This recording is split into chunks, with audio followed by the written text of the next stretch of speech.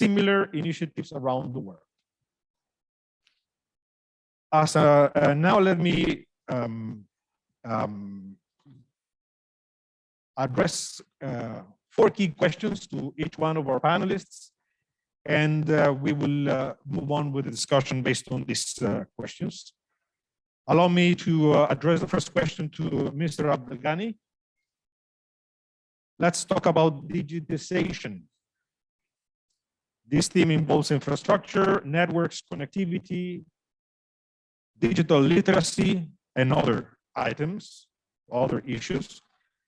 What can you tell us about growth of digitization in the last few years, bringing in a holistic approach to digitization, what we refer to as the whole of government approach?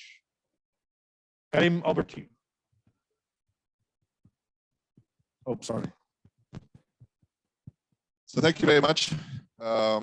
It's a pleasure to be with you today. I want to thank the organizers of this important event, the Ministry of Environment and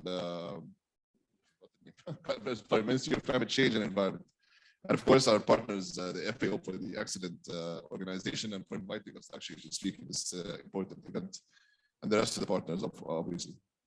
I have a small presentation that I would like to showcase. So I want to maybe start off with that digital transformation is not a luxury; it's a necessity actually, and I think all stakeholders are aware that after COVID, particularly about the importance of digital transformation in light of the circumstances imposed by COVID. It's also a journey. It's not something that you plug and play. It's a long process.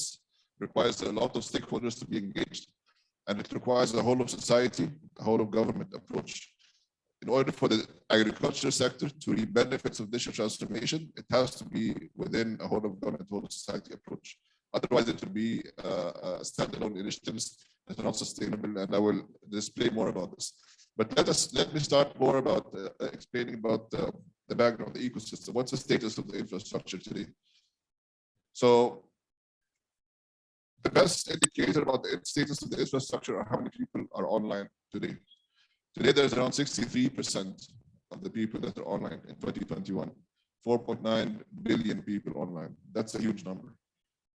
Now, the question is about what about the people that are not online? How can we get them online? And this is what all the stakeholders relevant to this sector, the information communication technologies, this is what they're trying to focus on. This number, of course, fluctuates between countries, and we'll go later on about this. But also, I want to emphasize that even the people that are online doesn't mean that they have meaningful connectivity. And by that, I mean that people online sometimes can have limited connectivity due to small bandwidths, slow internet speeds, or they may be sharing devices, or they may have access to internet occasionally, maybe in schools.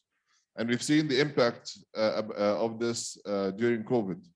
Speaking of COVID, I want to say also that what's interesting is that I think around 17%, if I remember the numbers correctly, of people came online after COVID, which again, because people started scrambling on with initiatives about to sustain schools and to sustain all the systems, development systems, education, all sectors, they had to resolve to getting people to work online, to get their education online, and so on and so forth.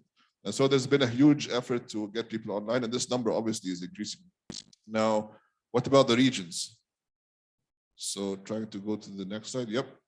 Sorry, there might be a little bit of a glitch. But as you can see, overall, most regions are above the global average, which is 63%. The Arab region specifically is 66%. But Africa is 33% of people online. That's a huge difference between all the other regions in Africa. And hence, efforts need to be made. Actually, in our sector, we call this the Grand Canyon of connectivity. And so efforts needs to be made to focus on the people that are not connected, and specifically the regions that are not connected. Now, in terms of the infrastructure, we know that 95% of the people are within a network somewhere, whether it's 3G, 4G, or even 5G.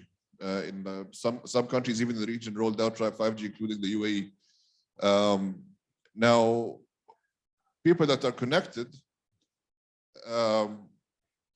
do not mean, people that have a network coverage within their area do not mean that they are connected. Which means, so if we say that 95% of people have network coverage in their area and only 63% are online, this difference is because of economic and social factors. These factors are mainly relevant to affordability, how many people can afford the packages, the devices to be online, or social factors such as illiteracy or digital illiteracy, or in some cases, women who don't have access to technologies and other aspects. So there are many aspects involving connectivity, how we can get people online. It's not just a matter of giving them an iPad or giving them a bundle and then they can be connected. There's much more to it.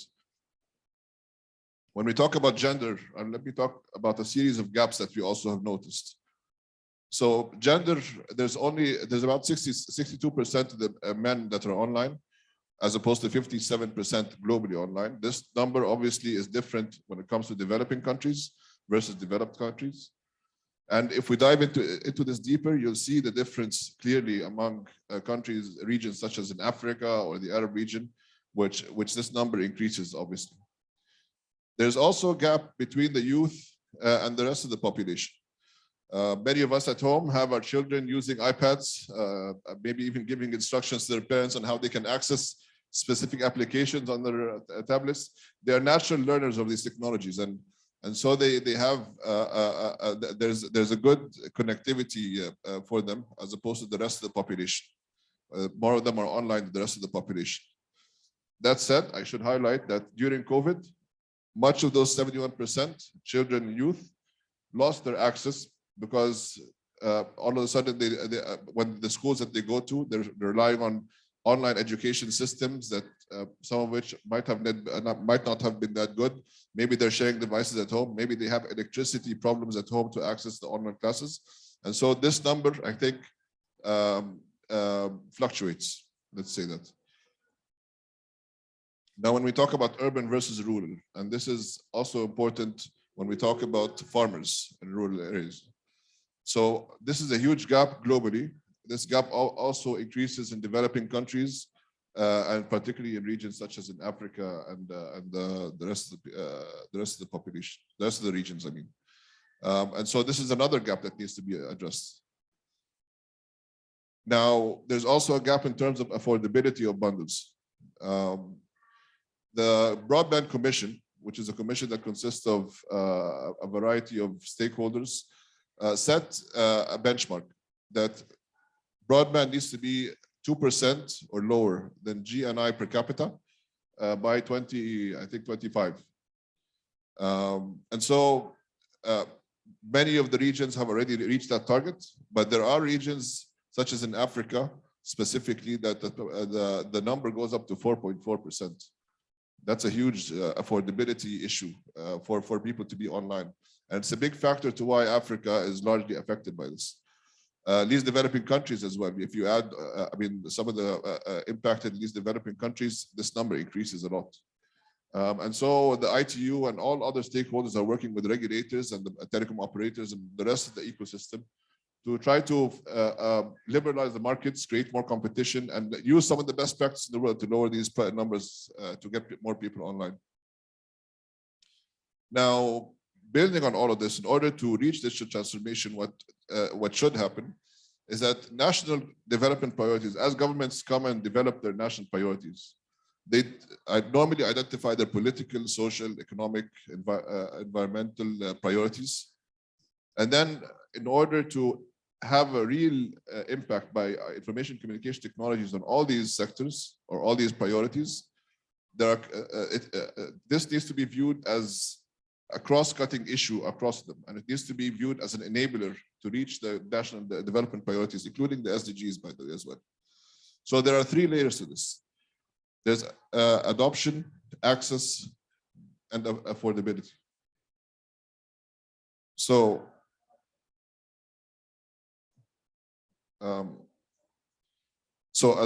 access, adoption, and value creation, sorry.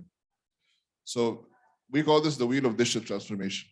This consists of a variety of elements that needs to be addressed in order to reach a whole of government approach for digital transformation. It includes areas that are relevant to access, infrastructure issues, policy and regulatory issues, and so on and so forth. It includes areas relevant to adoption, digital skills, and other elements in how we can get people to adopt those technologies, as well as value creation. How can the society contribute to this ecosystem? Karim, 3 minutes would be possible still? Yeah, I have less than 3 minutes. Very good. Sorry. So in order to achieve that, there are a number of factors that need to be, showcased or included. The approach needs to be collaborative, it needs to be cooperative, and so on and so forth. There's a list on the right. It's just in short of time, I won't shed light on them. But it also needs to be evidence-based. It needs to have a clear governance approach, which is a key factor, I think, in countries that have succeeded in digital transformation. Governance is quite important. When you have like a national, not only ministry, but even a national council or a national entity empowered by the head of state with a clear budget for digital transformation, this is a clear recipe for success in our view, I think. But governance is a key issue that needs to be addressed. But in any case, capacity, also focusing on digital skills and partnerships are key. If you don't have that approach, you have a scattered approach. You have ministers of, I won't go into sectors, but some ministers taking pictures, rolling out iPads to children with an unsustainable project that probably dies out after the minister takes that picture.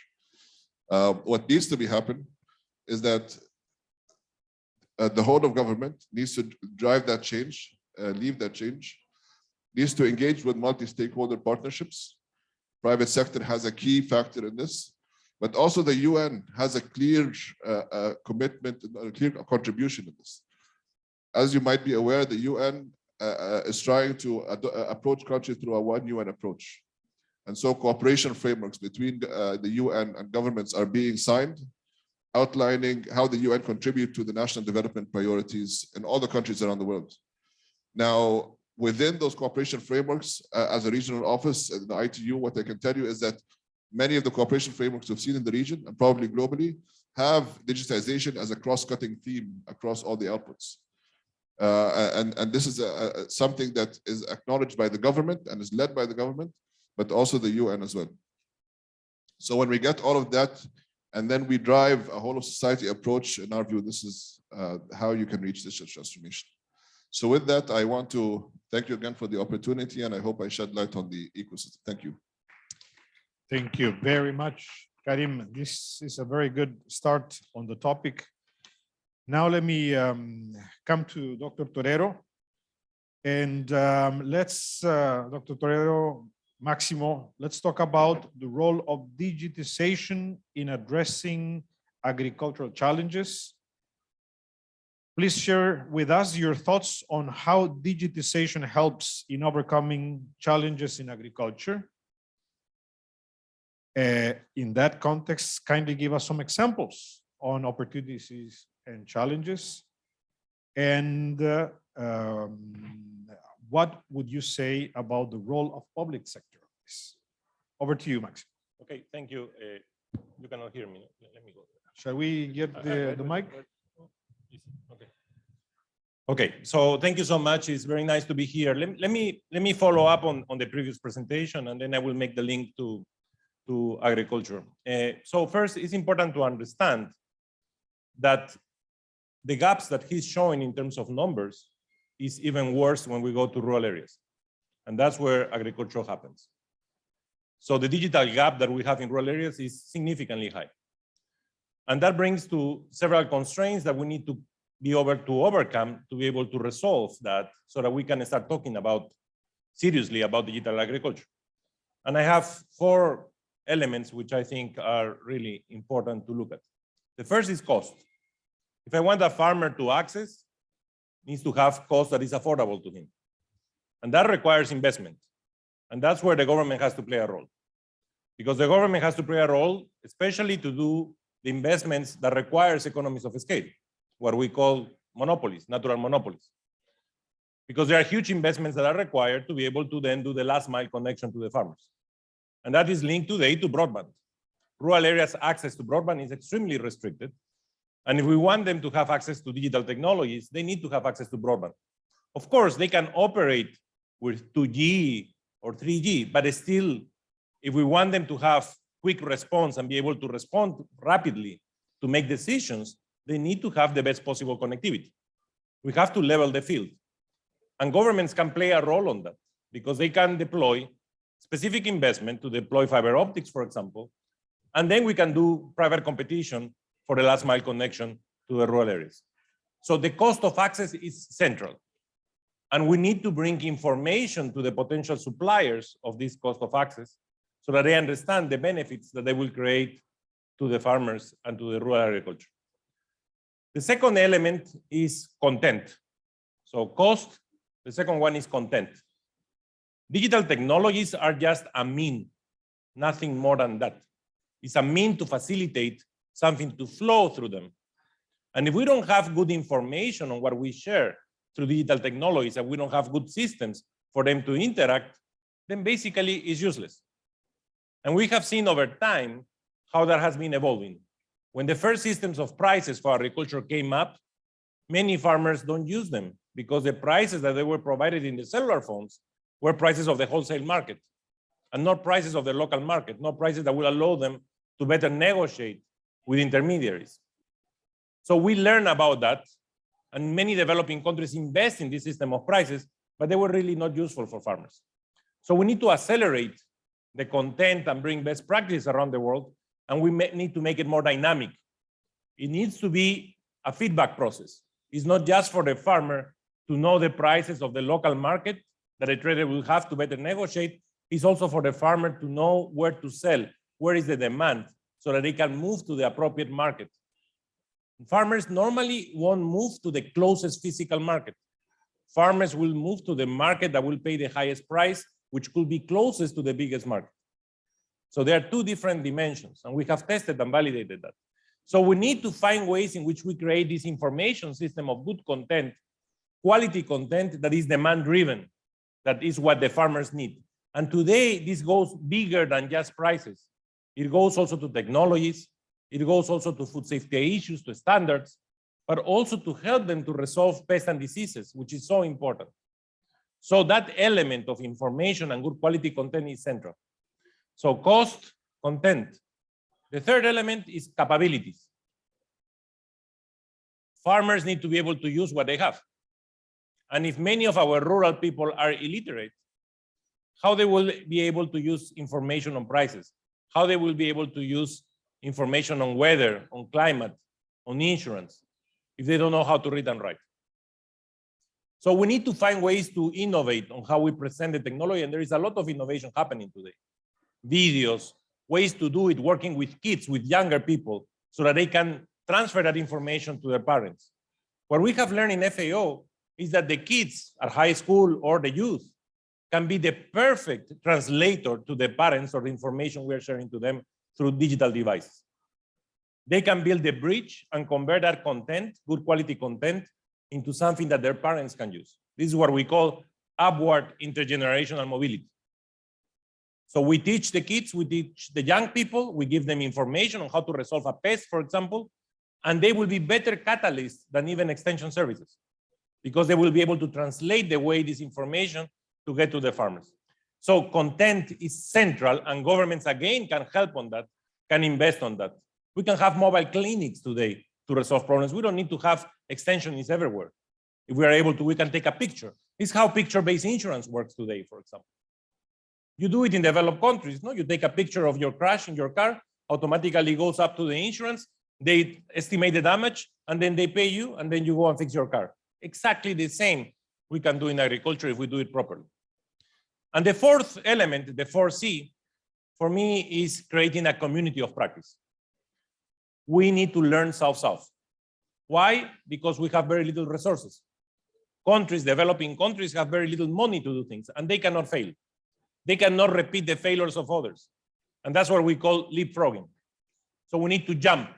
We cannot repeat the history of another country that already did it. We need to learn from what they did and see how we can improve it and how we can avoid the failures they did.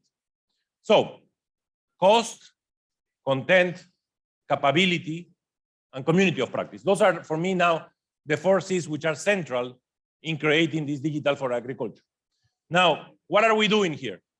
So the things that FAO are doing to accelerate this process is first our 1,000 digital villages. And our 1,000 digital villages have an innovative concept, which is trying to bring the concept also of the food system. So we look at the village and at the farmers in that village, first from the perspective of agricultural production. That's where we have an asset as FAO. Because we have the technology, we know the specific crops, we can bring a set of digital tools for farmers to resolve the challenges. Again, digital will just help us to accelerate in a cost-effective way. But we are supposed to bring good content in these digital villages on how to resolve problems. But we want to go a little bit further than that, and we want to provide digital farmer services. So what other types of services farmers need and how we can promote those by bringing the private sector in to operate with us in those digital villages.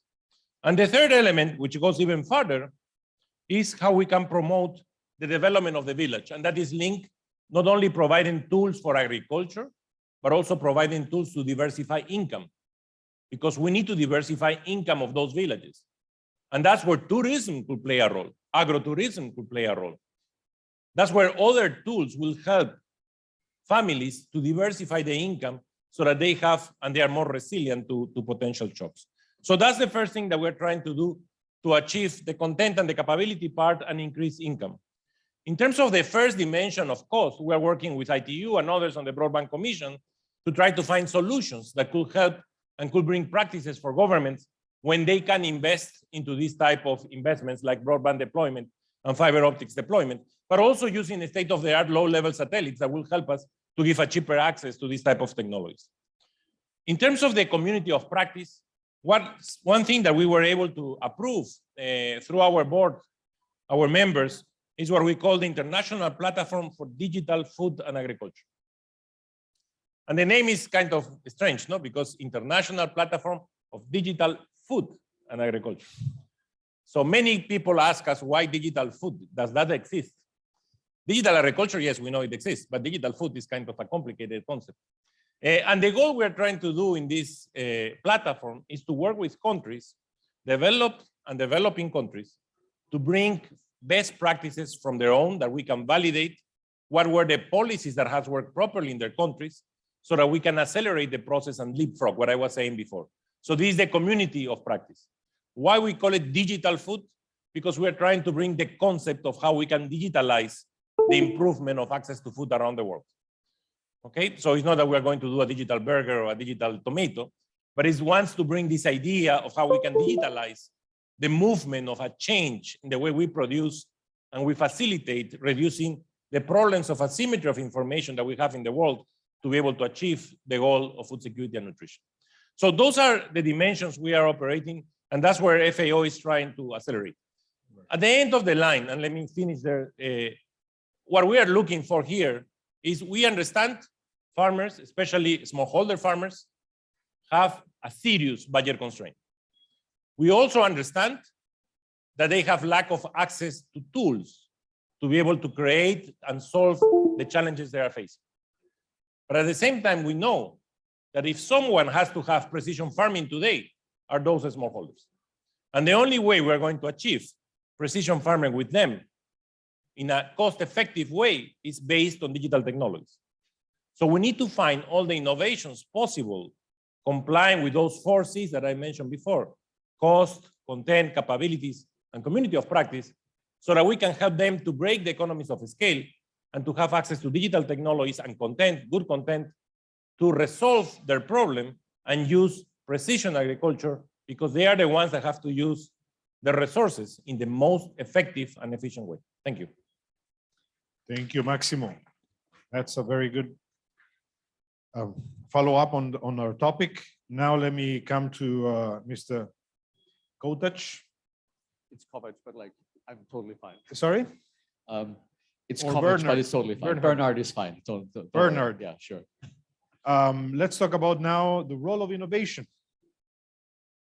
And here we need to reflect upon how to facilitate, promote, and sustain innovations. What are the individual, institutional, and supporting ecosystems needed to foster innovation to address emerging challenges? And in this context, what would you say about the role of international organizations? Over to you, Bernard. Well, thank you. No, and it's a great conversation to actually have, and like to follow up on what Maximo was talking about, like about digital technologies and innovation. What is interesting about some of those elements that we're thinking about, digital solutions, where are those coming from? Are they coming from because like somebody sitting in an office and like just thinks about them, and then after years of development, it just is being rolled out? Or is it a startup founder or somebody with a great idea and they're actually working with the farmers to develop those solutions? It's probably more of the latter than what I said before, right? And this is when we are taking this as an example of like, how do we actually enable people to have to be part of the journey, specifically in developing countries when we're talking about this. Like we're having a lot of challenges. You were talking about, you don't have the connectivity in the first place. You may be living in a rural area where you do not have access to transport. Like there's lots of challenges that you actually have to deal with. And then how are we going to solve this? So this is where like supporting these innovations and technologies and getting them at scale is very important. Now, at the World Food Programme, you may know, as a UN organization, we work with also a lot of poor and vulnerable communities and families, particularly in the developing countries, a lot of who are smallholder farmers.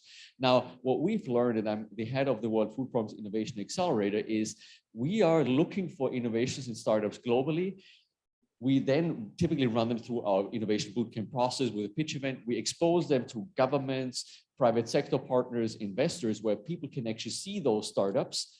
And then we provide right now as World Food Programme, based on the support we receive from governments, private sector companies, investors and foundations, with grant funding, so like equity-free funding, hands-on support, and then also help them scale for the maximum impact.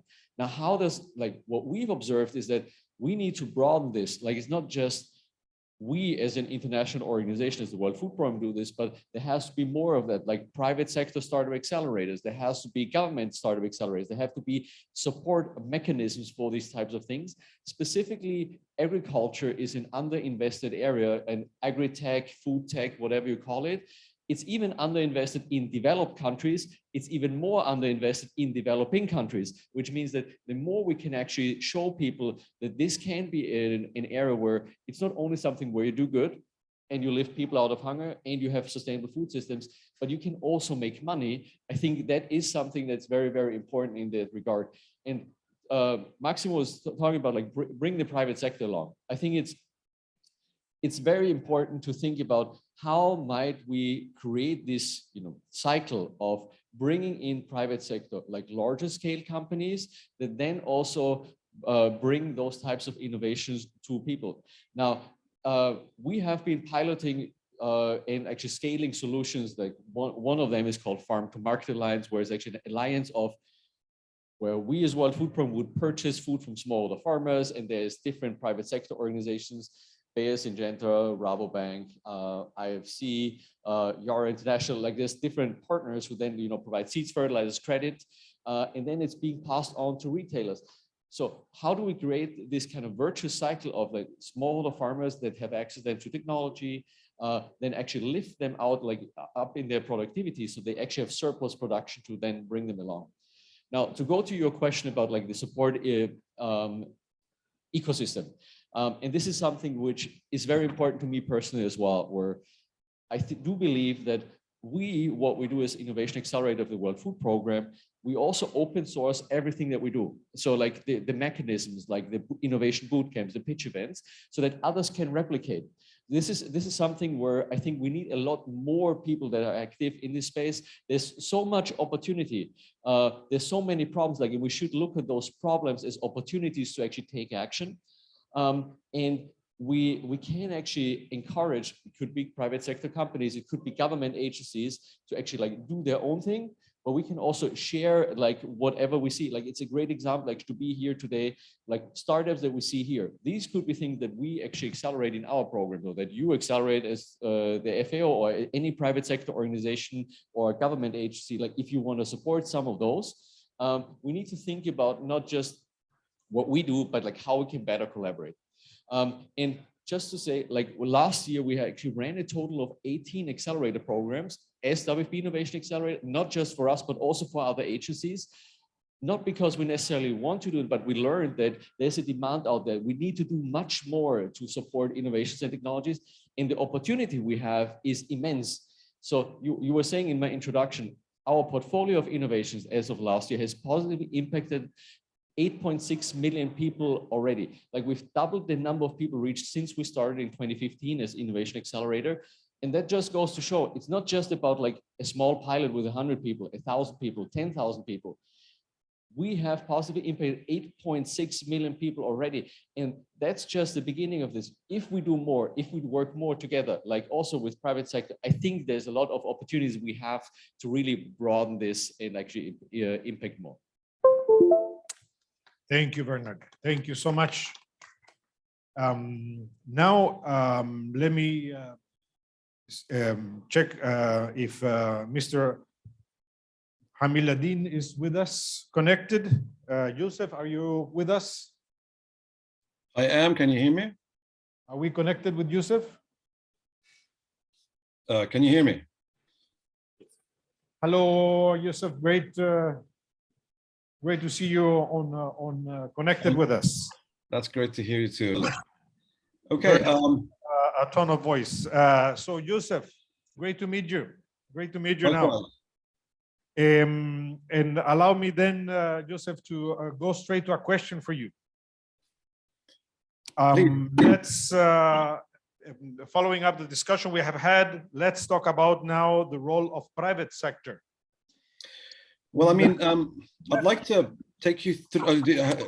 Shall I begin or? Let me just very quickly set the stage. Okay. The private sector perspective, please share your thoughts on what are the policies, frameworks, and partnerships needed to promote a successful innovation in a country, and how can public and private sector work efficiently together to deliver value. Okay. I'll start by basically giving you I'm going to share my screen. I hope that the screen is clear to you all. Yes, we see it. You put it on presentation mode. Perfect. Okay. So I'm going to basically just take you through a case study, if I may say, or a practical implementation of something that we did in a context related to Jordan and the region.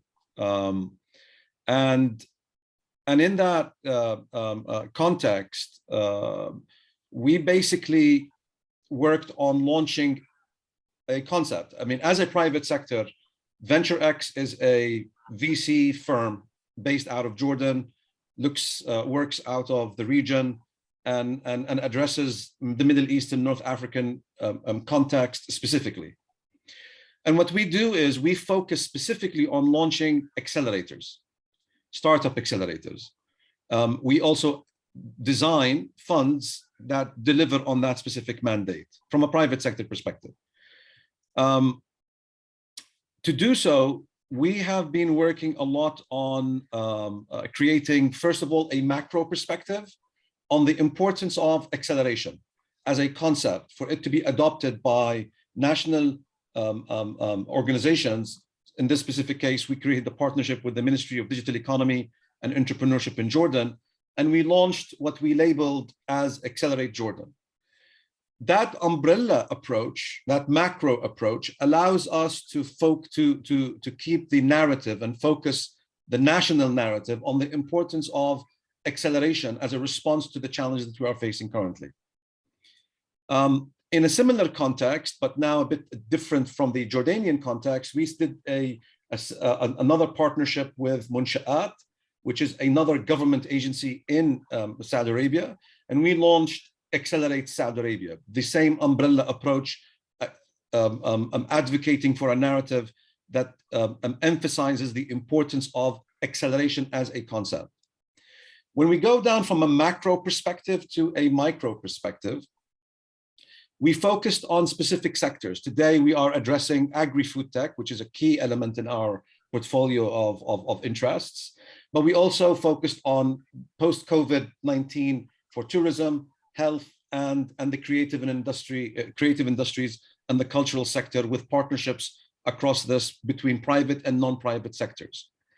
What distinguishes the concept as a private sector, what we think is key for our partnerships is to see how we can roll out these platforms into countries, country by country, because of the uniqueness of each and every country. Why? If we look at 2019 versus 2020, our response to we came in 2019, just to put you in terms of timeline. But in 2020, in a COVID year, the total investment that was directed, venture capital investment into the agri-food tech sector was around $31 billion, which was 35% growth versus the year of 2019.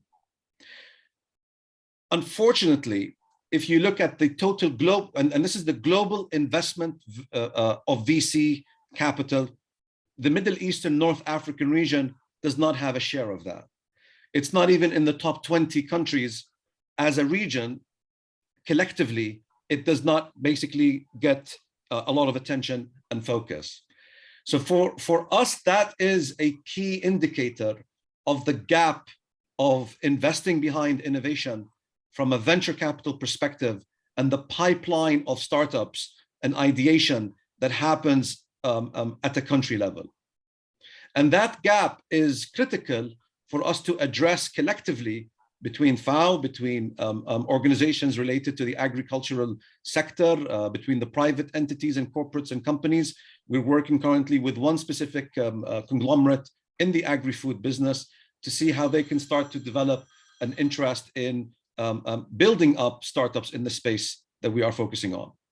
So Hassad, as an agri-food tech accelerator, takes up, sorry? Joseph, you hear us? I can hear you, yes. Let me see if our Did you lose me? colleagues can fix the problem. We have plenty. We will allow Joseph to come back on his presentation and be involved in the discussion. I would have some additional questions to address the panel, but before that, I would like to give the opportunity to the audience that is here with us to bring some questions that you might have to the panelists, so we can have a more interactive session here. The gentleman over there, do you have a microphone for the gentleman? Go ahead. The discussion has been very interesting. I appreciate very much how important it is to connect human beings.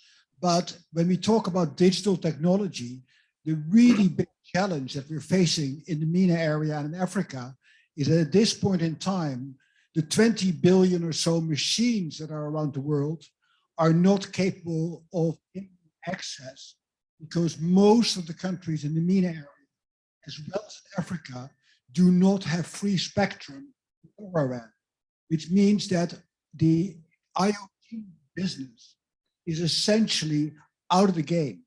That doesn't require any action from governments other than giving the freedom to entrepreneurs to bring in LoRaWAN, which can be brought in completely by the private sector in a typical country at less than $10 to $20 million. So you can instantly connect every farmer in an entire country and allow their devices to send messages to each other and to allow short messages of the type that are critical to agriculture.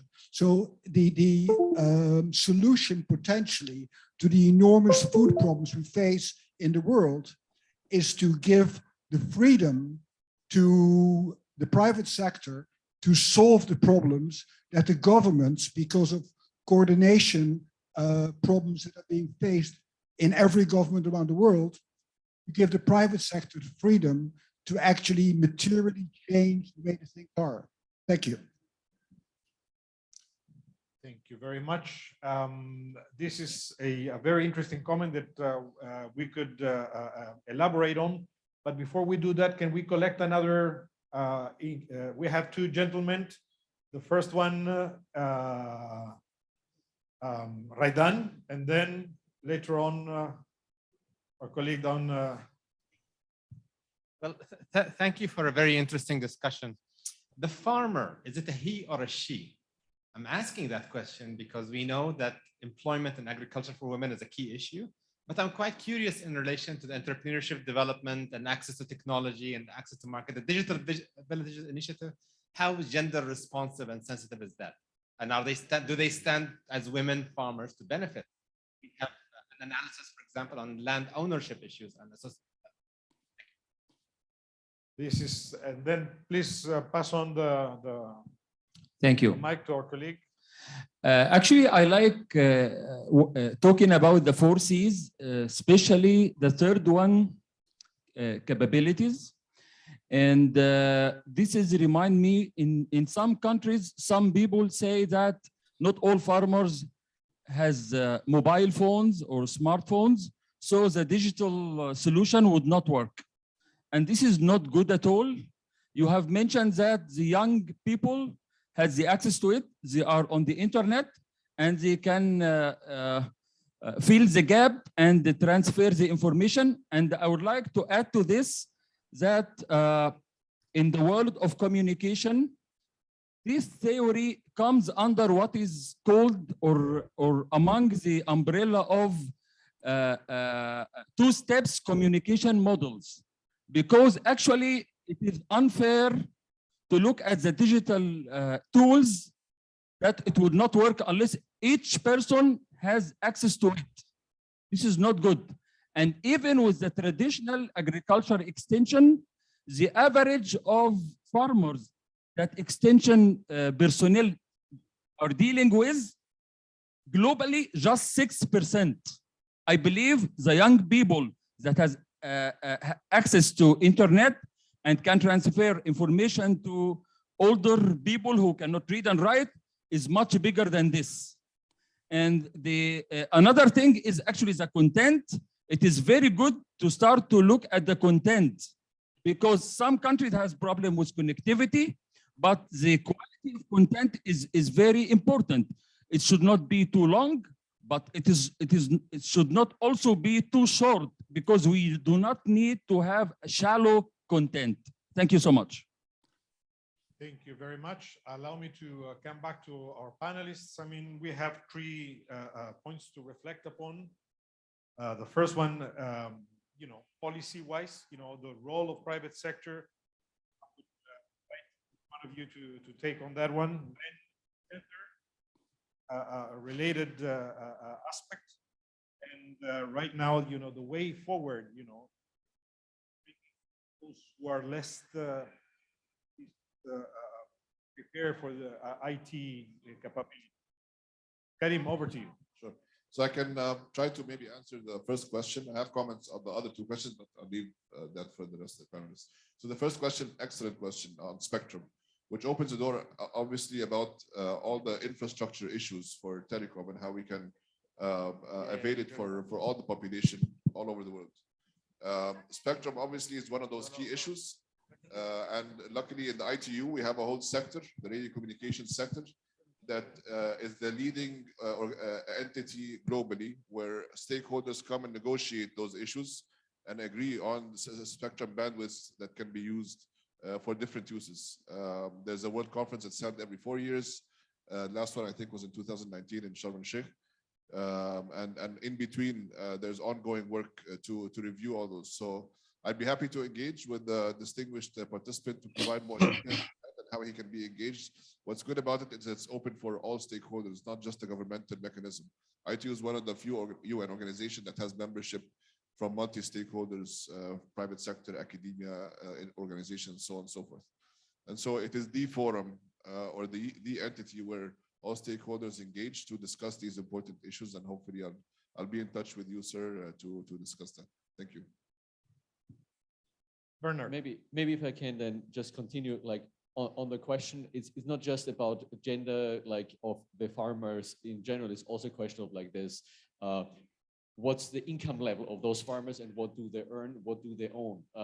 And like a lot of times when we're looking at the hungry people globally, a lot of them are smallholder farmers.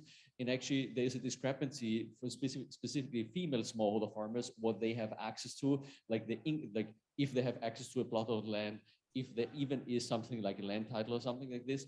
And then the education, like this is where like a lot of the activities, when you think about like gender equality, getting girls into school, making sure they have actually like access to like their rights, and they actually are able to have a future that is not just like, you know, basically becoming an uneducated person because they never were able to actually do this. Like this is where we have to talk about a lot of more complex issues actually, like when we want to tackle this. Now, but that's kind of, there's problems, but there's also, maybe let me give you some inspiration from some of the startups that we're working with. We've been piloting with a startup that's called Producers Direct. When we in Peru, and their specific target group is female smallholder farmers, and they're using that to digitize transactions on blockchain so that farmers have access to a fair share of the profits in this of what the end customer is paying for that. It also is helping, and so it's specifically creating food security, helping them creating demand markets and so on. And in that case, those female smallholder farmers actually have access to smartphones, in that case in Peru. Now, during COVID, it was interesting that the female smallholder farmers who have access to smartphones then actually gave those smartphones to their children so they can learn rather than actually do stuff for work, which was actually quite interesting. So like we do have to, this is when, again, it goes into like how affordable is it? Like, is the technology widespread? Because yes, of course. So the female smallholder farmers chose to education of their children over actually like using this for like their work, which is another interesting aspect. But then maybe as a second example, because the question about connectivity, does everybody need to have connectivity? Not necessarily. There's an aspect of, you know, a hub and spoke model. Maybe a young person who then has access to a smartphone becomes the agent that then is actually providing services for the village or for the community or for different people. And we see a lot of this happening as well, even in remote areas, even in very poor communities, where all of a sudden, as long as there's internet, of course, as long as there is connectivity, you can all of a sudden have access to this type of technologies. And last example I want to mention, which is like a startup we've been working in East Africa. It's called Sanku. They're having an internet-enabled device for food fortification. So like and it's specifically designed for small mills in remote areas in Africa, which now makes like food fortification, like, you know, enriching, for instance, maize flour with vitamins and minerals accessible like that. It's a very basic technology, but typically it's designed for big, huge mills. And that's now available in remote areas. And because it's an IoT device, an internet-enabled device, you can actually also ensure the quality of those fortification actions that are happening. I'll leave it at that. Thank you. Thank you very much. Let me just recall the comment on the spectrum, because 10 years ago, I think I had to follow property rights of an spectrum in my country because of WiMAX technologies.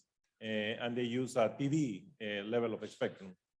And what I found was that one TV broadcaster paid $2 a month to control the monopoly of the spectrum, which didn't allow the technology to flow. So, and that was controlled by the government, of course. So what we need to figure out here is how we can create competitive bids so that that is available, but also how we can have a minimum regulation behind so that we are sure that it's used properly and that there is competition around the spectrum. So I agree, but we also need to be careful. And that's where we need to bring best practices of how this works in the world. Now, in terms of the she and he, I think it varies country by country. No, in some countries in Africa, you will see that the trading is done by females. In others, you will see the trading is controlled by males, and certain parts of the production by female and vice versa. But the problem is not only because of digital technologies. I think the problem is a lot more structural than that. When we are working to try to empower women, we not only want to empower them to have more power in the decision making, but we want that empowerment to be matched with an increase in income. but an increase in income, which is conditional on the characteristics, okay, avoiding discrimination. So if a farmer woman has certain skill set, she should be earning the same or more if she's more efficient than the same male with the same skill set, okay? That's, for me, what is real empowerment, okay? Now, what digital technology is more access to information. And that's where it could be a tool of empowerment for them to negotiate better things, be aware better. But that won't resolve the structural problem. And solutions to the structural problem are land property rights. Who is the owner? There is a lot of changes in titling where you put the name of the male and the female. Other ways to do it is contract farming arrangements where both male and female are part of it, not because the male is the owner of the land, but also because it works in the land with the male. So we need to find a lot of innovations around that, but it's not because we have to change a structural problem to allow to have that empowerment linked to a realization of the empowerment. Now, in terms of capabilities, I fully agree that the two-step, for me, just, and I saw it when we were deploying internet in rural areas in the school. I saw how the kids were able to teach their parents what to do based on the information they got at the schools. Because their parents couldn't do it. They couldn't work, even they couldn't work with extension services, forget about digital. So again, using the youth and the young people to move that information so that they can translate in the words that their parents will know. They work in their farms. They work when they have time in their farms. COVID-19 has been terrible in that sense because most of the kids are moved out of schools and they are going to be working in the farm. So we need to find a way to attract them back to schools, but also create this circular circle that will support them.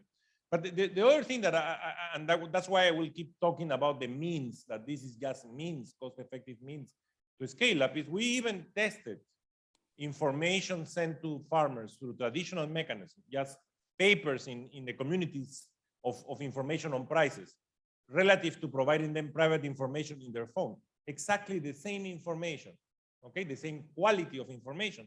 The impact was the same. The only advantage that digital technologies had was that I can be sitting in a room and send prices information to 10,000 farmers in 1 second. And I don't need to send people to put papers with prices in the local markets. So it's a cost-effective mean. But if the content is wrong, it's useless. So again, we need to link those 4 C's to be able to achieve what we want. Yeah. Thank you, Maximo. I'll keep this away from me because otherwise I will be creating some echo into the system. Very good. I just wanted to check, do we have Joseph back? Is he reconnected? Because I would not like him to... Can you hear me? 1, 2, 3. Joseph, can you hear us? I can hear you loud and clear. You cannot hear me. Okay. Can you hear me now? Can you hear me now? I still have some minutes ahead. Any other intervention that you would like to have? Let me offer the floor to 2 ladies here. First, on the second row, can you offer the microphone? Okay, you have, and then later on to our lady here in front of us. Go ahead, please. Thank you very much. I represent Enactus, the world's largest experiential learning network that's preparing next generation leaders with the innovation skills to do so many of the things that you are speaking with today. And I'm curious what message we should take back to the 72,000 young people in 35 countries around the world that we work with in terms of the skills, the mindsets, the habits that they need to develop in order to be the problem solvers and contribute to the innovation and digitization that you are calling for. This is one question to keep in mind. Let's hear from our colleague, and then we'll come back to the panelists. In the same sense, after our CEO, actually, I had a question about being here today, all of us, is a start. How can we create global synergies? You've given great insights, especially about accelerating innovations from youth, social innovation, incubating these youth, accompanying them to bring change. but these still are separate, I would say, efforts in separate parts of the world. How can we create global synergies and link it maybe to the spectrum we will be talking earlier? Thank you. Karim, you want to Thank you. take on the floor? Okay. I want to maybe have an attempt on the first question. That's a very important question for the future. So I think in the future, the jobs of the future, we probably don't know what they are today. And so it's important. Hi, can you hear me now? Most of the learning that the youth will be getting today and in the future. Can you hear me now? It's important for them to be able to have the skills to find information, learn knowledge outside the classrooms, to have collaborative skills, to be able to work in teams and to reach out to them. I try. Have innovative mindsets, promote innovation of the youth. And to have problem-solving skills. How can they, when they're faced with problems, how can they solve them, and to be able to find the tools to use them. And I would add to that as well, lastly, that I would hope that the youth are advocates and they play a very important role in societies, particularly in rural areas, on promoting digital technologies and the uses of digital technologies. Because it's not a luxury, it's a necessity as we move forward in the future. Thank you. Maximo. Thank you. So let me on the first question, I think is central, no? Because the major problem we will face, and we are facing already in Africa, is labor supply of youth, no? Enormous amount of youth people. And the crisis like the one we are living of COVID-19 has shown us that inequalities can be easily exacerbated if we are not ready. Okay. And one of the major problems we will be seeing, and I don't have to be a magician to predict that, is that the world will be moving to automation, meaning everything will be automatized. And the more they can do it, the faster they will do it. And it's already happening in developed countries for sure, it's happening in Africa. Now, if the youth is not ready for that, we will face a serious problem. So my message to your 75,000 youth members is, get ready. We know what is going to happen. Build up your skill sets for that. And forget about how traditionally we used to do it. Think innovative of what you need to have as a skill set to be able to respond to that huge labor demand that will happen, which it will have a cost to many people. But that is going to happen, and it has accelerated enormously because of COVID-19.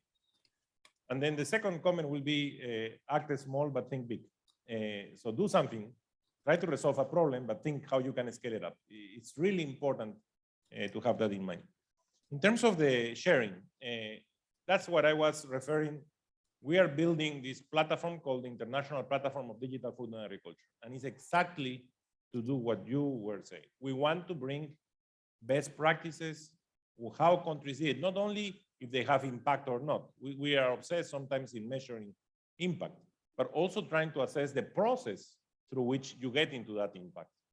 And countries have moved in very different velocities, and we can learn from them. For example, you can have a state-of-the-art food safety standards in Singapore. Now here, you have pretty progressed food safety standards. How we can learn from that? How we can put QR codes in our food so that we know from where it comes? That could help. It could help to know what are the food safety standards. It's very easy to do. We can leapfrog and learn from how they did it here, how they did it before in Singapore. We can learn what is the level of regulation we need for the spectrum, as you were saying. There are many countries which are already doing that. How we can learn from them so that we don't go into a problem. The last thing you want is that you end in a monopoly that captures all the information of farmers and nothing happens, no? And that's mostly what could be happening in developing of technologies for agriculture. So let's learn from the others, but let's learn what it works and how it was designed, not only the impact. Thank you, Maximo. Now let me bring one question that, in fact, I was already, based on the presentation of Yusuf, he left us with one last image, that there is a big investment gap in the MENA region. compared to other regions, a big investment gap. And a question that I would like to pose to you while we have still time, what could we do in the MENA region صعب جدا. to improve the basic building blocks to foster digital ecosystems? So that is, let's. مهم جدا. What would you say زواج رحاب. we could do to build this building? بس أنا أتزوجها. So I addressed some of that in my presentation, but I want to maybe zoom in a little bit about the ecosystem for innovation specifically. And you kindly highlighted that there's a big investment gap. That's obviously true. But this gap is not the same across the region. I mean, this gap varies between countries. The Gulf countries specifically don't have this gap. But as we move on to the West, this gap becomes more and more an issue.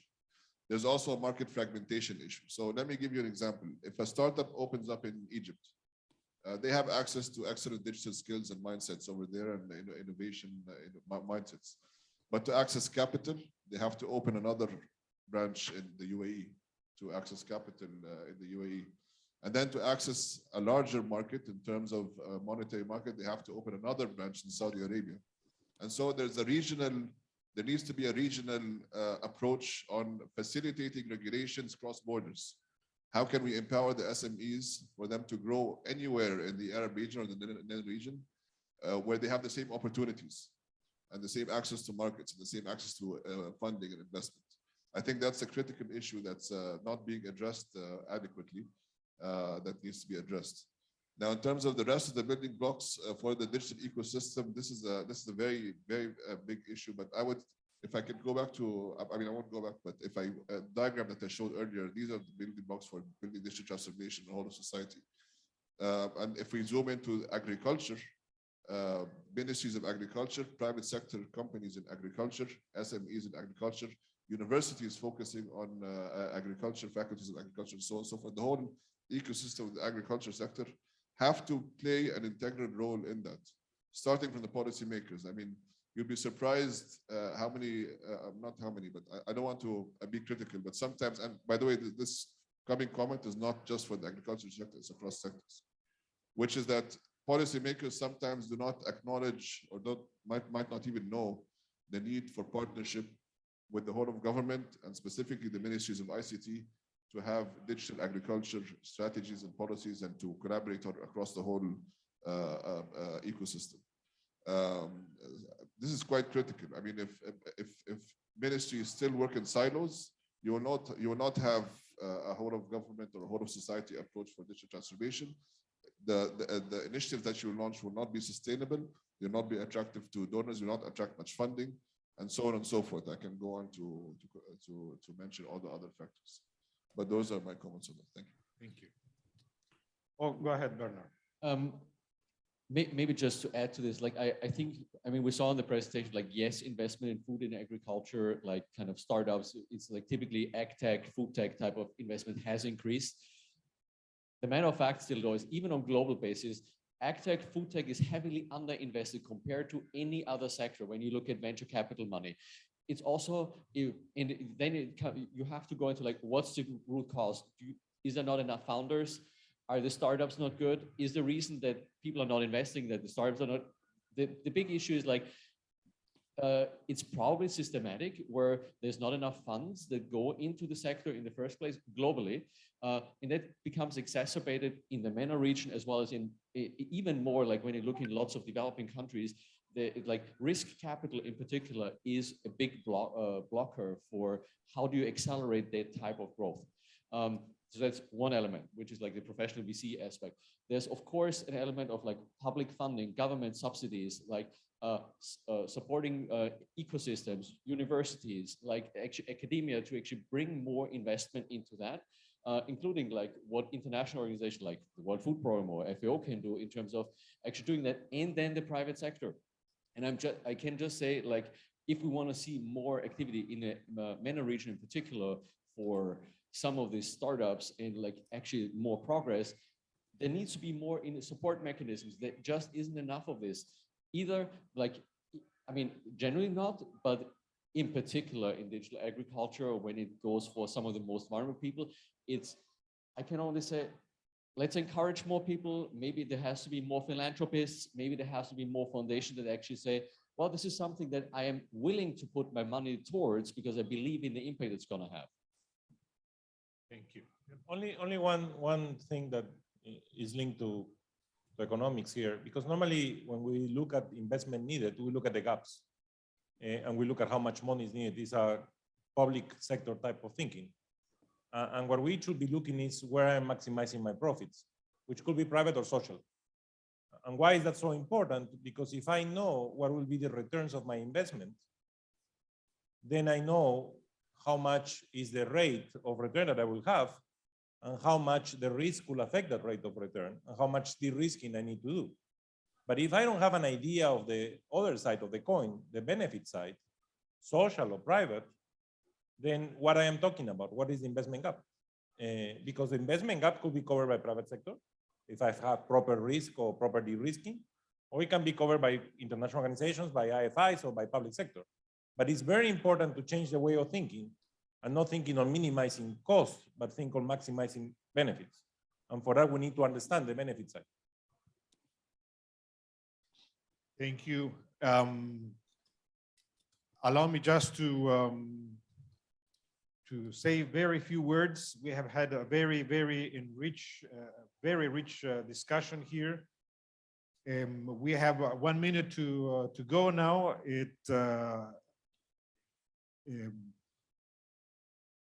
All the experience that we have shared with our panelists here, we shall continue building on this in further discussions within FAO, within the International Telecommunications Union, with other partners as well, here in the Arab region and other regions of the world. I mean, there is so much to continue doing. It's only, we shall only benefit from the rest of the Food for Future Summit will be offering to us. All this summit is all about innovation. And in fact, the whole of Expo Dubai is about innovation. So we are in the perfect place to keep motivating, inspiring us on this future challenges that we have ahead of us. Thank you so much. Transformation of food systems towards more. Let's continue benefiting from the rest of the sessions. And access to healthy diets for the world's most vulnerable. Muchas gracias. Thank you so much.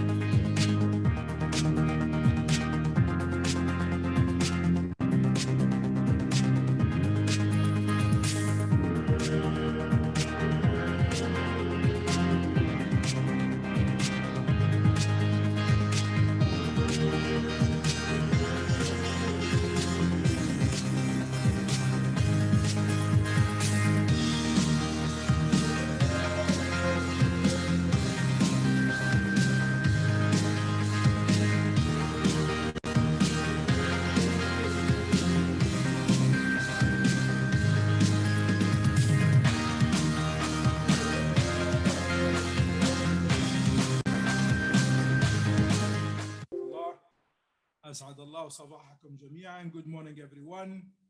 And my name is Hakim.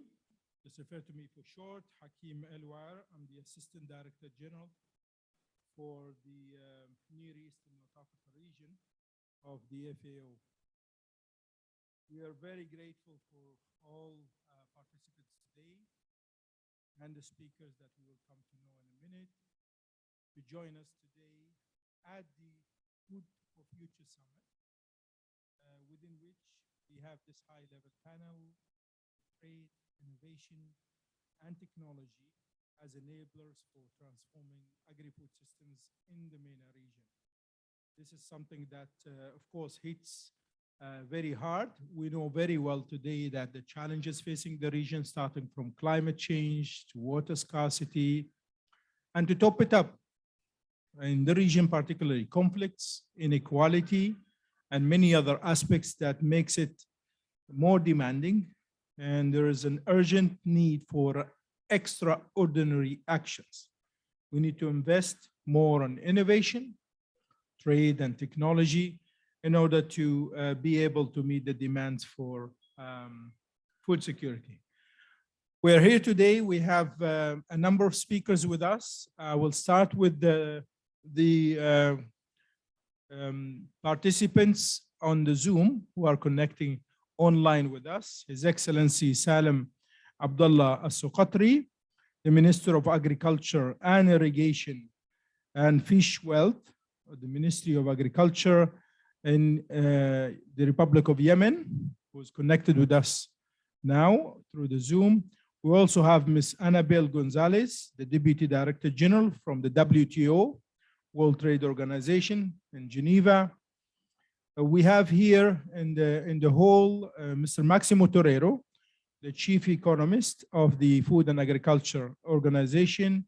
We also have Mr. Ayman Sajini, who is the CEO of the Islamic Cooperation for the Development of the Private Sector, a member of the Islamic Development Bank Group. And we have Mrs. Mahan Al-Wafi, the Chief Scientist of the Food and Agriculture Organization, and Ms. Daria Zenovives. She is the Head of International Department of Agro-Export, Russia. I would like to invite Mr. Maximo and Dr. Smahan, Mr. Ayman Sajini, and Ms. Daria to join me here on the stage, and welcome all the speakers that we have here online with us today. Can we show the Zoom connection on the screen, please? This is working now? Okay, so I can Thank you. I can hear you. I can barely hear you. Okay, let us proceed, please. And I will get back to the minister from Yemen. And apologies for keeping you waiting. Annabelle, thank you very much for joining us from WTO. We're very grateful to have you here with us today, and also to address a new dimension.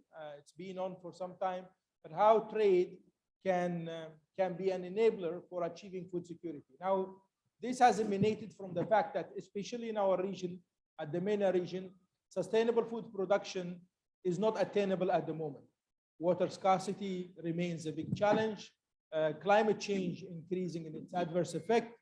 Of course, increasing demand on food supplies, where there is no land basically to cultivate more for more food. So depending on trade will continue and will increase, but we want to see how we can address this in a sustainable manner. From a multilateral and WTO perspective in particular, how do you see the enabling role of trade for food security in the MENA region? And in your views, are the regional countries making an optimal use of the WTO platform or agreements as a platform to manage their international trade in food and agriculture in particular? Over to you. Thank you. Thank you very much. And first, let me express my appreciation for the invitation to participate in this very important forum. I would like to start by providing some information and data to frame my remarks and to complement some of the points that you made. So I think it is relevant to start by reminding ourselves, of course, that we tend to put the Arab region in one basket, but the reality is that there are many countries at different levels of development, and that impacts their food security system. We have GCC countries, of course, like Oman, Kuwait, middle-income countries like Egypt and Jordan, least developed countries like Somalia and Sudan, and of course, conflict-affected countries like Syria and Yemen. Now, many Arab countries have yet to join the WTO. Of the 22 members of the Arab League, 8 countries are in the process of accession: Algeria, Comoros, Iraq, Lebanon, Libya, Somalia, Sudan, and Syria. Now, while each country has its particularities in terms of its food security and trade picture, what unifies the Arab world, as you rightly said, is geography. The Arab world, due to its geography and climatic condition, is one of the world's most food import dependent regions, in particular in the GCC. And this situation is expected to be aggravated by the ongoing climate and water crisis. So, let me just take the example, half of the MENA's food region is imported, and this may rise up to 90% in the GCC.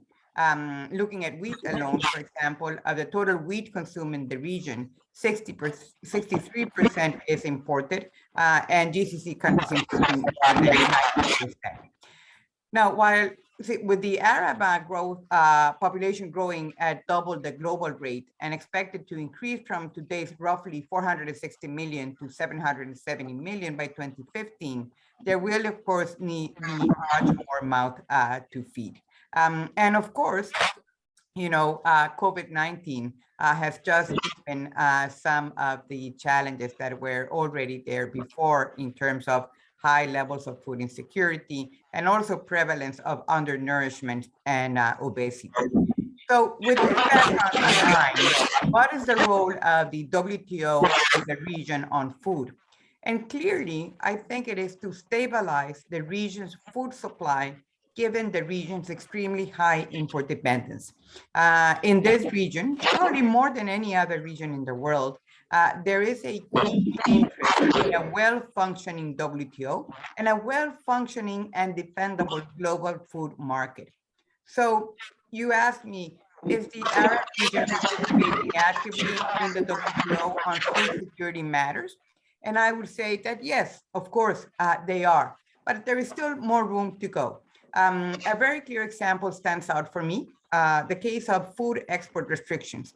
We saw them spiral in 2008, the 2008 food price crisis, and we saw them again at the outset of the COVID-19 pandemic. So food export restrictions for countries that are as highly import dependent as the GCC and the Arab region more broadly, this could literally lead to starvation. So Arab countries could play a far more active role in the WTO's ongoing agricultural negotiations to rein in food export restrictions. In addition, many of these restrictions impact the ability of the World Food Program to deliver humanitarian assistance. And this assistance, as we know, is critical to some of the countries that are being torn by war. So again, more active support for the exemption of humanitarian supplies from these export restrictions is another area of opportunity. And more generally, in this region, there could be more done to facilitate access to imported food and to allow its own agricultural sector to take off. And here, of course, boosting intra-regional Arab food trade and improving its overall trade infrastructure is something, in terms of things like, harmonizing custom procedures, reducing non-tariff barriers, and others would help not only improve access to nutritious food, but also reduce prices. So To sum up, there's a whole menu of issues to be pursued in my view, and the WTO provides a very important forum for Arab countries to help them stabilize their food supplies. Over to you. Thank you. Thank you very much. I think you highlighted very important aspects in how under the WTO, the countries in the region can address their food security. I have a very quick follow-up question, but I want to come back to you with a more challenging question that will probably read your own personal experience on global trade and regional trade for the region. Specifically, how some of the countries in the region feel that or find WTO agreements on agriculture in particular as a constraint on their policy space, particularly on the use of subsidies for agriculture sector and so on and so forth. What is your views on that one from your experience? So that's a very important question. And let me start by saying that well, from maybe the first point is that WTO rules and disciplines actually help Arab countries to stabilize their food supplies, which is, as I was saying, is a very critical point. But also, let me also say that there is no dispute that has ever been brought in the WTO against Arab world agricultural subsidies. And trust me, there have been a lot of agricultural disputes in the WTO. So it's really hard to say that the WTO acts as a constraint on the policy space in the subsidy area in the Arab world. But of course, there are many reasons why countries in the region may want to revisit some of their food subsidies. And some points have been made, you know, by others, you know, like sugar consumption subsidies contributing, for example, which are high in the region, contributing to obesity, a major health concern in many countries in the region. Or, you know, if you think about wheat consumption subsidies, which are already quite high in the Arab region, there is no, you know, no doubt that it's important for these countries to create safety nets for their citizens and to help them lower food prices. However, reducing trade barriers should always be the first step, as some of these measures could already go a long way in cutting prices. And you know, there's been many experiments in the region with self-sufficiency on production, and they have not been particularly successful because in the end, water, as we know, is a precious commodity and one that is better saved for drinking than it is for food that can be imported. So, you know, for many reasons, environmental, health, and otherwise, it may be important to look at the issue of subsidies in the region, not that much for WTO rules themselves. Okay. Well, thank you very much, Annabelle, for now, and I'll come back to you later.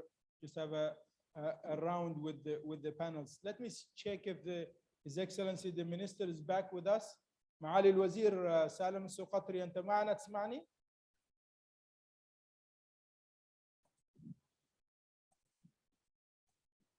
Great. So essentially, I think we need to look at trade in three dimensions in the region. And as it was mentioned before, the region faces significant heterogeneity.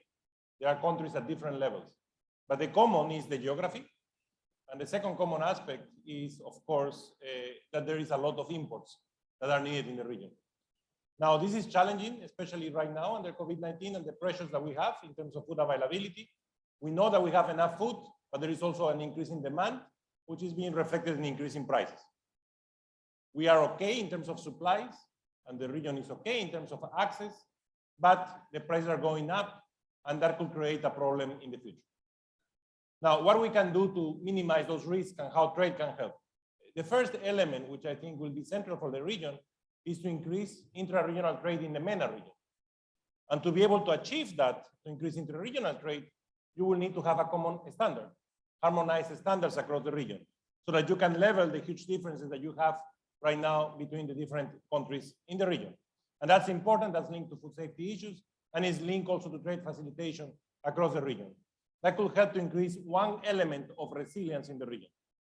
So interregional trade is a huge opportunity, and we need to take it in that way, and we need to take advantage of it, but that will require changes in the way countries interact between each other. The second element, which is, I think, central, is that you need to increase your resilience because you're an air food importer, and you're an air food importer of cereals. And what we're observing in the last months and during COVID-19 is that that could be very risky. If something happens in the Black Sea right now, you will have a significant stretch in terms of availability. And you will depend enormously on how much time you have of stocks. So what do we do for that? What we have to do is diversify where we import from. And sometimes it could be a little bit more costly in terms of transportation costs, but it could pay up substantially. So my second recommendation is diversify the way you procure the staples that you need in the region and the other types of food that you need in the region. The third recommendation is that we need to find ways in which can also increase your productivity and your efficiency. And one element that will be central in this region because of the scarcity of water especially is to bring the concept of the true cost of food and trying to see how you can make it profitable and how you can reduce gaps in productivity. What we observe in certain countries in the region shows that things can be done. But it's also important to recognize that that won't resolve the problem. It will increase your resilience to the problem, but trade will always be central because of the regional and the natural characteristics of where you are. So again, the three recommendations: first, increase interregional trade; second, diversify from where you import so that you increase your resilience; and third, bring the true cost of food so that you can value the scarce resources that you are using, but with the idea of increasing productivity so that you can at least increase also your resilience in terms of production within the same region.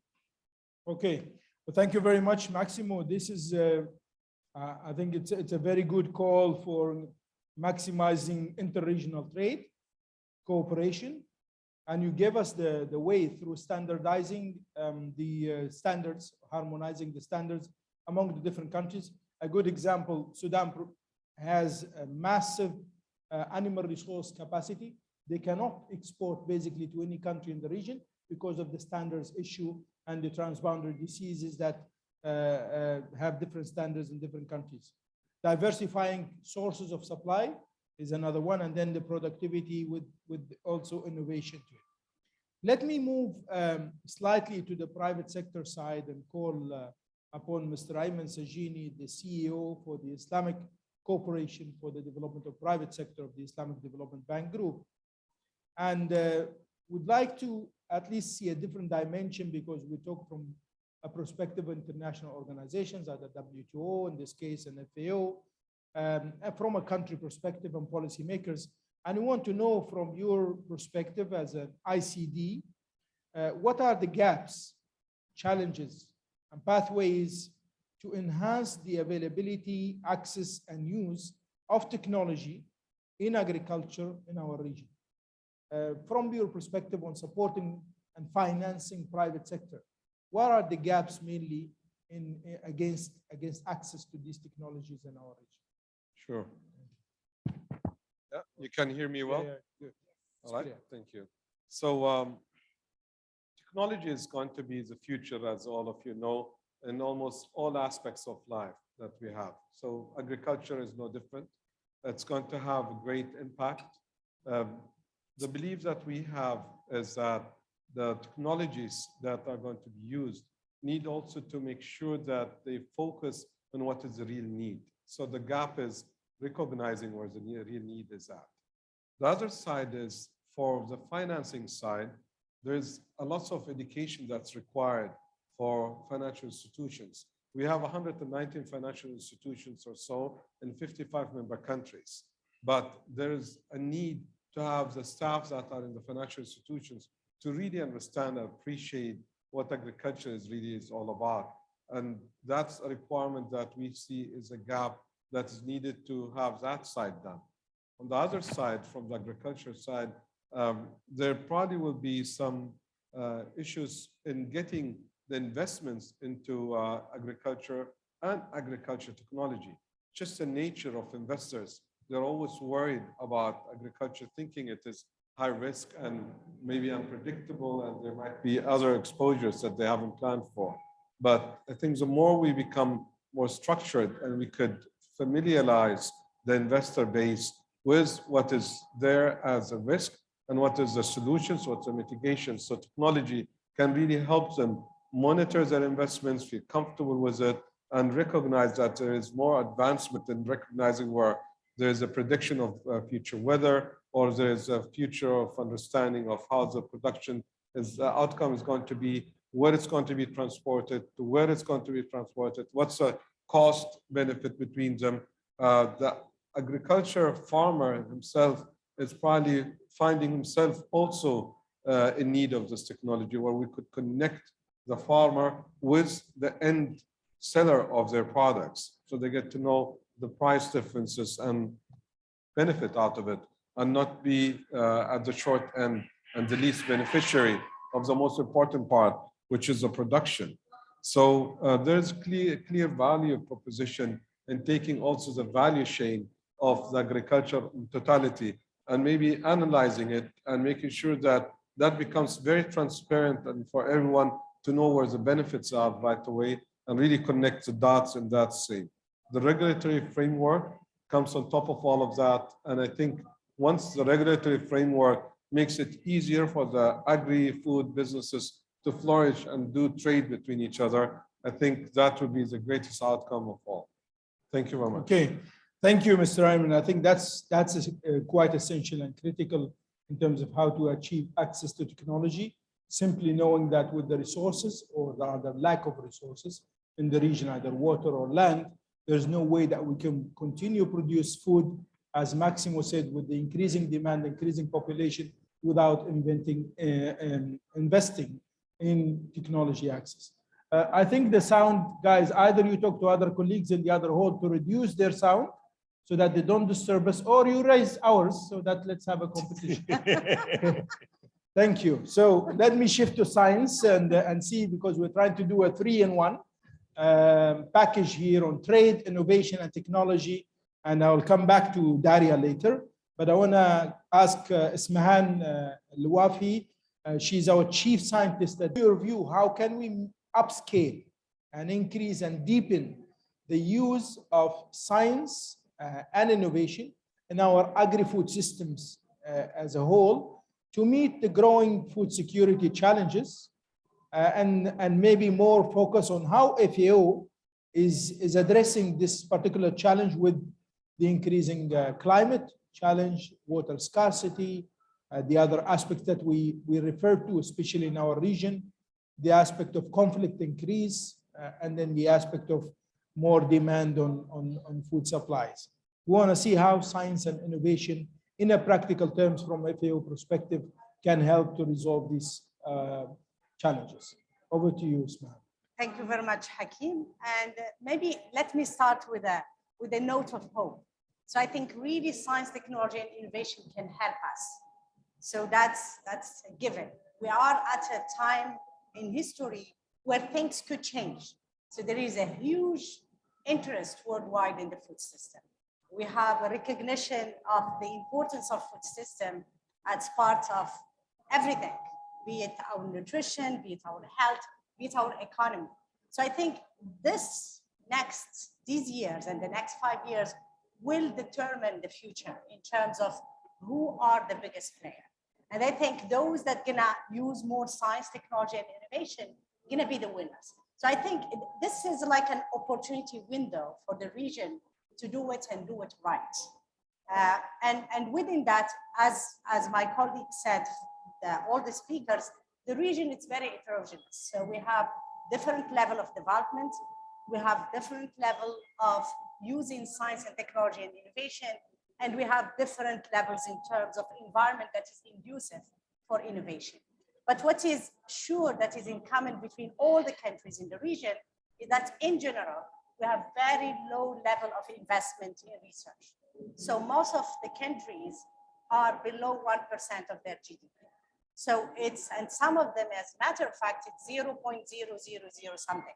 So there isn't enough investment in the region, and this has to change. The second one, there isn't really market incentives for the adoption of innovation, particularly at the small scale farmers. And again, here we have some success stories, and we have a lot of failure stories as well in the region that we need to share and learn from it. we don't have a clear strategy, and the gap in technology is growing up. It's not getting smaller. I want to just give an example of gene editing. Gene editing got the Nobel Prize this year. It's a technology that there is a debate on it, although some countries approve it and some countries refuse it, like EU. But all the countries, those that accept it and those that refuse it, are using it in their research right now. Because most of the crops and animals and fish and in the next 20 to 30 years. Man, maybe you need bred. to use a mic. Ah, okay. Looks like This is not working. innovation and technology is not always working. A good example, Hakeem. So that particular technology is used by everybody for research, but not us. And that's really wrong, because if you don't use it now, forget about it. So in many ways, there is that looking forward. So how could you really harness science, looking forward and being ahead of the curve? But there is also a lot of science and technology right now that we can use that we are not using.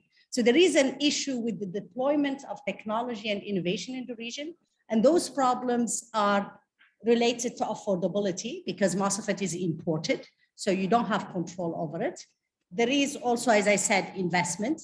And there is also know-how and accessibility to know-how, and how much of those technologies are adopted to us and are well fit for purpose in our region.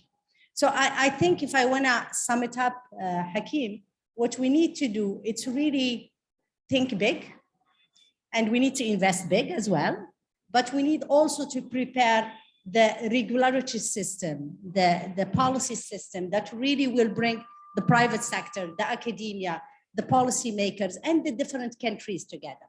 And within that perspective, I think infrastructure is important as well. Some countries are excellent in infrastructure, others are not. In terms of FAO, our role, it's really to bring all countries at the same level. It's provide know-how, provide accessibility to knowledge, to analysis, to data. And that's what we do with the 194 countries that are members of FAO. And our role is to translate science into things that will make a difference at the ground, on the ground, the impact on the ground. So within that perspective, I think both looking forward and investing now in the future, but also looking at the technologies that could make a difference right now. I could give the example of irrigation, for example. Many of the countries in the GCC have irrigation, but outside the GCC, most of the countries does not have enough irrigation, enough in terms of percentage. If you look at Morocco within the Green Plan, they move so fast on increasing their drip irrigation capacity, which reduced their water footprint by about 80%. So it's a technology that has created business around irrigation system, because it was done mostly in country, but also reduced the footprint. And the examples are limitless. So when you look at the whole value chain, you need to do a lot in the input, but you need also to look at the processing. Most of the region, again, export most of its products raw. And it's like, in many ways, throwing money away. So looking at the whole value chain, the whole food system, trying to internalize it to the extent possible and use it could be a win. Thank you very much, Ismahan. If I can summarize, there is enough knowledge and science already on the table. We need to invest more on accessing it to all the countries and those who need it. So basically, access to knowledge and technology is essential in trying through FAO to bring countries with different levels of understanding and access and use of that knowledge to equal level, but also translating that in some aspects maybe complicated or partly complicated knowledge and innovation science into actionable solutions that are easy to access, investing in byproducts, generations, as well as value chain, building value chains from the agriculture products through innovation is another core. Now let me look back to the trade aspects. We have here today Ms. Daria Zenoviva. She's from the head of international department of agro-export of Russia. And of course, here you're as a supplier mainly of cereals, and Russia being the major world supplier, especially to our MENA region of cereals. How do you see this trade pattern or this collaboration setup between Russia and the Middle East in terms of cereal supply developing in the future? I mean, you must know how it's been going for some time. Is it going to increase? Is it going to decrease? With our calls for diversification, trying to not have all the eggs in one basket and trying to have different sources of supply for the countries in terms of building their resilience. What is your opinion on that, Daria? Thank you. Thank you for just giving. carry on. They will switch it. Yeah. Thank you for inviting for your session. So wheat has been a driver of Russian export for the last 5 years, and Middle East exports about 30% of the whole Russian wheat exports. In spite of the fact that since last year, Russia has been using export duties, there are other reasons for not very stable situation in the wheat market. World is undergoing nowadays global transformation, COVID consequences, climate and DCG agenda. Nowadays, our governments, Russian government and member states of the MENA region are working at this diversification really. And for the last year, markets of fish, meat and dairy products have been opened for Russia. It's a good opportunity because we haven't been able to import such foods for many years, and it's a great success for us. As I have already said, grain market is not positive in terms of price, and the final consumer pays this price.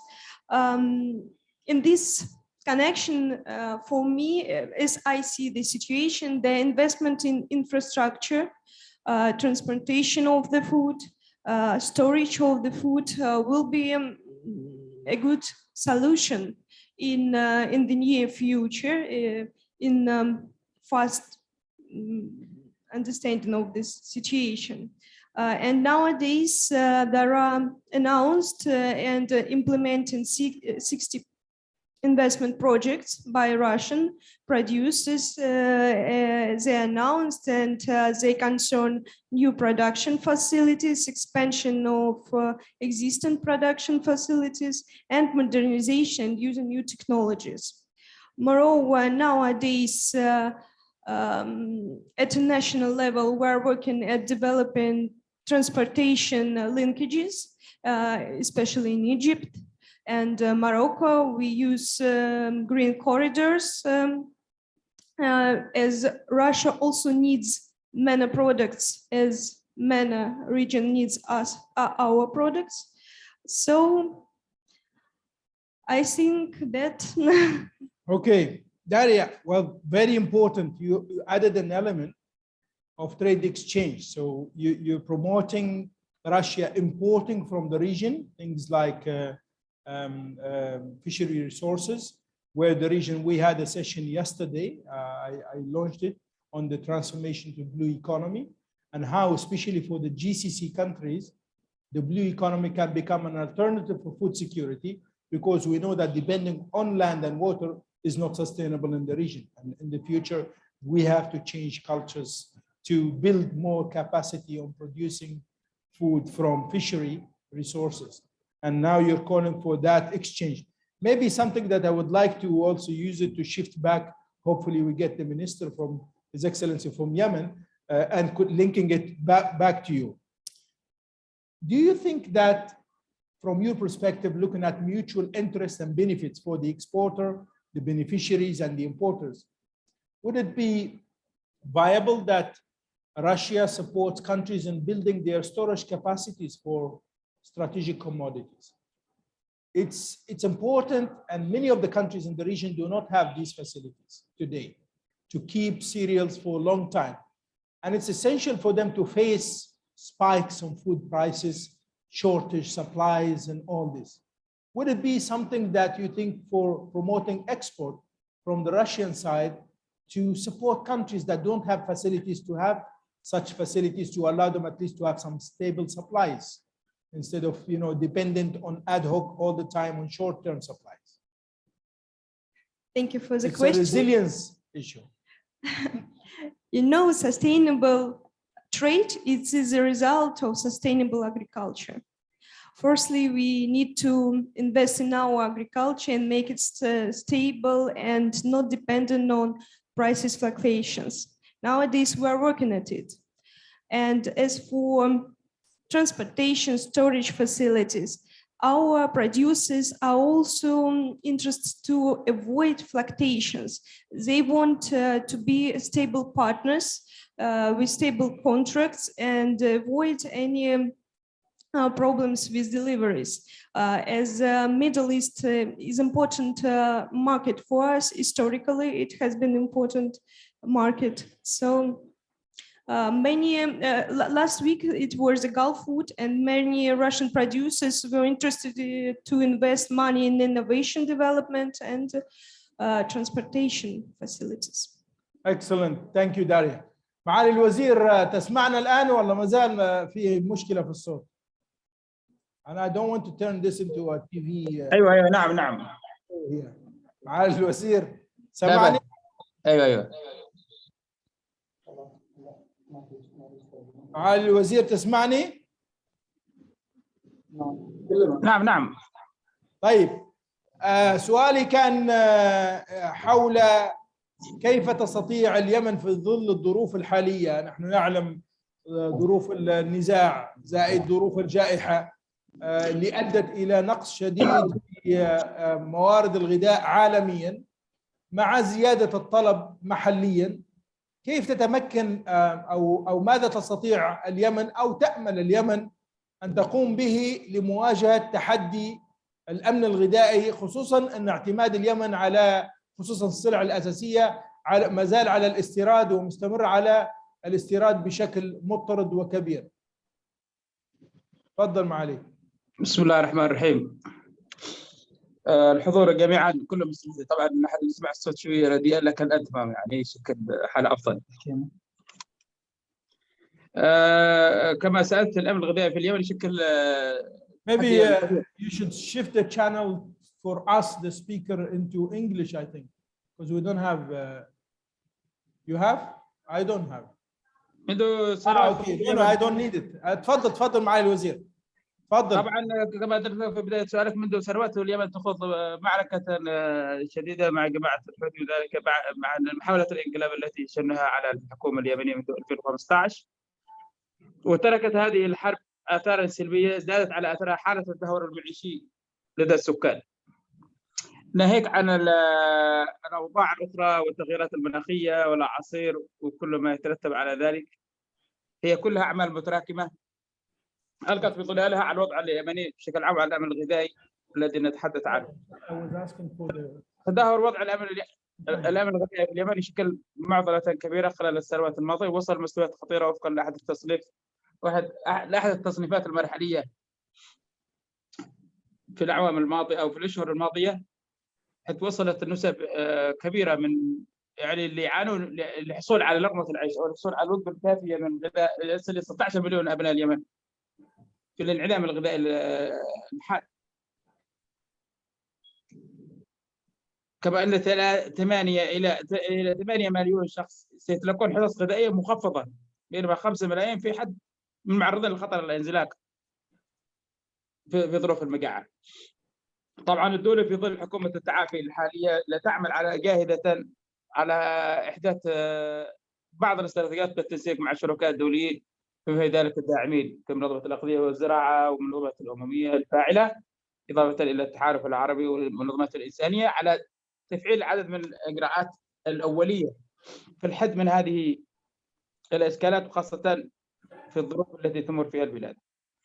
لكن هناك خطة لدى وزارة الزراعة والثروة السمكية بالتعاون مع الجهات ذاتها على إحداث نقلة نوعية في بعض المؤسسات الزراعية والخدمية على المستوى المحلي في تغطية العجز وتغطية النقص في الفجوة الغذائية. لكن كما ذكرت معروف أن اليمن تستورد ما يقارب إلى 90% من الغذاء وخاصة القمح الذي يشكل بالنسبة لليمن الشيء الذي يعتمد عليه في الغذاء، ويشكل مصدر الطاقة حتى كمصدر الغذاء ومصدر الطاقة بالنسبة للفقراء وكافة المجتمع اليمني وفئاته. نظرا للظروف السياسية اللي تمر بها البلد وطول مدتها حتى يومنا هذا، زاد حجم الفجوة الغذائية في البلد نتيجة عدم كفاءة الناتج المحلي من الغذاء، ويتم تغطية الاحتياجات الغذائية عبر الاستيراد الخارجي. وكما عرفت ان اذا كان الفجوه في الناتج المحلي لم يغطي الغذاء، فان عندما نتحدث عن الامن الغذائي نتحدث عن الامن الغذائي هو اكتفاء محلي للغذاء في ظل الدوله او في ظل البلد نفسه. لكن في بلدنا مقارنه بما يمر فيه الان هناك مشكله حقيقيه من خلال الحرب، من خلال الاوضاع الحاليه، من خلال العصر، من خلال القت في ظلالها على هذا البلد بكل الازمات المتعاقبه عليه. كان حتى ما قبل 2015 هناك اشكاليه اساسا برضه بالغذاء، اشكاليه في معدلات الفقر، صحيح.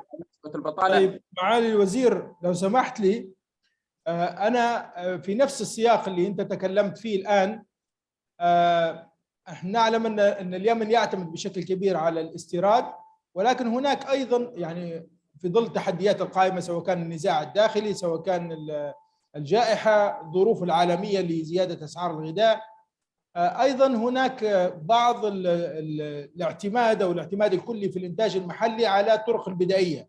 يعني هناك قلة شديدة في استخدام التقنيات واستخدام الابتكار في الزراعة القائمة محلية. لربما زيادة وتعميق استخدام الآليات المبتكرة والتقنيات يساهم في تحقيق ولو جزئية من الاحتياج المحلي. أنا سؤالي، كيف ترى المنظمات الدولية الموجودة معنا اليوم، منظمة الفاو وكذلك منظمة التجارة العالمية، ممكن أن تساعد اليمن في أيضا تسهيل التجارة للحصول على الأمن الغذائي بشكل سلس من خلال الاستيراد اللي تقوم به، أو استخدام التقنيات والحلول المبتكرة في اليمن لتحسين الإنتاج الداخلي؟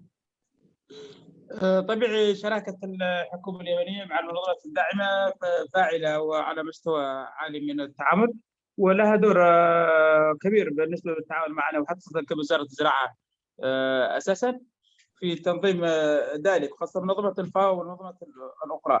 لكن حتى نكون صريحين تماما، نتطلع إلى إيجاد دور محوري أكبر مما هي تقوم فيه حاليا، من حيث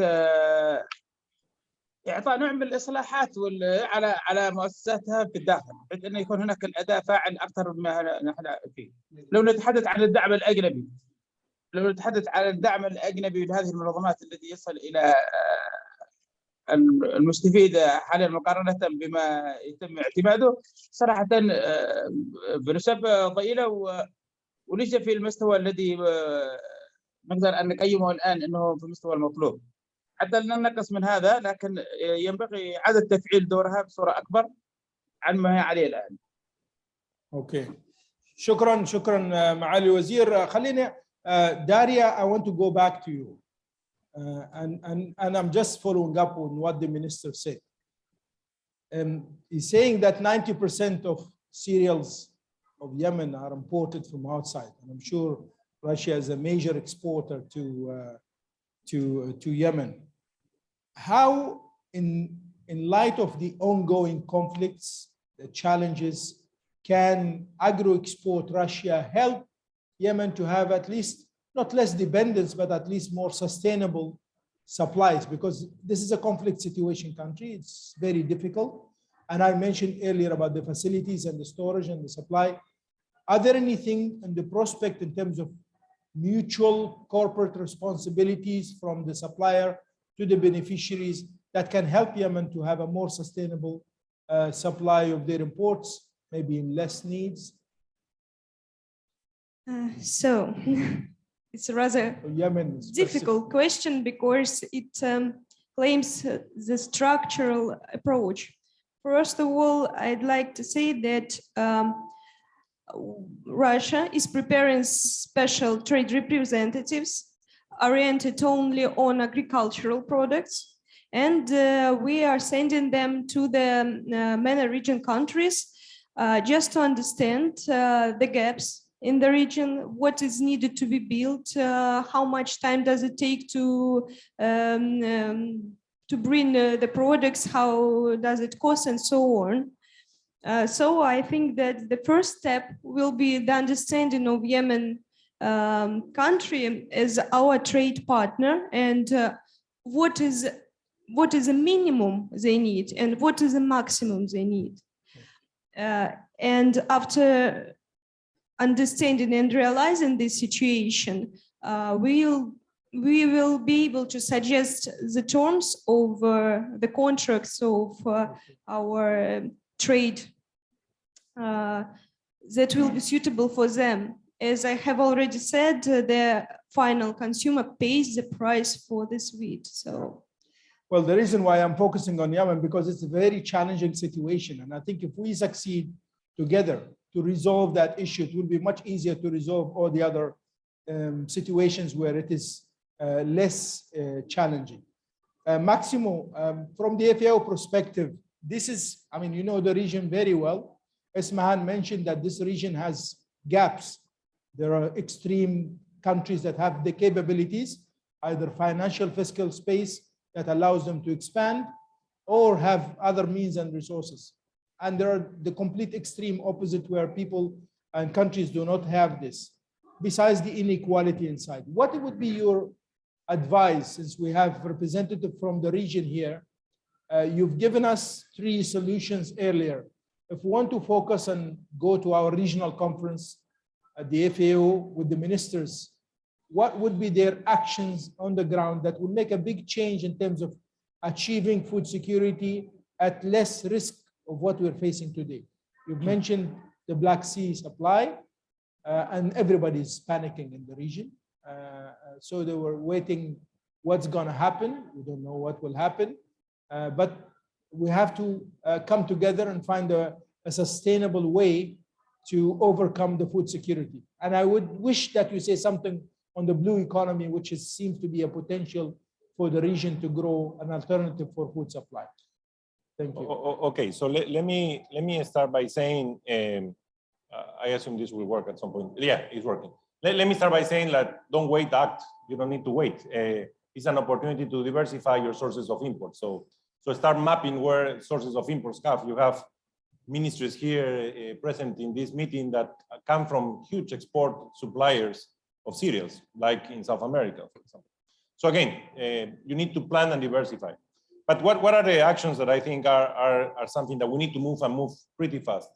Regarding the interregional trade, start to create safety standards which are homogeneous in the region. You can do that.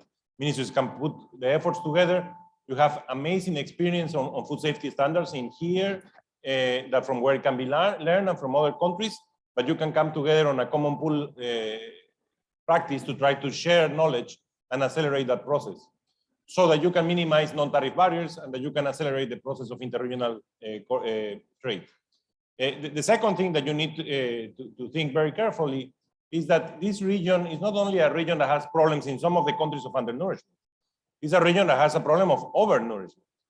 So 25% of the population here is obese. And if we go within certain countries, we can move between 30 to 40% of the population.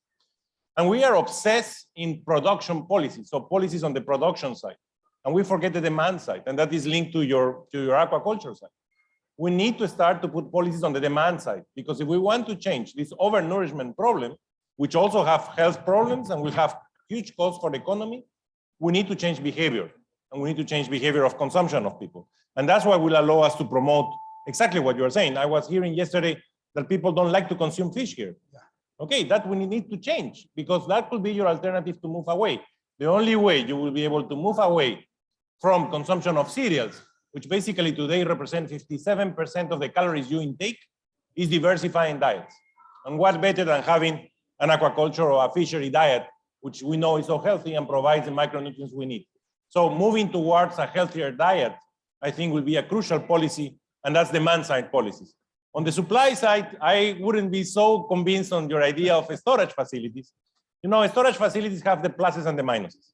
Sure. And I will be more supporting of an idea of a regional capacity to have cereals available like we have in the Asian +3.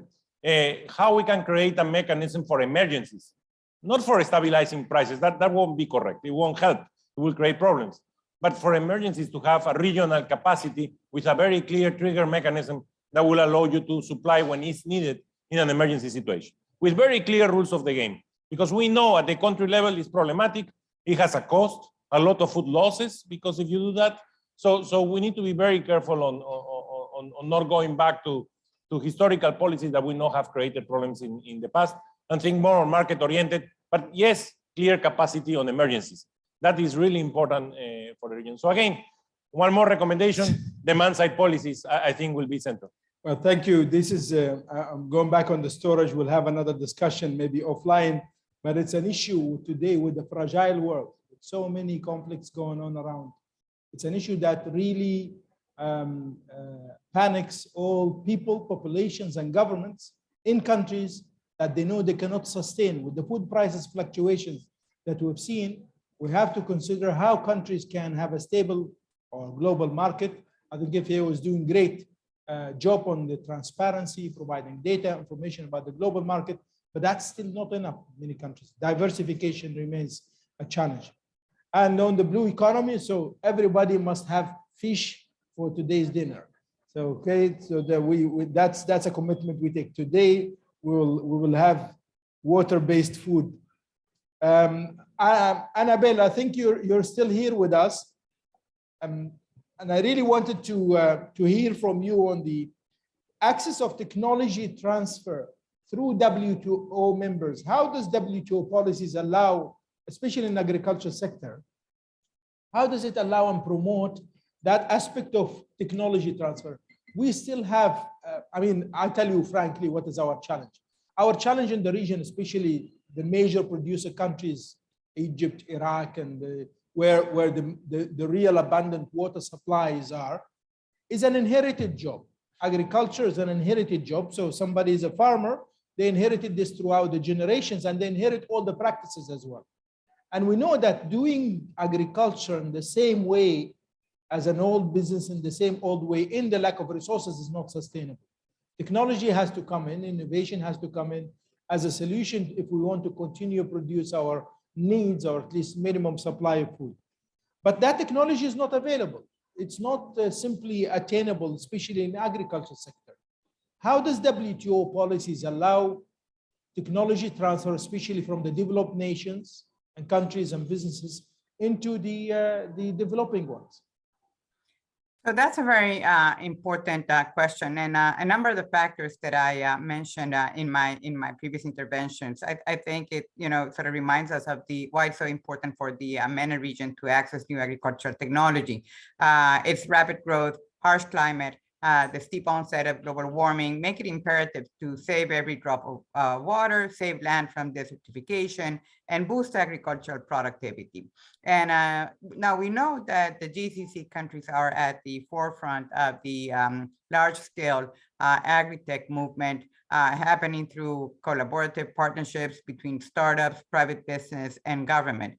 But yet more is to be done. And here, of course, this is an issue that needs to be tackled from different perspectives, including access to finance, for example. But let me highlight that from the perspective of trade can be a valuable conduit to access technology. And some of the measures that can help facilitate that access to technology is the reduction of tariffs and non-tariff barriers, streamlined customs procedures and broader trade facilitation measures, regulatory harmonization or convergence with some advanced economies, investment facilitation and investment attraction more broadly is a very effective means of having access to know-how and to technology.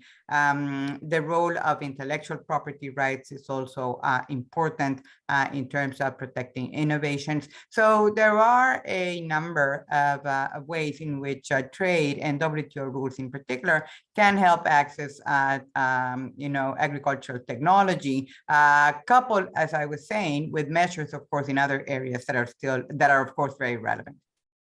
Thank you, Annabelle. Now, Ismahan, just I'm listening very carefully to Annabelle on the technology access and transfer in our region. Being a farmer from the region yourself and a scientist and a chief scientist, what would you advise our countries in the region in supporting the local farmers? Would it be better to try and invest in research and innovation in developing technology that is based on local knowledge, or transfer imported technologies that might be designed somewhere else that might not necessarily work for the region? Because there's a huge gap in knowledge and advancement between developed nations and developing nations. And we're talking about simple things. And we know that even the advanced technology has gone through transitions. It didn't reach this stage.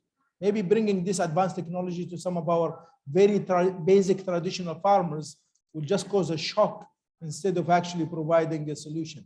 So what is your advice on that? So I think, Hakeem, you got it. It's we have to move from a concept of technology transfer to co-creation.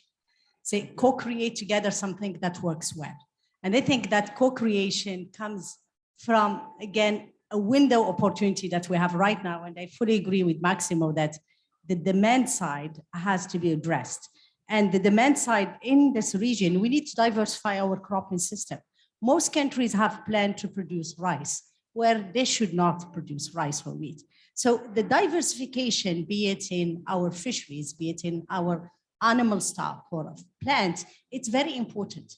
Creating a niche, going back to what we used to produce, but not produce it the old way only.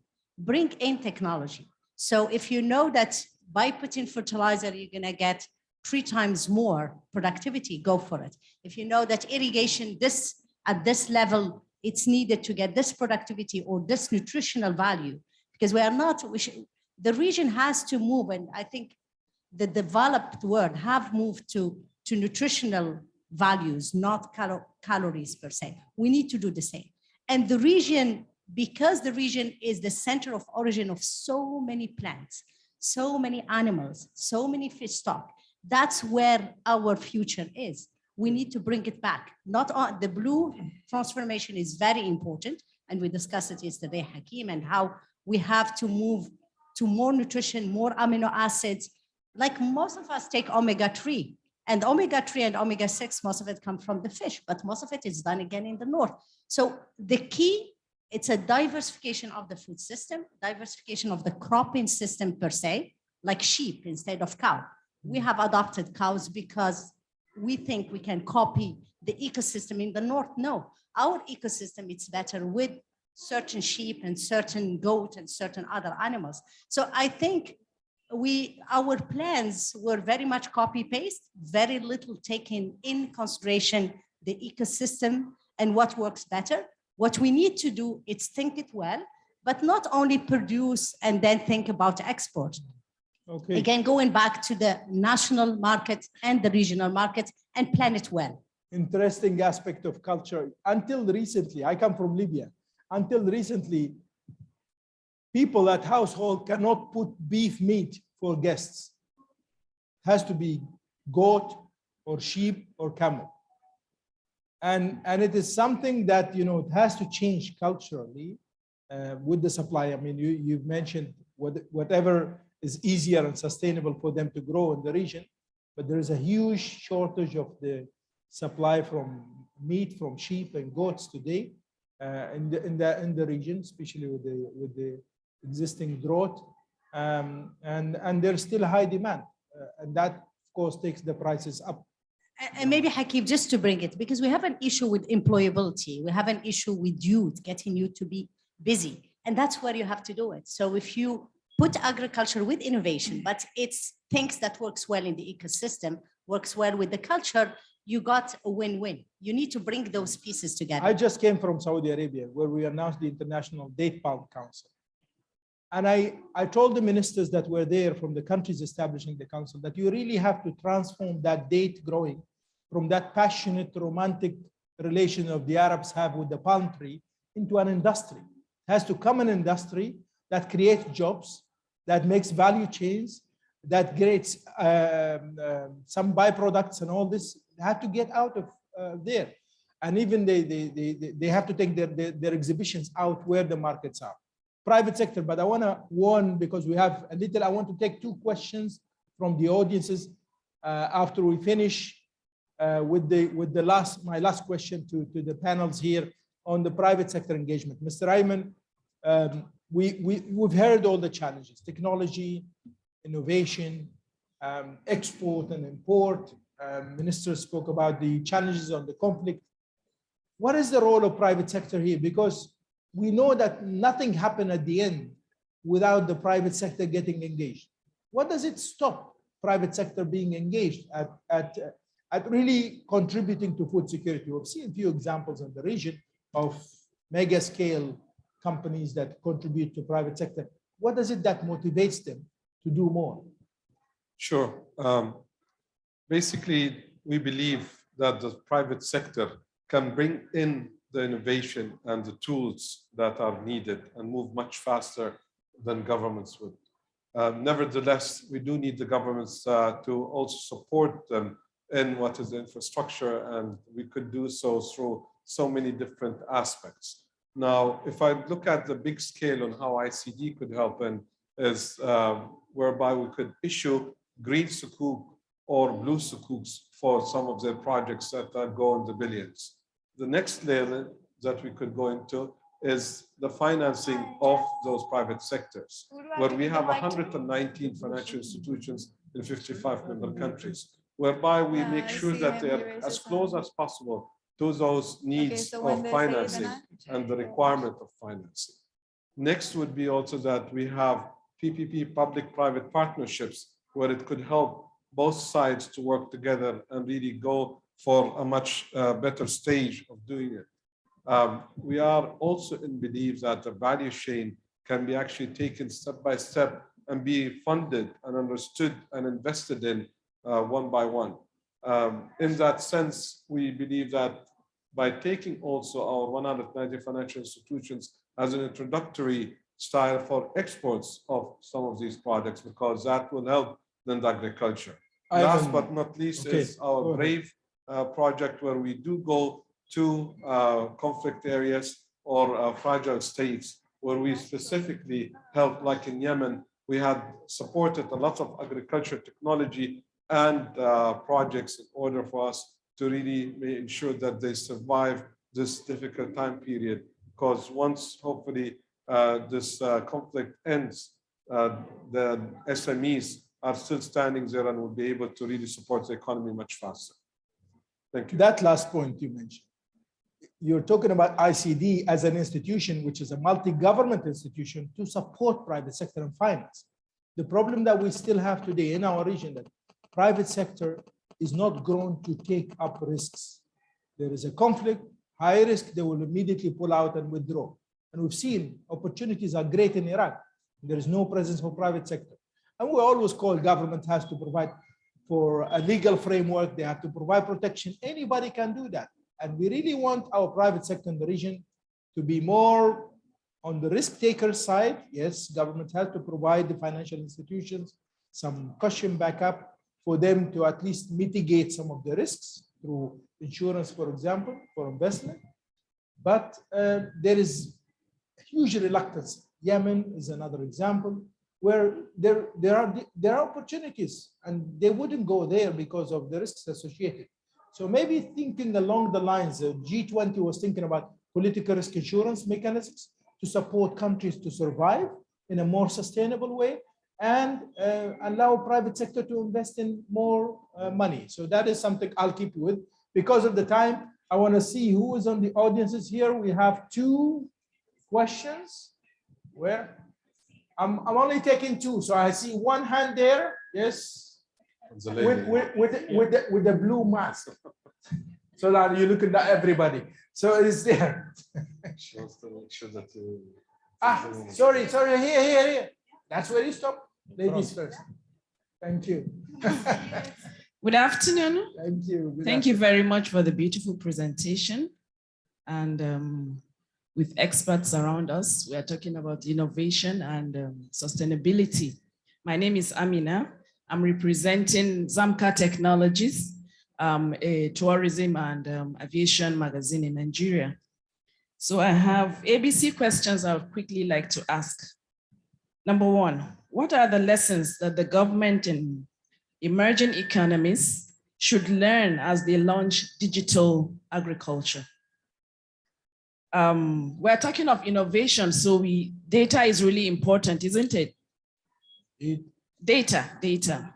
So how has real-time data assisted, especially in the COVID-19 era, to support food security?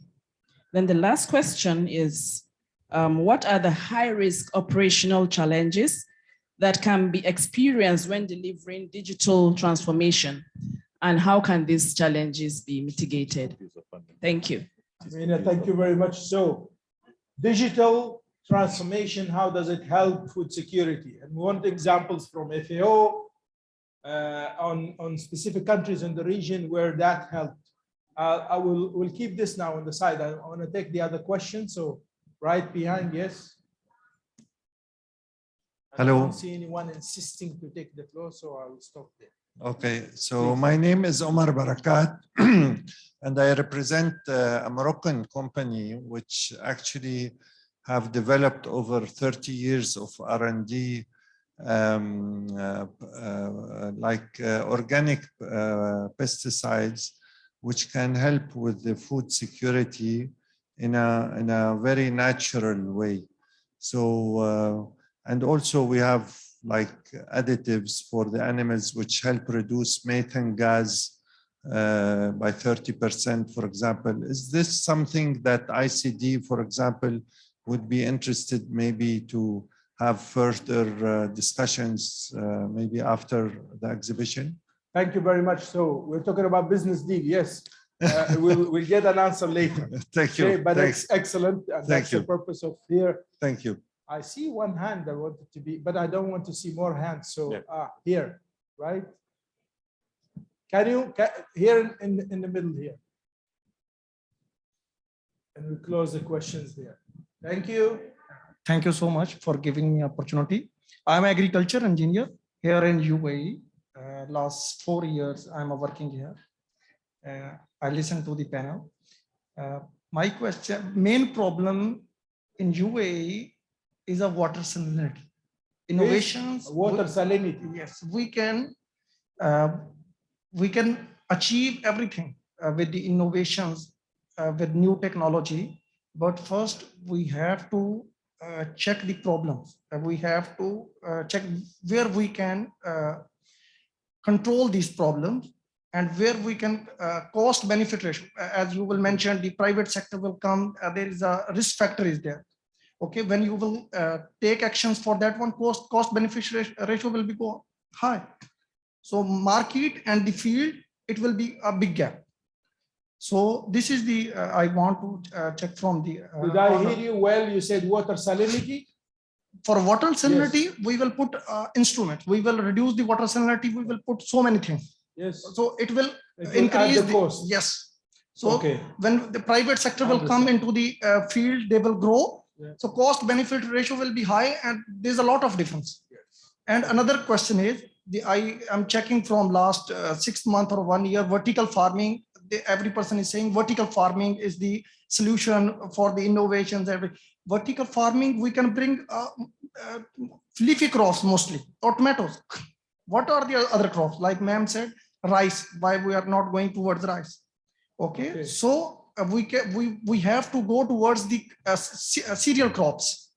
So we can control the wheat, rice, even grams we can add into the desert crops, but we are not doing this one. Okay. Thank you so much. Thank you very much. So it's clear your questions on the water salinity and the added cost for treating the water. Maybe you should go for saline resilient plants instead of treating the water. You visit ICBA, Dr. Smahan will be able to to take you to her previous place and see what innovations you may get from there. Let me start with Maximo addressing some of those, especially Amina's question. Okay, so the three things on the digital technologies. Real-time data in COVID-19 has been extremely useful for us. One of the challenges that we faced at the beginning of COVID-19 as FAO was that we didn't know the real-time mobility of the vessels. And there were a lot of logistical problems at the beginning. And for net importing countries like in MENA, that's central. Then it became the congestion of the ports because of the COVID-19 rules and so on and so forth. So real-time data was extremely useful. Another information that we were able to start collecting was what we call the FIES, the Food Insecurity Experience Scale. Why it was so important? Because we start doing it in countries in emergency to better target where the new hotspots of food insecurity were. What happened with COVID-19 is that it not only affected the poorest, but it created new groups of poorest and people that were in acute food insecurity. So we needed to know where they were for governments to be able to do policies or to expand the cash transfer programs. That is central. We were able to do it in 37 countries, but the idea was to do it across the world, and it worked pretty well, and it helped countries to better target their policies. Regarding the digital technologies, and the previous seminar, the previous roundtable was on that. So several things. We have the International Platform of Digital Food and Agriculture. And exactly the role of that platform is to bring best practices around the world to learn from what has worked, what has not worked, not only on the impact, but also on the process, so that countries can leapfrog. That will be central, and all your countries can be part of this. It's hosted by FAO, and all the members are part of it. But we need to bring evidence so that countries can leapfrog on that. And the last thing on the risk issue, investments, of course, have a component of risk. And you cannot ask a private sector company to jump and be a risk lover overnight. That doesn't work. No, they won't do it. They have to maximize profits, unless they have nice sentiments and they want to do it for another reason. But in the world exist mechanisms of guarantees for political issues and so on and so forth, like MEGA in the World Bank or others that countries can use. But sometimes they are very expensive because of the level of risk. Now, what you need to do is to identify what is that level of risk. And that's the problem. Because normally entities will give you whatever standard they have, like in insurance. Exactly, very high flat rate. No? But the way to get what is the level of risk is to create competition. So yes, you create a mechanism of de-risking, but it's a competitive bid. So that companies fight for the de-risking, and then you can get the real cost of that de-risking, which is what you are looking for. We have discussed this all along with countries, and we gave them an advice. Go and do a deal with MEGA. For example, if Iraq wants to attract investment into Iraq in a difficult situation, go and create a fund with MEGA, because it's an international one, so that you co-finance it from the central bank to guarantee as an insurance mechanism the investment to come into your country. You have to take some responsibility somehow. If you set it up your own self, it's not sustainable, and it will not be trusted, at least at the beginning, by the investors. However, you do it with a multilateral institution, it gives more time. I know you're don't. What you're talking to me or to him? I'm gonna close, but this is because it's my hand. Please, I wanna just in terms of cost benefit. That's very important, and that's where what you need to produce. It's really add value crops. So you can't use desal water for wheat or rice. You have to get an add value crop, and again you have to go down the path of processing. Selling it as a raw material wouldn't get you the cost benefit that you are looking for. So more technology and more going down the path of the food system. They are pushing me with time. His Excellency Salam Suqatri, Annabelle Gonzalez from WTO, and we also have Maximo Torrero, the Chief Economist of the FAO, Ismahan, the Chief Scientist of the FAO, and Mr. Ayman Sajini, the CEO for ICD on private sector, and Daria Zinoviev from Agro-Export Russia. We're very grateful to all the audiences today for following up on the trade, innovation, and technology as enablers for transforming agri-food systems in the MENA region. We really hope to continue talking. We have a business deal for you to discuss after lunch. and we want to exchange views with all of you to help us formulate our interventions, our projects and programs in the future better to address the challenges of the countries in the region. We thank you all, wish you to enjoy the rest of the 2 days of these deliberations, and we'll see you around, inshallah, throughout the course of the 2 days. Thank you.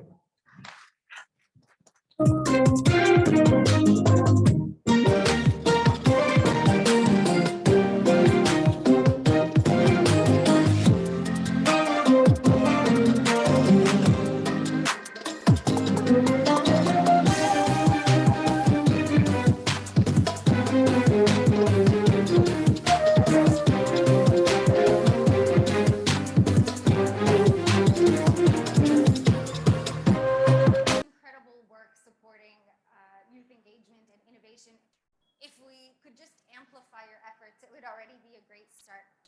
Perhaps we can begin the conversation with Carla, based on your experience with industry disruptors and Future Agro Challenge.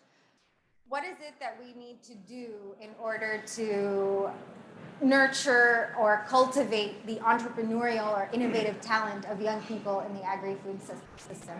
Thank you, Dalia. I don't know if you can you hear me? Maybe I need a mic. Okay. If you'd like, you can use the handheld. So thank you very much, Dalia. Just to give a little background, Industry Disruptors has started since 2012. Our work focuses on economic development, socioeconomic generation, and community building.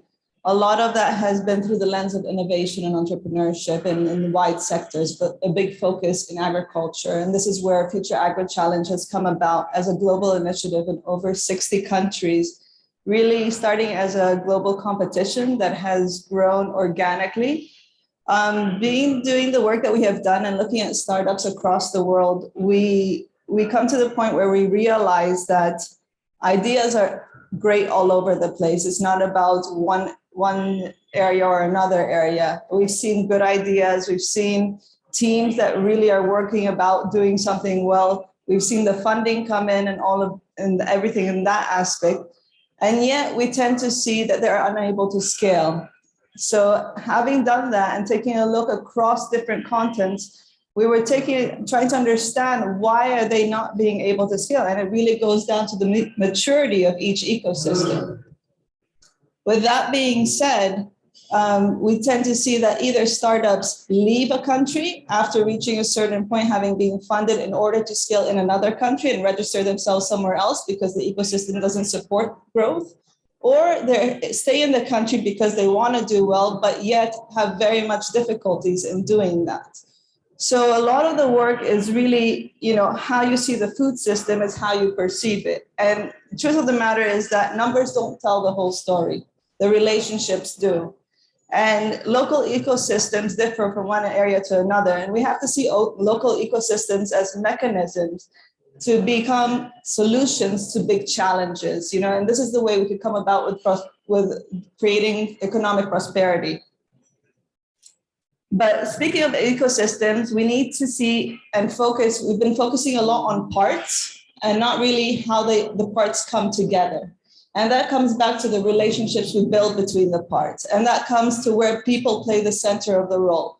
If we want people in the center of the food system, we have to build the ecosystem, right? And that's the work we've been doing very closely. We've been working on building ecosystem builders because what we believe these are relationship managers.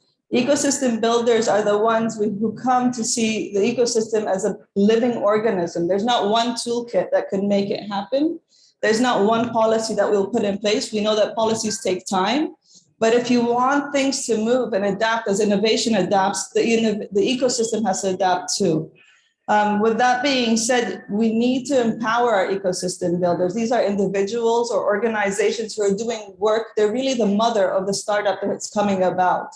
These are the people who are going to create the links between, what's happening down on the ground up to policy. They're the ones who are going to create the link between urban and rural areas. They're going to be the ones to create the link between innovation and academia. They're the ones who are going to, transfer, do co-creation partnerships. These are the people who really play a fundamental role. And while we've created a whole ecosystem around startups, we've left the ecosystem builders behind. And in order to adapt and create the maturity of ecosystems, I think we have to think of really incorporating ecosystems into our ecosystem builders into our dialogue. Absolutely. Thank you so much, Carla. This idea of an ecosystem really needs to underpin our thinking and programming when it comes to youth innovation and entrepreneurship, as opposed to just thinking of sectors or bottlenecks or challenges. And actually, Enactus has had tremendous success in contributing to this ecosystem and extending it to university students. Robin, what do you think has been the key to your success? And if I can ask, what are your plans for the Near East and North Africa? Well, thank you so much for having Enactus as part of this event and for all of the incredible partnership and support that FAO has offered to our organization and our students around the world. I couldn't agree with Carla more that so much of this work is about people work. And so the reason that I think that Enactus has been successful in building strong connections between and among people in ecosystems is really twofold. One, we have an experiential education model. So we work with more than 75,000 students in 35 countries all around the world through 1,800 campuses. So this large university network that helps students to bring education outside of the classroom and truly learn about entrepreneurship, innovation, innovative thinking through doing. And so it's that experience of both doing, of practicing the skills that we're trying to teach that helps them actually fail, improve, and learn along the way. And the second reason that I think that Enactus has been so successful in building and being part of an ecosystem is that we deliver our experiential education model through a locally rooted but globally informed network. So we truly believe that local people are the ones who are best positioned to create opportunity and solve problems. And so we teach our students how to be deeply connected to their campuses, their communities, the people with whom they are attempting to work or serve, and use their own lived experience and proximity to problems and opportunities to bring that experience to innovation. But at the same time, we know that we only know what we know. And so we want our students not only to be deeply locally connected, but to benefit from being part of a global network that is accelerating the pace of change, learning lessons across borders, and helping our students see the world beyond their own countries. In terms of our plans for the region, we certainly are incredibly grateful for the work of our leaders in North Africa, in Tunisia, Egypt, and Morocco, and hope to expand our presence here in the Gulf region as well in the years ahead. And so we are eagerly awaiting and looking for opportunities to partner with others, because the demand for students is certainly here, and we know that that talent exists everywhere, but opportunity does not. And so how can we be part of creating greater opportunities for youth? Thank you so much, Robin. And we'll get to see some of these projects by Enactus students in just a moment. I can say that we at FAO hope to see more universities and students in the region joining Enactus, including right here in the Emirates. And we're committed to supporting these projects to grow and thrive. And speaking of growing, I know AgriTech, which is the ag tech branch of Berry Tech, has coached maybe hundreds of ag tech startups. From this tremendous experience, Rami, what do you think are some of the gaps or blind spots that persist in the ag tech or agri-innovation space? Thank you, Dalia, for hosting us today to speak about this important topic. When we look at, I'll take you back to when we started in the AgTech track, and that was in 2016, 2017. When we started the program, we thought that by being an incubator and accelerator that focused on technology, if we put a challenge out in agriculture, all the people that come from that sector would join in directly. And we thought it would be love at first sight, and it did not.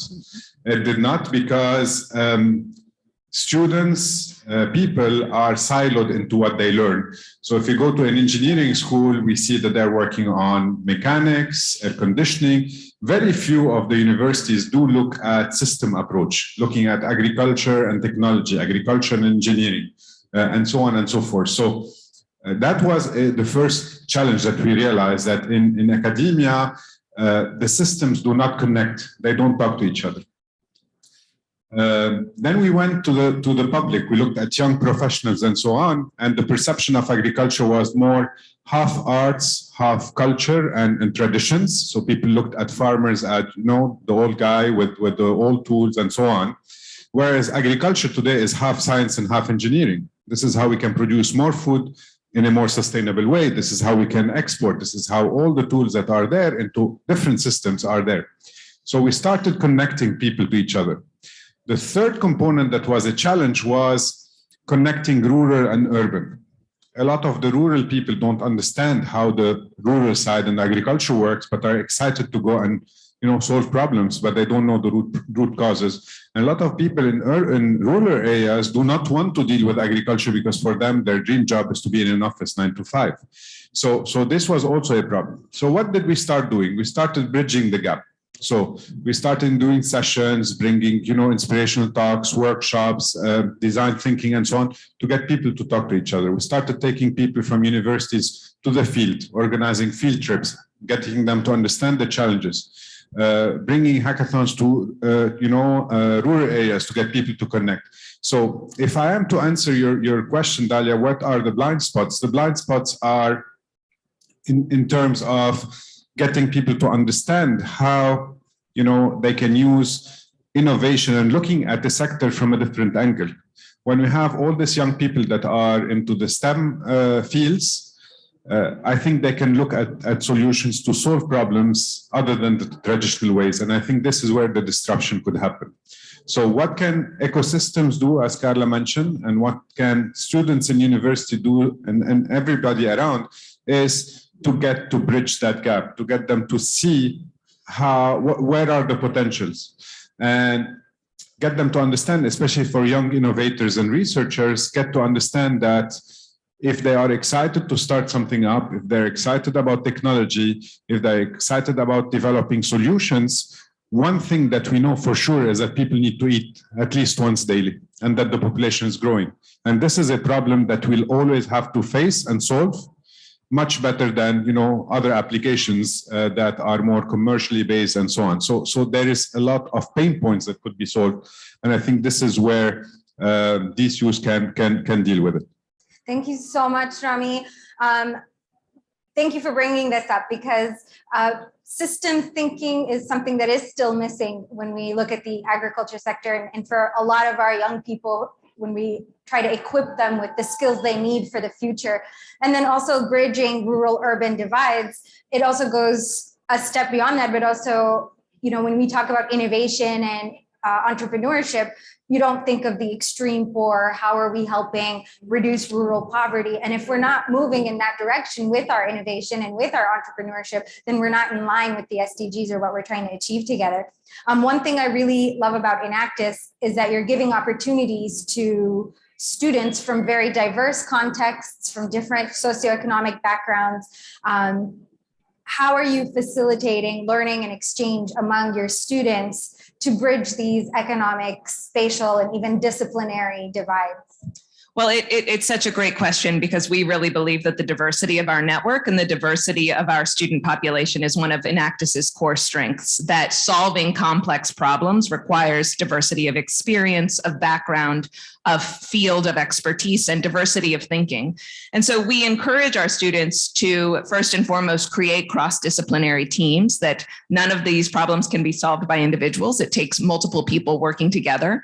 So cross-disciplinary teams are a core function of how we teach our students to do that work.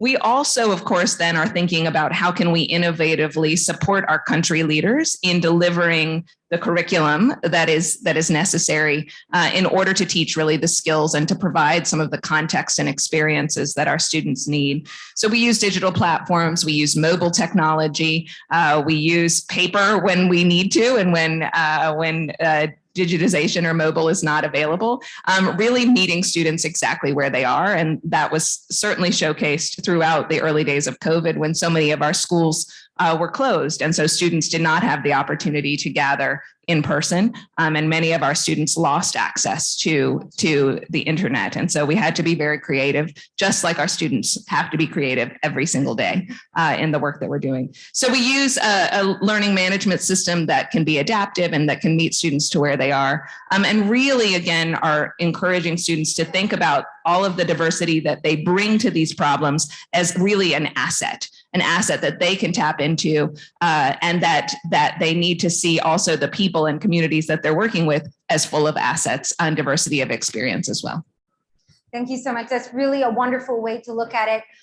Indeed, COVID did exacerbate a lot of the inequities that already existed, especially with the digital divide, and to view it as, you know, a diversity of assets and of starting points, and to view challenges as opportunities is refreshing. One final thing before we move to our youth pitches, I wanted to share with you all that FAO is launching a new initiative with Veritech and industry disruptors. It's all about youth-led startups in the agri-food sector. Romy or Carla, do you mind saying a few words about this? Sure. So as you said, yes, this is a startup competition. It is focused on the 19 countries of the MENA region, and it's really focused on early stage startups. We're looking to address agri-food, food security, as well as the rural development, but more broadly. We're looking, really, the process is, we're going to simplify it for you, because what we really want to do is really get local. And in order to do that is create partnerships, so we really understand what's happening on the local level and really building a co-creation model. In essence, we're going to start with opening a call for partners to come on board. And at the same time, we're going to open a call for startups to apply. They will apply on the platform. We'll take in startups from all 19 countries. 20 of the startups will be selected, and those 20 startups will have the opportunity to have a 3-day virtual bootcamp in which they'll be shortlisted for being 10 winners who will get incubated and then get access to our networks, FAO's networks, and all other networks that come on board. And Rami, if you want to continue. Sure. So when we look at the ideas or the areas where we want to have those startups working, we're looking at all the spectrum from farm to fork. We're looking at anything from, you know, upstream to downstream. So from input supplies all the way to farming, post-harvest, processing, down to distribution and so on. We're looking at the ecosystem around the rural areas and how can we, you know, keep people there. We look at technology, how can it disrupt? We look at, you know, retailing and connecting and shortening the value chain. We're looking at food safety. We're looking at logistics. So all these areas, even financing for farmers to keep them there. So it's quite open in terms of areas where people could develop. All of that will be somehow defined and details once we launch the platform online, which will come very soon. So we want you to be part of our solution. Join us now or in a few moments, a few days once we launch the campaign. So keep up the AgriNation Startup Cup and you'll find it on Google very soon and you know how to apply. Yes, thank you, Rami. Thank you, Carla. Really excited about this initiative. For all the Enactus teams here, make sure you apply, especially the early stage. It's an excellent opportunity, and stay tuned for more on how to apply. Unfortunately, we don't have time to take questions in plenary to give our young presenters enough time, but I strongly encourage you to look for Carla, Rami, and Robin and continue the conversation as well as explore opportunities for collaboration. Thank you so much for being here today and for partnering with FAO. Thank you so much. Thank you. Okay, so now we move to the young people we are here to support and embrace. The projects you're about to see are not developed by seasoned professionals or entrepreneurs from elite universities. These are ordinary students with extraordinary ideas and ambitions. And they work on these projects as extracurricular activities. So that's beside all of their coursework, their classwork. To give you some context, FAO partnered with Enactus last year to support the students after we noticed that so many of the Enactus projects are related to agri-food systems and rural poverty. And so we launched the FAO Enactus Special Agri-Food Competition in Egypt, Tunisia, and Morocco for all the projects that are related to agri-food that competed specifically in the 2021 national competitions. So we had a total of 45 teams, some of which were early stage ideas, still concepts, and some that were more advanced projects with actual field activities. We invited a panel of judges to select winning teams from the early and advanced stages in each of the 3 countries. These are the first, second, and third place winners in each category for a total of 18 winning teams that received technical support from FAO and cash prizes up to $2,000. And today you'll be seeing the first place teams from each of these countries. So these are already the crème de la crème, as they say. So just to give you a sense of how these pitches will go, we will start with the 3 early stage teams. Each team will have 5 minutes to present their project. And after the 3 teams have presented, we will have 60 seconds to answer 1 question from the audience. And then we'll do the same for the advanced, then we're gonna vote. We'll vote for your favorite team, and then we'll do the advanced and announce the results at the end. So without further ado, I'd like to give the floor to early stage.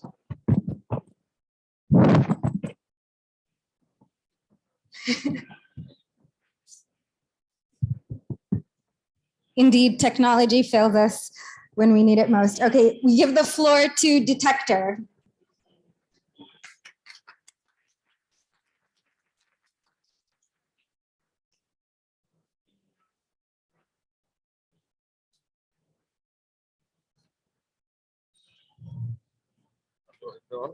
Can you hear me? Can you hear me? Can you hear me? Okay. عزبة النخل, which is a village in MENA governorate, and like many other villages in Egypt where palm cultivation is the main source of income. But sadly, those palm trees are in continuous degradation due to small insects called palm weevils, which infect the palm tree till make it fall. Moreover, they invade the rest of the trees, as the farmers can't pick them early, losing lots and lots of palm trees, huge amount of dates, consequently, their major source of income. So we went to the village to carry out our needs assessment. توصل لقلب النخله من فوق، فبتبدا الاعراض او انه ينتشر ويطير من زي وضع اللقاح يعني، فبياخد من قلب النخله للنخله. وانا زي ما حضرتك شايف النخله انت تجمعات مش متفرد، كل زرعه كل مزارع هنا عنده مثلا 10 نخلات على الزرعه بتاعته، فلو اتصابت واحده فبتصيب ال10 وهكذا. انتشر الموضوع يعني في الفتره اللي هي الناس ما خدتش الموضوع بجديه، كان انتشر في الاماكن كلها. اثر على ان بيجي قلب النخله من فوق يوجع، الكميه والانتاج يقل، جوده البلح بقت تقل برضه، تبقى مش هي اللي معتاد عليها، الطعم واخد بال حضرتك وكده يعني. According to Food and Agriculture Organization, 30% of palm trees are infected by the pest. Addressing the market size, Egypt produces 1.7 million tons of dates annually, contributing in global production with 21%. Imagine tackling those 30% of infected trees. In turn, increasing dates production with 4.5 million tons of dates annually, playing a vital role in increasing national income. Here is where we came up with our project, Detector. Detector is a 3-phase project. In the first phase, we figured out that palm weevils produce specific frequencies. So we partnered with AI and coding engineers to manufacture such a device to detect those palm weevils early, replacing the traditional way of disposing the pest, like burning palms or crops, with an non-invasive method, saving palm trees with higher base production rate.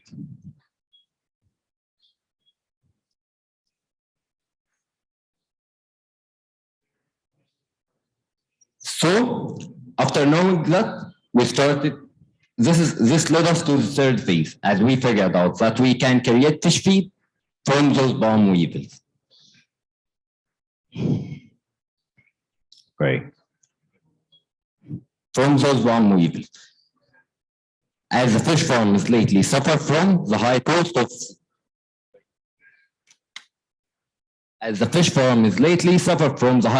the fish feed.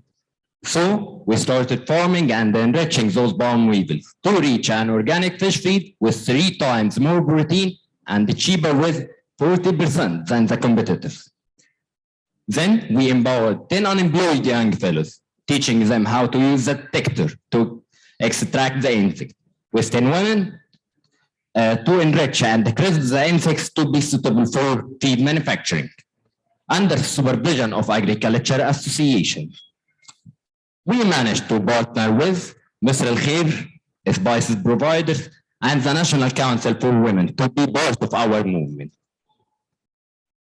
Regarding beneficiaries, the palm tree farm that has 100,000 palm trees saves around $1 million from saving infected trees, from using a device that only costs $23. The second beneficiary benefits from the fish feed, as the sole kilo of our protein feed costs 30 cents. And through the first 5 months, we are expecting to generate $5,000 from the fish feed. With this production rate, the detector is expected to cover another 5 villages by the end of the first year. Also, we are expecting to double the production size by the end of the next year.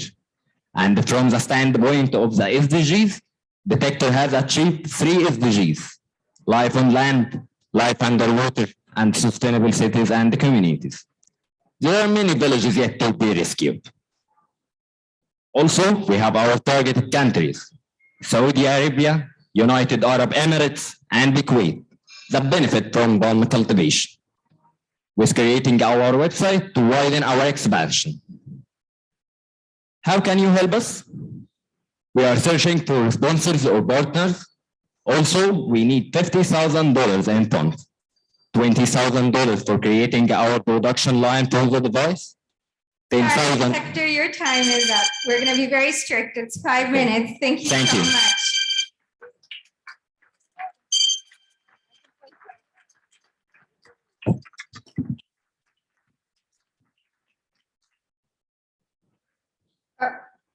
Sorry, folks. Okay, so to submit a question, you can go to menti.com. You can either scan the QR code you see on the screen, or on your phone in the web browser, you go to menti.com and enter the code 47465338. This slide will show up after each presentation. You submit your questions and we will see them on the back end. I'm pleased to give the floor to our next early stage team from Morocco, Biorg.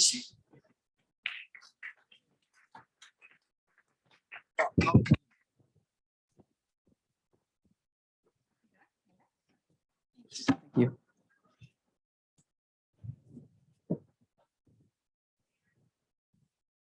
Hello, can everyone hear me? Hi. Okay, great.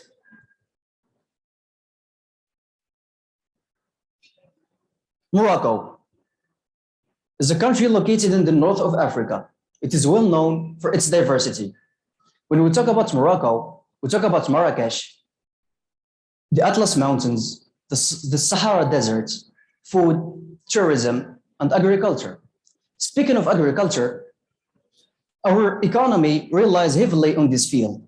It is responsible for 30% of our country's employment, 14% of GDP, and 35% of exports. Now, if we take a look at the eastern region of Morocco, we can see how it really affects the agriculture. Berkane is a small city in this region, and it is very popular for both quality and quantity of producing oranges.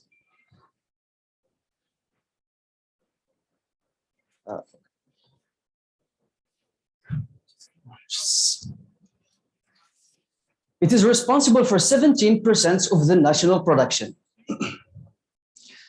Now imagine yourselves taking a road trip into this region. It's autumn, everything is beautiful, the weather is awesomely cold, brown leaves everywhere, yet you run into a green field of citrus fruits with a variety of citrus fruits. Let's say approximately 2.6 million tons of these fruits. Now hear me out. You can consume as much as you want, make as much pies as you possibly desire, and process as much as you could for your own business. You will find yourselves with only 600,000 tons out of the original number. Scary, right? The rest of this production is destined to be wasted and dumped on the verges of the countryside. That's only one example of one region in our country that 15% of its total area is reserved to produce citrus fruits. So, Björn is coming to end this citrus misuse. So, ladies and gentlemen, we are Mimouna and Zakaria from Morocco, and we are here to show you how Björn is helping preserving natural resources. So, as we said, Berkane is suffering from the misuse of oranges, the environmental damage, and the absence of local production. The idea of Björn was born to solve all these problems at once. Björn aims to use Berkane oranges advantageously, stop wasting them to produce natural jam. So to start our adventure, we started with a field study with 13 farmers in Berkane to understand the situation and their struggles. And after a lot of research, working with partners, and after 11 prototyping trials, we could develop our prototype and make our first sales. In this phase, we could exploit more than 18 kilograms of orange, and we aimed to use other raw materials for the production of our jam, like lemon, figs, vegetables. And now we are working or developing our second recipe of pumpkin jam. To produce Björn's jam, first we start by buying primary supplies and oranges from small farmers, then processing and washing oranges, cutting and peeling, then mixing all the ingredients to get our final product. We have tested our product with 2 focus groups. 90% of the feedbacks were positive, and 60% are ready to buy our product once it's available. Our product is unique because we produce natural jam with no added sugar, no preservatives, low in calories, and with 0 waste. So we use orange peels to produce oranges and sense diffusers. And our main revenue sources are selling our principal products, orange jam, and selling our sub-products. And about the market size, our project mission is to offer a natural product that targets diabetics and people who follow special diets. And just in Morocco, the number of diabetics reached to 2.7 million adults and 20,000 children. So all of this inspires us and makes us believe in the real power of entrepreneurial action to empower people and enhance their lives. And by realizing our future plans, creating a production unit, enhancing a minimum Sorry, folks. Thank you, Björn. That was wonderful. Thank you so much. Thank you. Okay, this time, go ahead. Okay, so this time, I'll give you more time to submit a question. Please have a seat. You can either or scan the QR code or go to menti.com and enter the code to submit a question. It's the same one every time, so you don't have to click on it every single time. Okay, now the early stage team from Tunisia with Water Rose.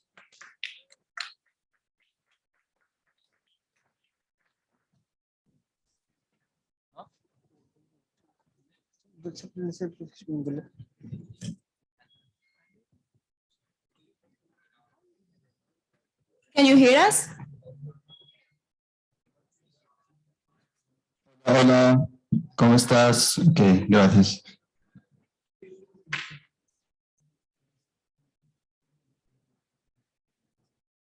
Mother Earth, a vital planet, a blue planet, a water planet. Water covers 70% of its surface, but only 3% is fresh. By 2030, 2/3 of the world's population may face water shortage. According to the United Nations, 2.2 billion people lack access to drinking water services. 80% of wastewater flows back into the ecosystem without being treated or used, and half of the global population lack access to sanitation services. Water is a key element for socio-economic development. So, as shown at the FAO map, the most of countries like regions of Middle East, North Africa, and India face water problem. Tunisia, one of the most arid countries in North Africa, it suffers from high water scarcity with an important footprint water of crops production, with amounting to 31% of the country's resources. In a small village named the Bridge of Bizerte, the farmers are having more and more issues facing irrigation problems.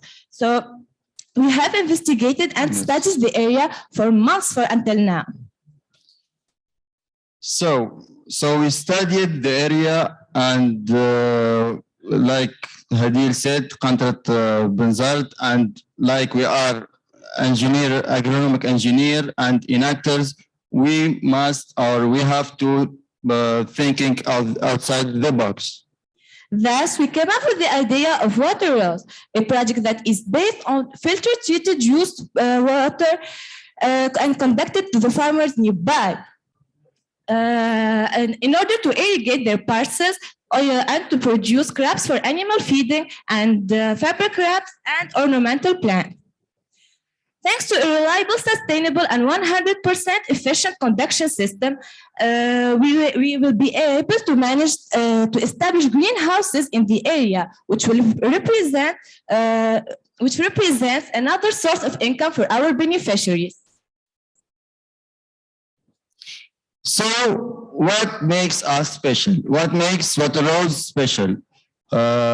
We signed an agreement with our partners. So without the contribution of our partners, Water Rose will not take place. So we signed it with GDA Sidi Amor, the Agriculture Commissariat of Ariana, and the National Group of Sanitation of Tunisia. So with the huge quantity of water, around 286.5 million cubic meters. And over than 120 stations throughout the country, Water Rose might be the solution for Tunisia and other countries that are having the same problems of water shortage. So we can in Water Rose make crops for animal feeding, textile, cotton for textile, and greenhouses for roses. And here comes our inspiration and our project name, Water Rose. Dear audience, let me explain things for you using some figures. Regarding our financial plan, Water Rose is still in its early stage. So we have come up with this operating yield as a strategic base, where we estimated that our profit the first year would be around $11,000 and almost $5,000 are charges. So the profit margin would be around $5,000. Water Rose will make major impacts. So economically, we will reduce the charge of water by 7.5%. Environmentally, we will diminish the pollution rate in the area that affecting the whole ecosystem. So socially, we will make jobs for the youth of the region of Continent Blizzard. Thanks to those combined efforts, the area in the bridge of Bizerte had the chance to restore its purity and biodiversity once again. But what about making Water Rose a worldwide brand? Yes, this entrepreneurial-based project will empower the world to transform used water into a source of life for the global community. So believe in change. Believe in tomorrow.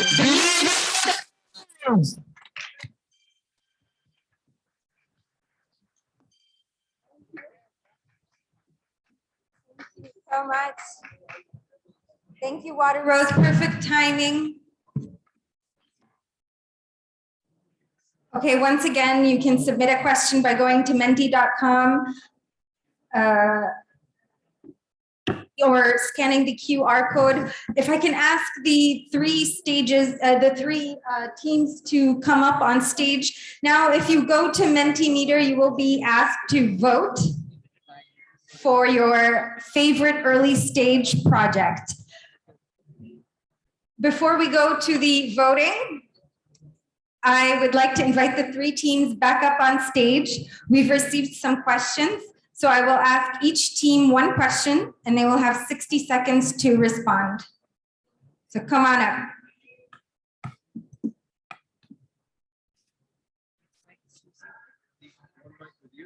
Answering and one mic for the questions. Okay.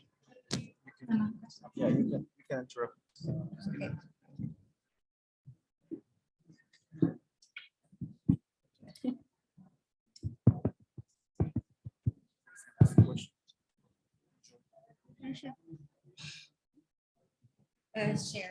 Okay, so our first question, detector. Can harsh weather conditions affect the functioning of your device and how will you prevent this? 60 seconds.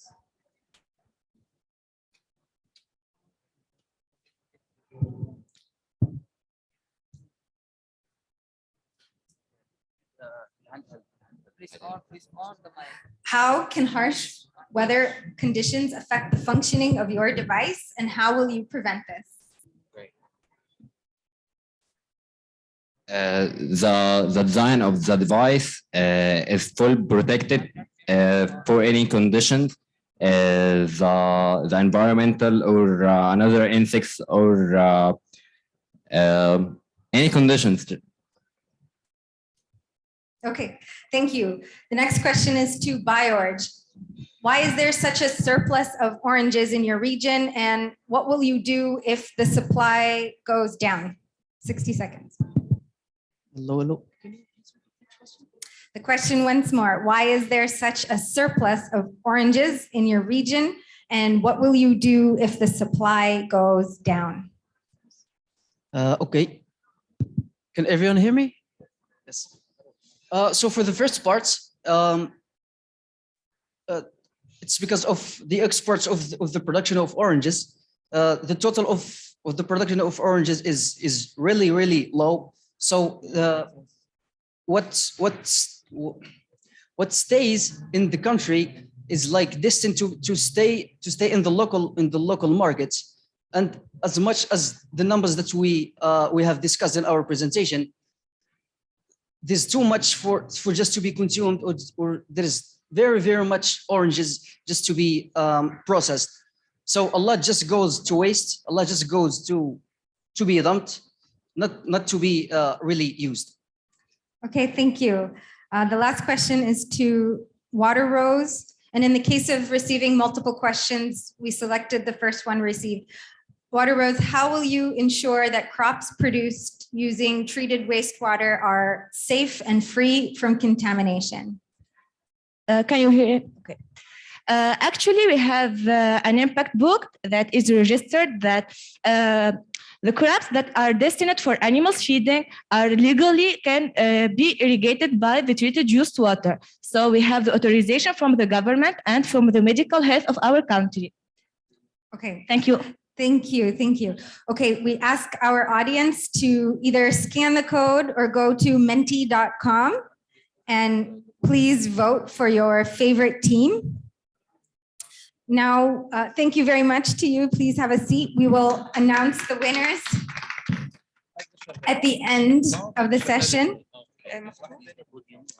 So now let's hear from the advanced stage teams. I give the floor to our first advanced stage team from Egypt, Mycotech.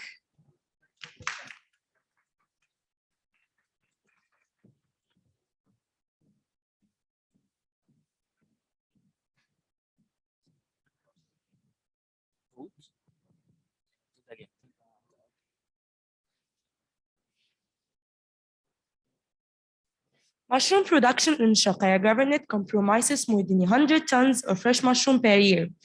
According to the Agriculture Research Center, for every 1 kilogram of mushroom, there is 5 kilos of spent mushroom compost. This waste includes the vegetative part of the mushrooms, which contains lots of fibers and known as mycelium.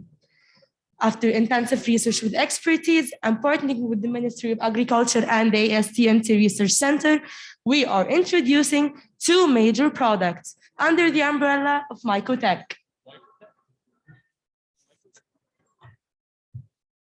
Mycotech works in developing products using agriculture and mushroom waste as key elements. We target the unemployed and women, providing them sustainable jobs and businesses.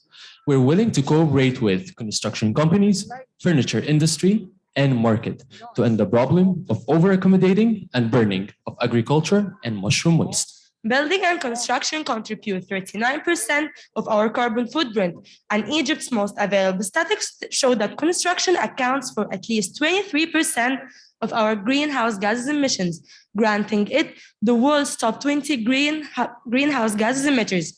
Not to mention the tons of wasted concrete, asphalt, timber, and most of all, agricultural lands. Introducing MycoBrick, an excellent opportunity to upcycle agricultural waste into low-cost, sustainable, and organic building material. MycoBrick replaces red brick, which depends on eroding agricultural land, has a large number of carbon footprint, and is sustainable. MycoBrick is classified as a Class A fireproof, has no reliance on fossil fuel, and 60 times lighter than the conventional brick. Although the compressive strength percentage is on the side of the conventional brick, the rupture modulus of the MycoBrick is 19 megapascal compared to the 3.1 megapascal conventional ones. According to the Global Newswire, the global green building material market size was valued at $256.51 billion in 2020 and is projected to reach $653.45 billion in 2028. MycoBrick is the first green building material to be introduced in the MENA region and also achieves SDGs like no poverty, zero hunger, climate action. MycoBrick score high marks for sustainability because it was grown with no carbon emission and no waste. Reaching to our second project, most growers and nurseries each process tens of millions of plastic pots in one season. As we saw in 2018, 180 million potted annuals and 147 million potted perennials were sold.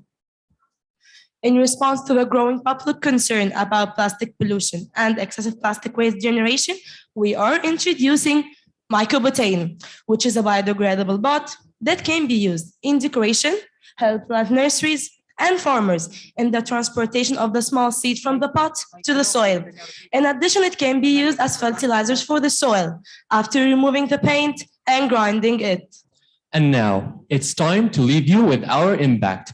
We reduced the mushroom waste from 5 kilograms to only 2.2 kilograms, which is more than 50% of the waste.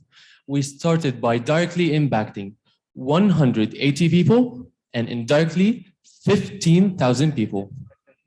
And with the help of our partners, we started by creating 20 businesses and we offered 100 jobs for our beneficiaries. Eventually, we generated a revenue of $50,000, and we used our revenue for the future scalability of our project. Now, we are looking for a partner to help us scale our project, not only in Egypt, but abroad, as well as we're looking for counseling from expertise and help from them too. Finally, we're looking for angel investment for our upcoming projects. All thanks and appreciation from Enactus Egypt.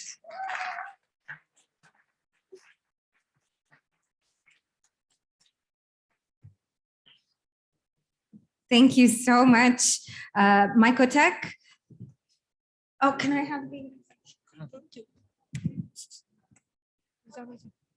Once again, to submit a question, you can go to menti.com and enter the code or scan the QR code. Our next team is the advanced stage team from Morocco with AgroBody. Please give it on. Please put it on and then you give.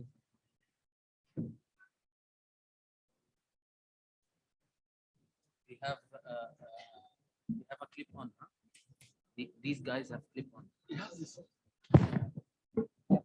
Just okay.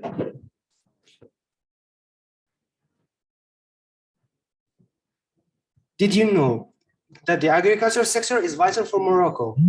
It generates 14% of the GDP and remains one of the principal job providers. In addition, almost 40% of the population lives in households where agricultural activity represents the main occupation of the head. And yet, a large share of this agriculture depends group close to 60% is poor and 10% live below the poverty line, which makes them migrate to the urban centers. And this is why, ladies and gentlemen, I would present to you AgriFood, a project that aims to provide technologies that help agriculture through our professional stacks.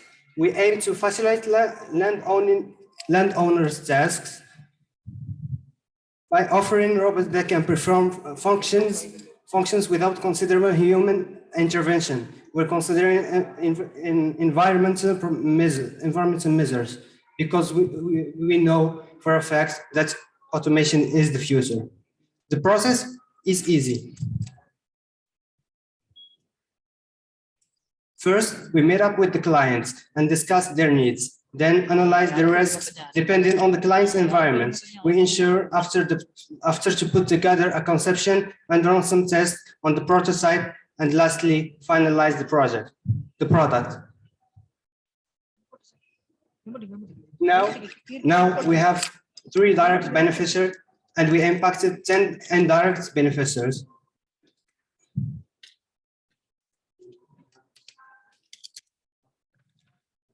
And for the future, we want to automate many farming and repetitive processes, grow our network and build a long-lasting relationship with our customers by making every effort to listen to the client.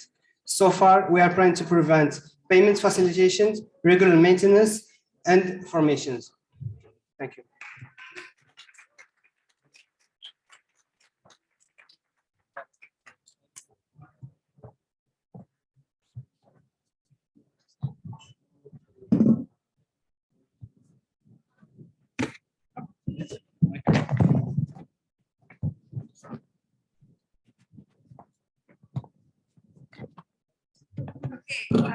Thank you, Agrabati.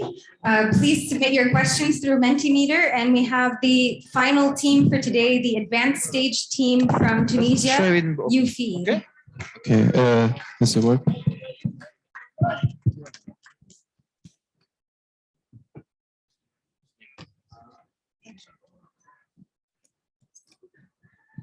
Hello, can you hear us? Okay. Yes. Have you ever thought about what happens to a farmer if the price of concentrated forage increases? Unfortunately, that happened in Tunisia. In fact, farmers are using forests to feed their animals as fresh green grass no longer contributes to a balanced nutritional diet for livestock. As a result, the cattle feed consumption in Tunisia reached 1.2 million tons in the last decade. As a matter of fact, the increase of its price will directly impact not only the farmers' purchasing power and their activity, but also their daily lives. And by foreseeing all the previous statements, we may have found an ultimate answer to all these issues. I am Arwa. I am Mohamed Ali, and we are in Actis Yashisi Carthage. Nevertheless, for the last decade, we witnessed an increase by 200% in concentrated forage prices, which directly impact not only the farmers' purchasing power and their activity, but also their daily lives. With our project UFeed, we aim to revolutionize the whole sheep breeding sector that provided over the years more than 200,000 job opportunities. They say, when solving problems, dig at the roots instead of just hacking at the leaves. So we dove into the roots of one of the most prominent issues being, why is cattle feed is expensive and what explains its outrageous increase? We found out that imported soy and corn, cattle feed's main components, are the core of the problem. These ingredients are constantly getting more expensive, and this dependency is negatively affecting not only the live breeders, but also the Tunisian economy. UFeed is the key, the first 100% locally produced concentrated forage for livestock. Our innovative product substitutes imported soy and corn, valorizing discarded dates in South Tunisia. We also use 100% local ingredients. In order to be well guided, we established a partnership with the Ministry of Agriculture, the Tunisian Agriculture and Fishing Union, and the Livestock and Pasture Office. This work enlightened us on three obvious facts. We need a sustainable and self-sufficient intervention. We must substitute imported ingredients with locally more affordable ones. And exploit the treasure we hold in Tunisia may be part of the solution. Taking into account all these matters, our product contains barley, alfalfa, bran, and also added minerals and vitamins. Finally, UFeed valorizes discarded dates. In fact, 35% of the production in Tunisia is being thrown away every year. Research has proven that discarded dates provide 87% of the digestible energy for sheep, making it a perfect ingredient to add to the formula. This way, we will be saving 60,000 kilograms of date waste per year and getting closer to achieving the 12th SDG. Now, let's take a look at UFeed advantages. Our product is 30% cheaper than the average product, contains nearly 3 times more crude fiber, which makes UFeed an alternative both affordable and efficient. To ensure the efficiency of our product, we asked different farmers in different regions to test the product. Fortunately, the feedback was quite impressive and reassuring.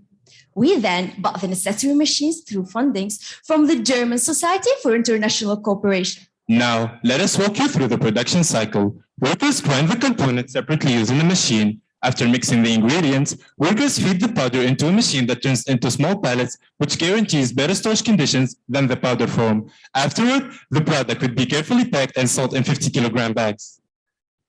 UFeed also comes at a time heavily needed, as the economy and international trade have been affected since the pandemic started. We commercialize our product with a price of $12 for a 50-kilogram bag, making us save $2.8 as a profit margin. In the Tunisian market, we have a total demand of 1.1 million tons, and we need your support to reach 7% of the market share. And after conducting needs assessment in Algeria, we found out that huge amount of abundant date waste, and UFeed could be the key to a sustainable solution for a problem they're also facing.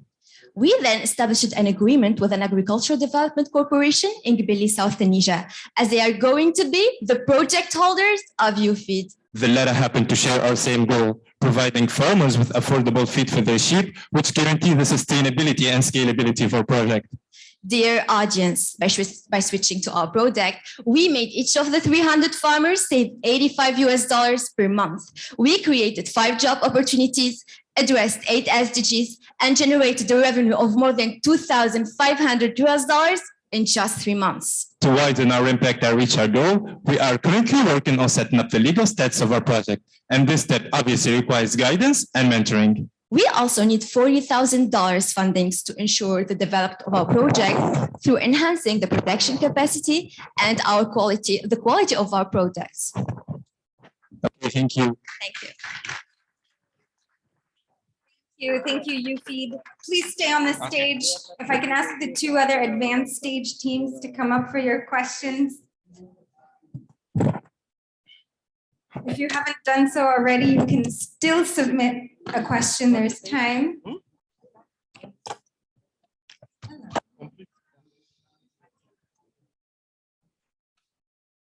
Okay, so you have 60 seconds to respond to your question. Mycotech is first. Mycotech, how does the cost of mycelium bricks compare to that of traditional red brick? And how feasible is large-scale production? All right. So can you hear me first? Okay, great.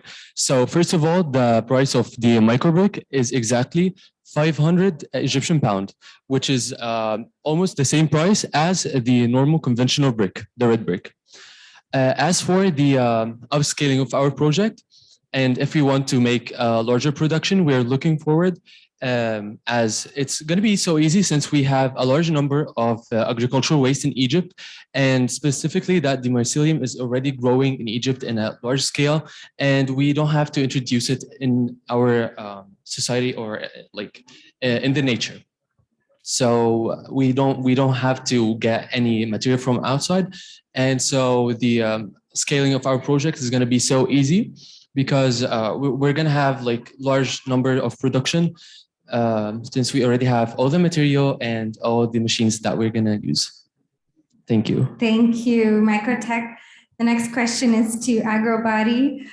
How does your product cater to small farmers in terms of affordability and ease of use? Okay, thank you. This was very challenging for us. So after our needs assessments, we established that farmers, in order to quit the rural area and move to the city, they rent their lands for 1/3. Like they rent the land for the 1/3 of her value. So we AgriBody give the local farmer the possibility to use the technology, and they gave us that 1/3 of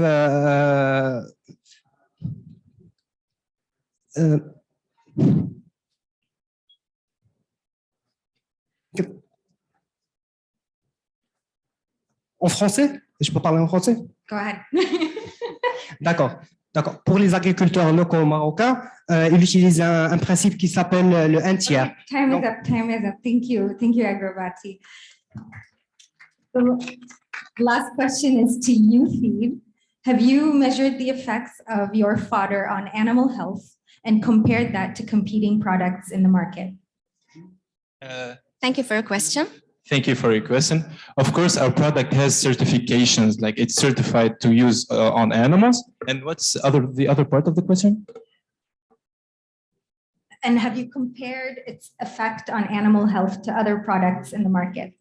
In fact, our product affords the same nutritional value than the products available on the market. It is 30% cheaper and contains 3 times more crude fiber. Wonderful. Thank you so much. Thank you. Stay on the stage. You can now vote, still using the same QR code and number, but when you enter, you should see the options to vote for Mycotech, AgroBody, or UFeed. Please make a selection.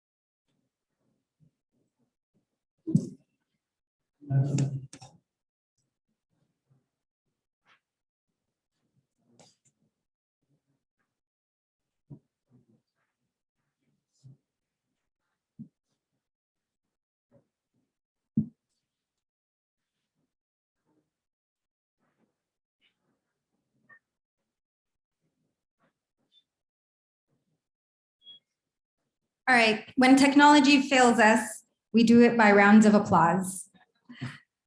How about All right, I can't count all of these people. So, all right, so if you'd like to vote for UFeed, please give them a round of applause. Thank you. Agrobati and Mycotech.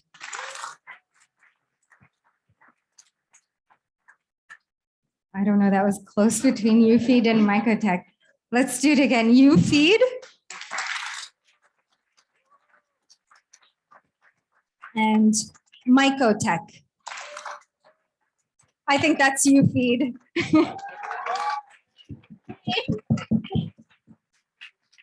All right, maybe we can do the early stage teams. Sorry, Menti didn't work. Early stage teams, can you come up to the stage? Congratulations. Thank you. Thank you.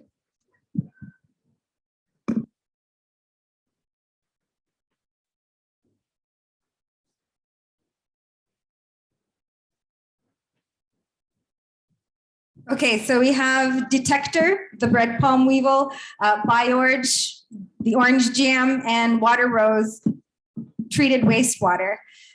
Round of applause for Detector.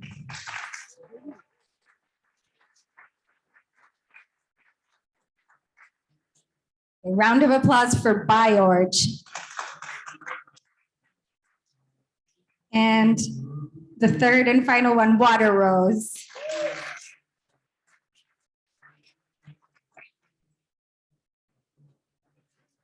All right, let's do it's between Detector and Water Rose.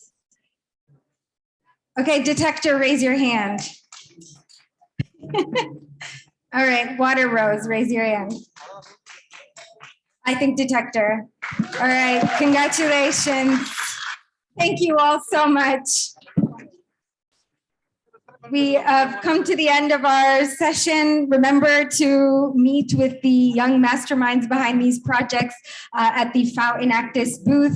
You can even recruit them for your organization. FAO's done it. We highly recommend it. Thank you all for joining us. Please stay tuned for the next session on big data and analytics.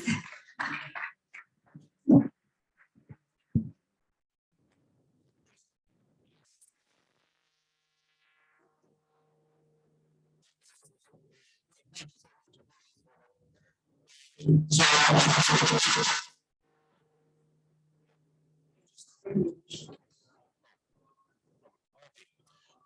what I'm going to do very briefly, I will take 7 minutes at most, is to explain a little bit how we are operating in terms of.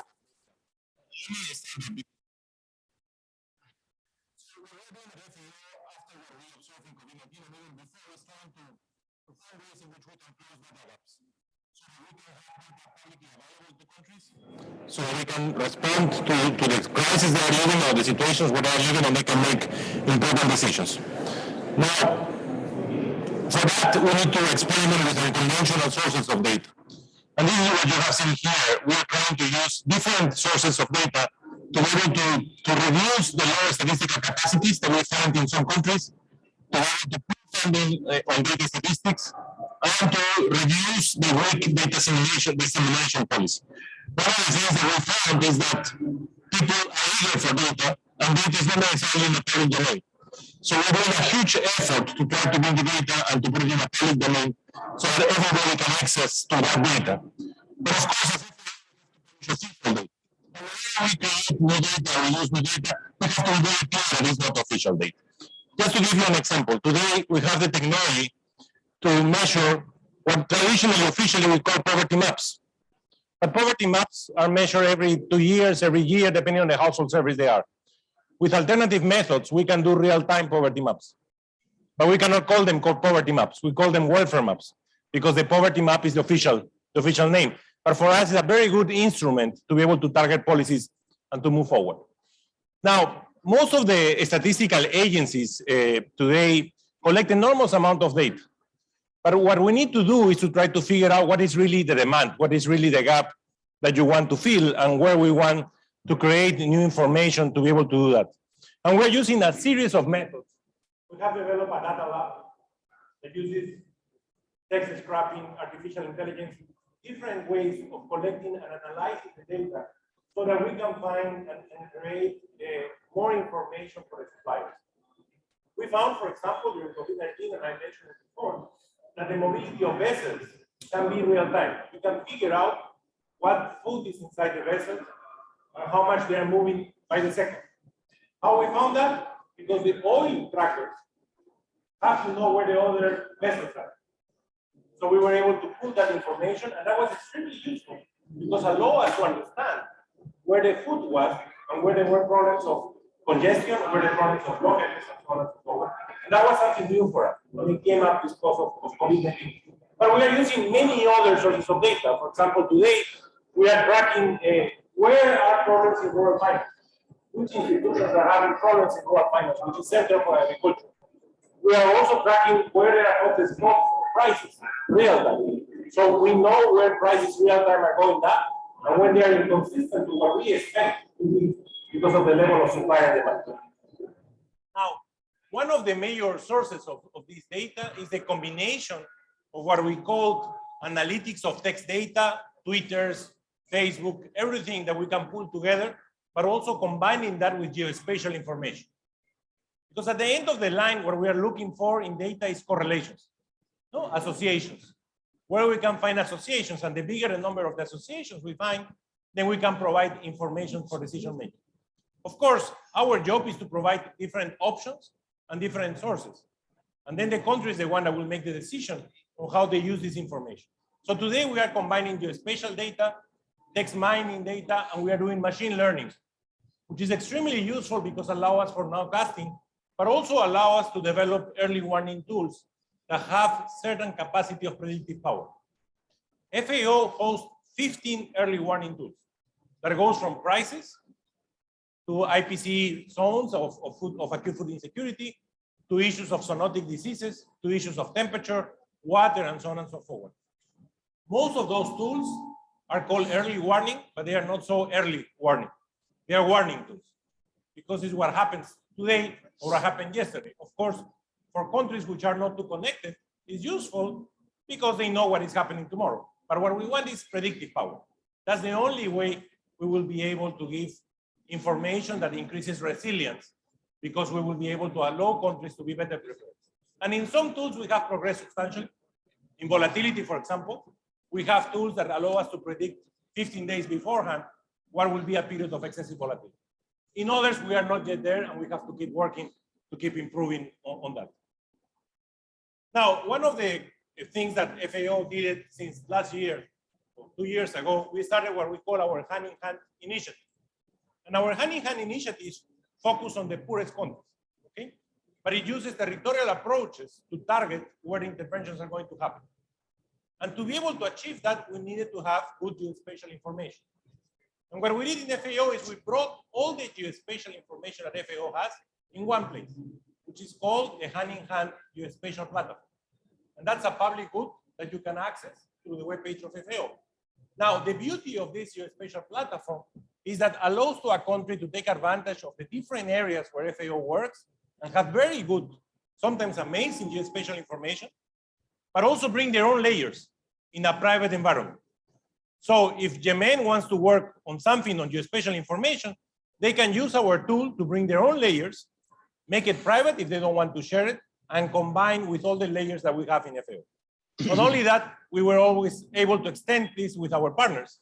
So we have an enormous machinery of layers that you could access to it and you can look at them. So we have soil data, land data, water data, climate, data on fisheries, on livestock, on crops, on forestry, on trade and social economic dimensions. So imagine the power of combining those layers for countries. And one of the things we do in the hand-in-hand is we take a country, this is El Salvador, for example, and using these layers of information, we are able to identify where we can intervene in the short term. So this is one of the type of activities that we do in FAO, which is the hand-in-hand initiative. So in that country, all the dark green areas, for example, are areas that have a huge agricultural potential, significant agricultural potential, meaning if I achieve that potential, I will be able to move that household out of poverty.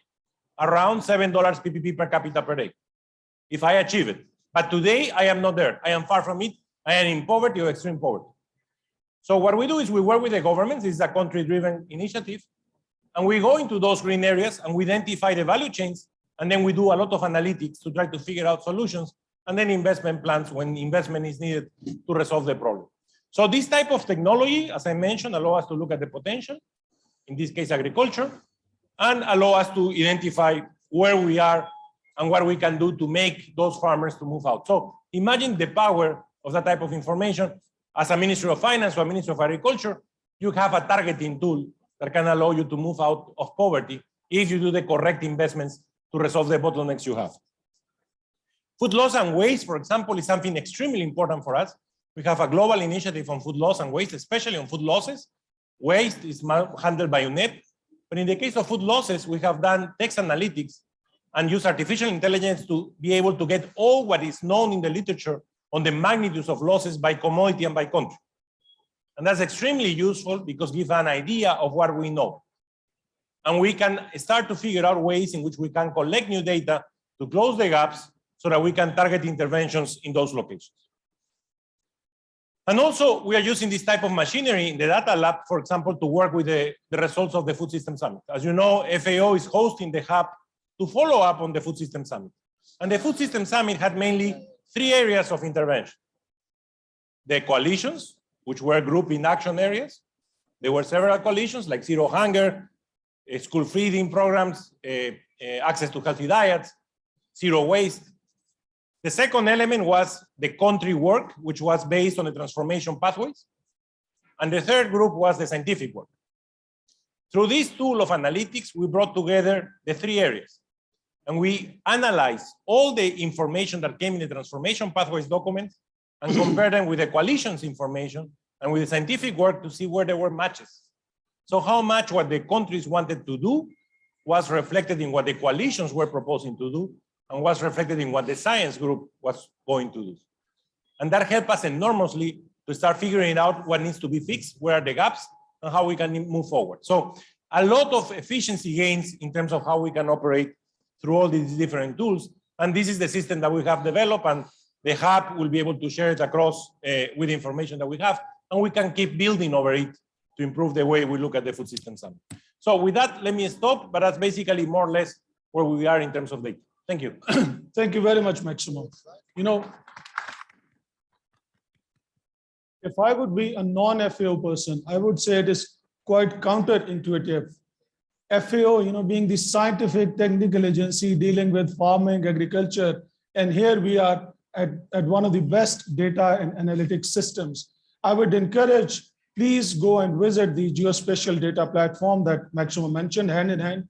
And I can tell you, I can guarantee you, you will be astonished by the power of publicly available data and analytics. It is really excellent. So please do that if you have not done it yet. And this is just work in progress, as Maximo said. We are coming up with even more groundbreaking data and analytics.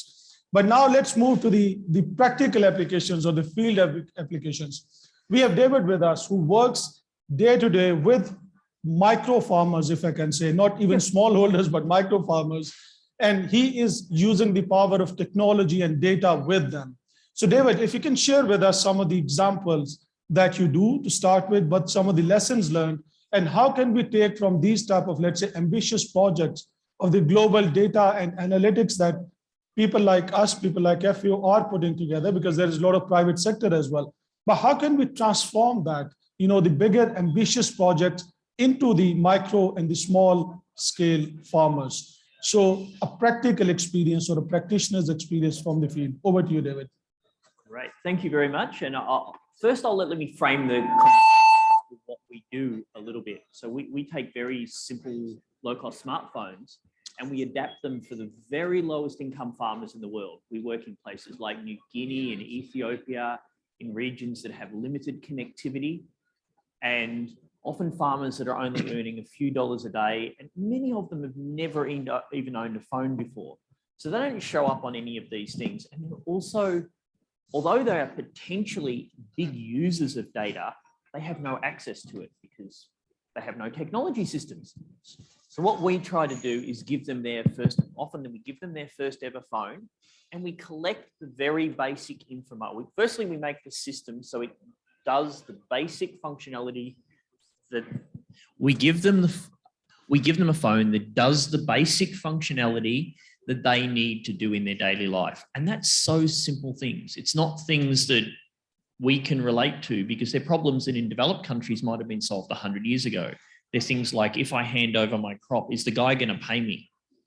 Because I don't necessarily have a secure record for it. Am I getting the same price as my neighbor down the road? Or if I'm not, why am I? Why is my crop a little bit different to the people over the field? Maybe they planted at a different time, but I don't understand those reasons. Now, why that's so important is if we look at the pyramid of farmers in the world, there's approximately, and FAO probably has a much better number than me, but I use it, there's about 570 million farmers in the world. If you break that up into a pyramid, there's about 70 million medium and large scale farmers. There's about 500 million really small, or as you like to say, micro scale farmers that don't have access to these systems. And the reason is they're either lacking connectivity, they lack the technology that they could access to it, they lack the literacy to understand it. So when you deliver a solution to them, it has to be really crafted in a simple way, like plant tomorrow. Or if you're collecting data from them, you have to incentivize them so they're giving you useful data, like did your children have time to, what did your children eat? And then we can deduct information from that, from where they're buying stuff and how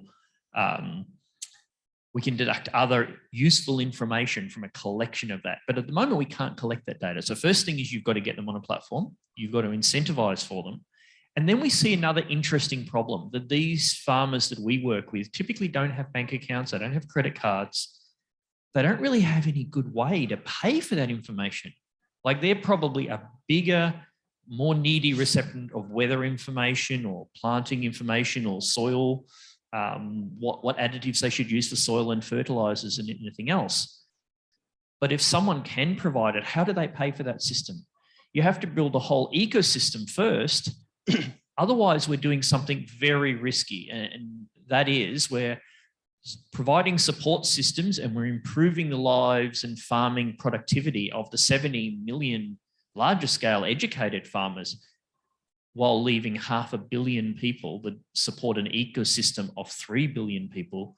We're potentially leaving them behind and furthering that gap between the haves and have-nots. That's what we try to do, and we try to work on a lot of systems that provide that basic platform that eventually will lead so that our farmers, as we like to say, the really small-scale farmers, can eventually have meaningful access to the great things that FAO and other organizations are doing, where they will be huge beneficiaries of that data. Okay, brilliant. Thank you very much, David. Now that leads us to a logical third speaker. Now the question is that you mentioned we have to incentivize them to collect the data because data is a valuable thing. Of course, data is the new oil, which is relevant for this region. Data is a commodity, so on and so forth. Now, point is that, do we have enough enabling infrastructure from a regulatory perspective for dealing with the farm data? I'm just thinking while you were speaking, we have a Facebook and we have the GDPRs and all of that, what if we have a farm book that is, a lot of people are really skimming the data and using that, because farmers, or at least, the farmers' data or agriculture data probably have not yet gone into that attention zone like the personal data. But we know the value. We know the huge value. And there are business models, probably some of the companies here as well, who are just collecting the data and incentivizing the farmers in return. They are not doing for free, let's be honest. So there is an established value. It has a much more potential value as well.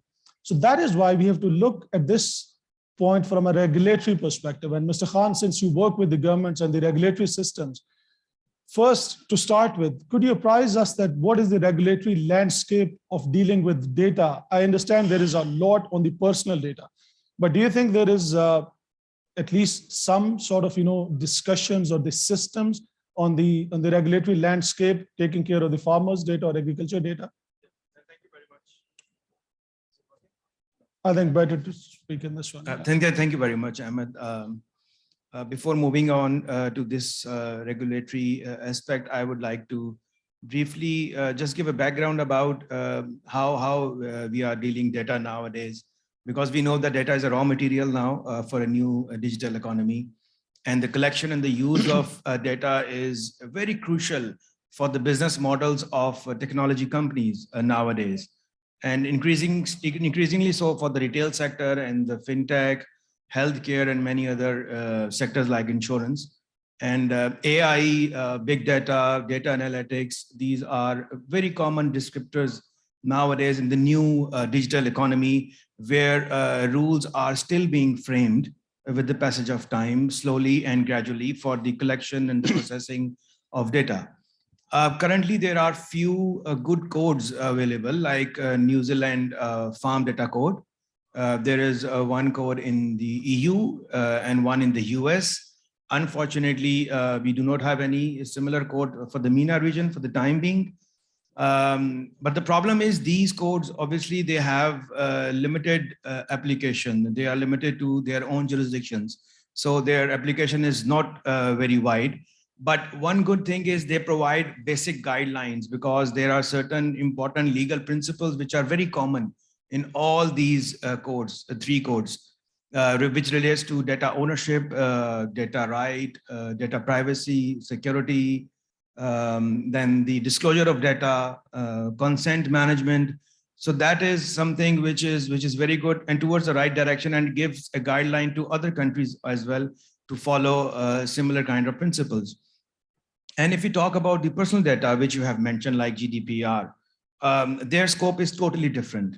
They are only relating to the personal data, and non-personal data, obviously, it does not cover in those laws and regulations. Because in those laws, personal data protection law, the definition is that the data from which directly or indirectly you can identify a natural person.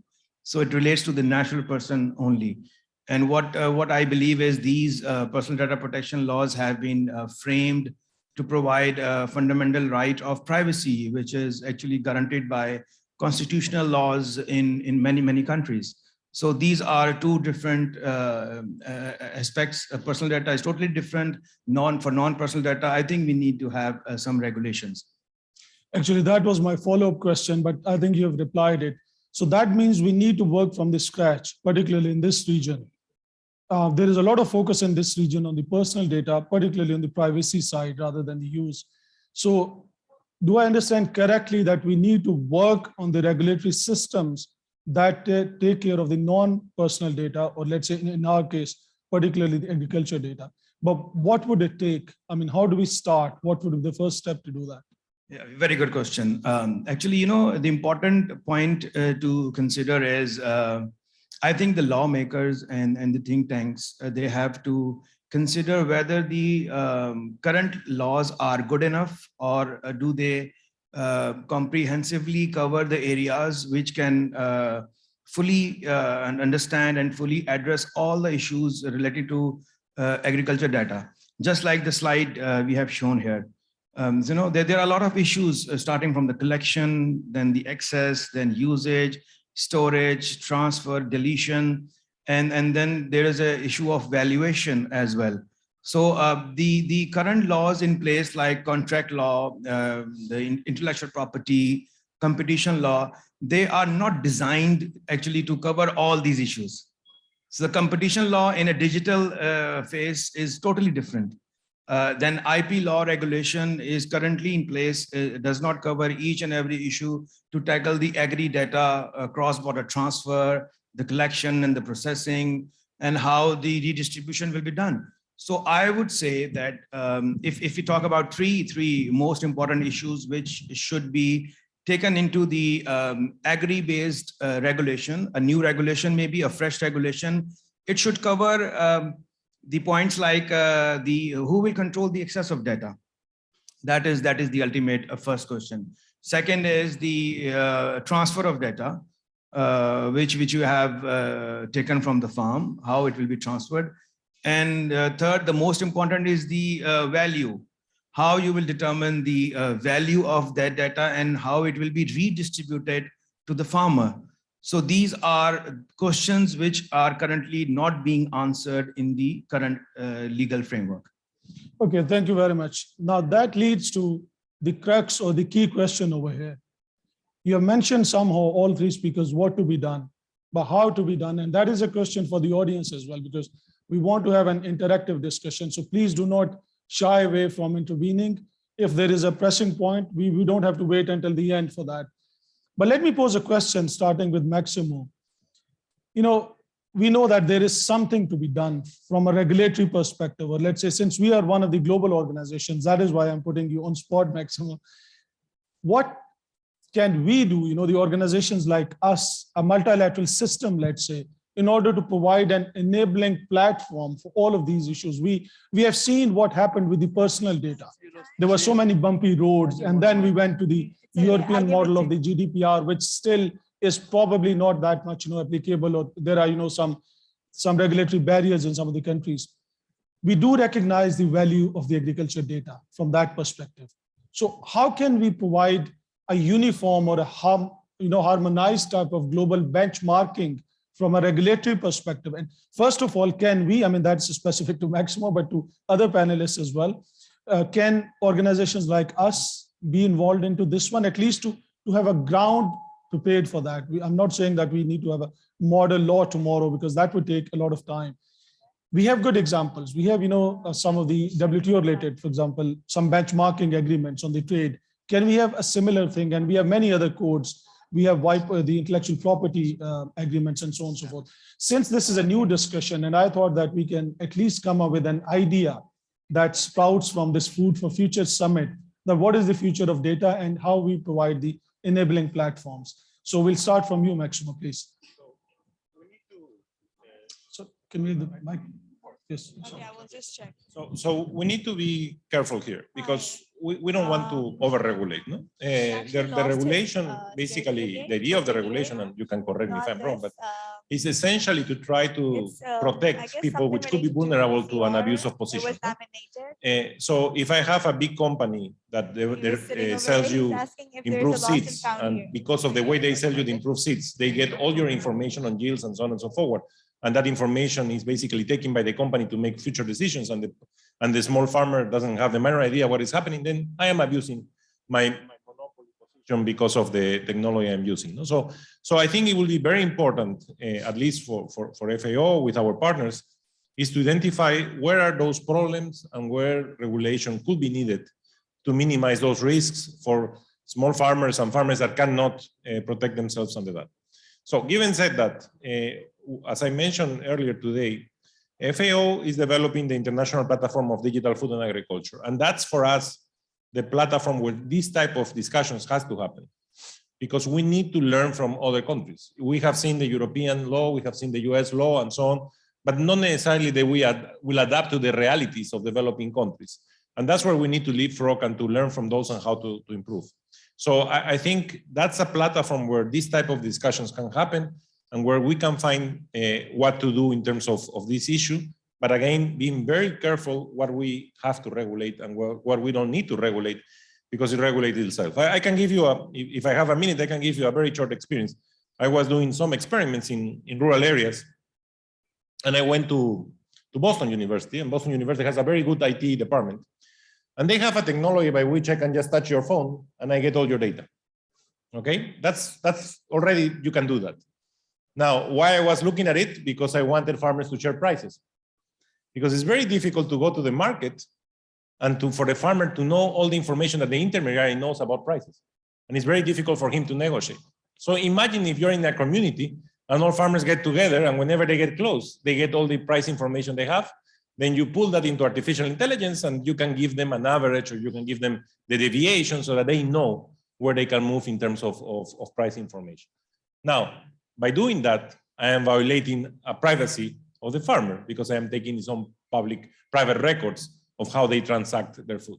So that's where we need to figure out what are the limits of those technologies, and where farmers will be willing to share that type of information, because at the end, it will allow them to reduce the transaction cost of the actions that they do. And there are tons of innovations like that happening all around that we are not aware, like what happened with Uber, for example, no? How Uber defined the prices. No?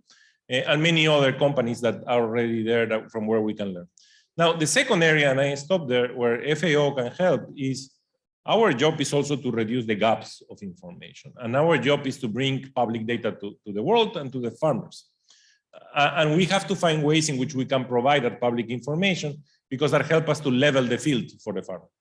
So if you have a lot of inequalities, like what you are doing, we need to figure out the way in which FAO can come in and assume that cost, but at least level the field for them to make better decisions because they have access to this geospatial data.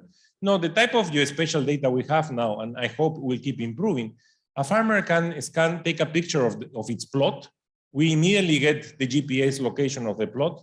We overlap that with a soil map, if we have a detailed soil map for that area, and we can then identify what will be the combination of NPK or fertilizers that he needs to use, rather than just dumping into him a package which is predefined. So that's the type of information that we can supply that already today a large farmer has, but the small farmers don't have and don't know how to access to it. Thank you very much, Maxima. On your first point, certainly when we are talking about regulation here, it is not the controlling regulations, but the enabling regulations. So a proviso, and that's the tenure of this discussion. So on that, the enabling regulatory part, David, I mean, your perspective, if you can kindly share a farmer's perspective, what the small farmers would be thinking, but what a business would be thinking, because as we discussed, there is a lot of business coming out of this one from the data. So how these two types of stakeholders would perceive this issue going further? It's an interesting, complicated problem you raise. And unfortunately, I have some background in this. So prior to doing something good in the world, I used to work in investment banking. And my last role in investment banking was actually as global head of market data for a very big bank. And why it's interesting to look at the banking industry is because banks make so much of their money out of data. So something that's very interesting should be very interesting to people. In a lot of banks, the number 2 spend after salaries of employees is data. Wow. So I ran $100 million expense line in a relatively medium-sized bank.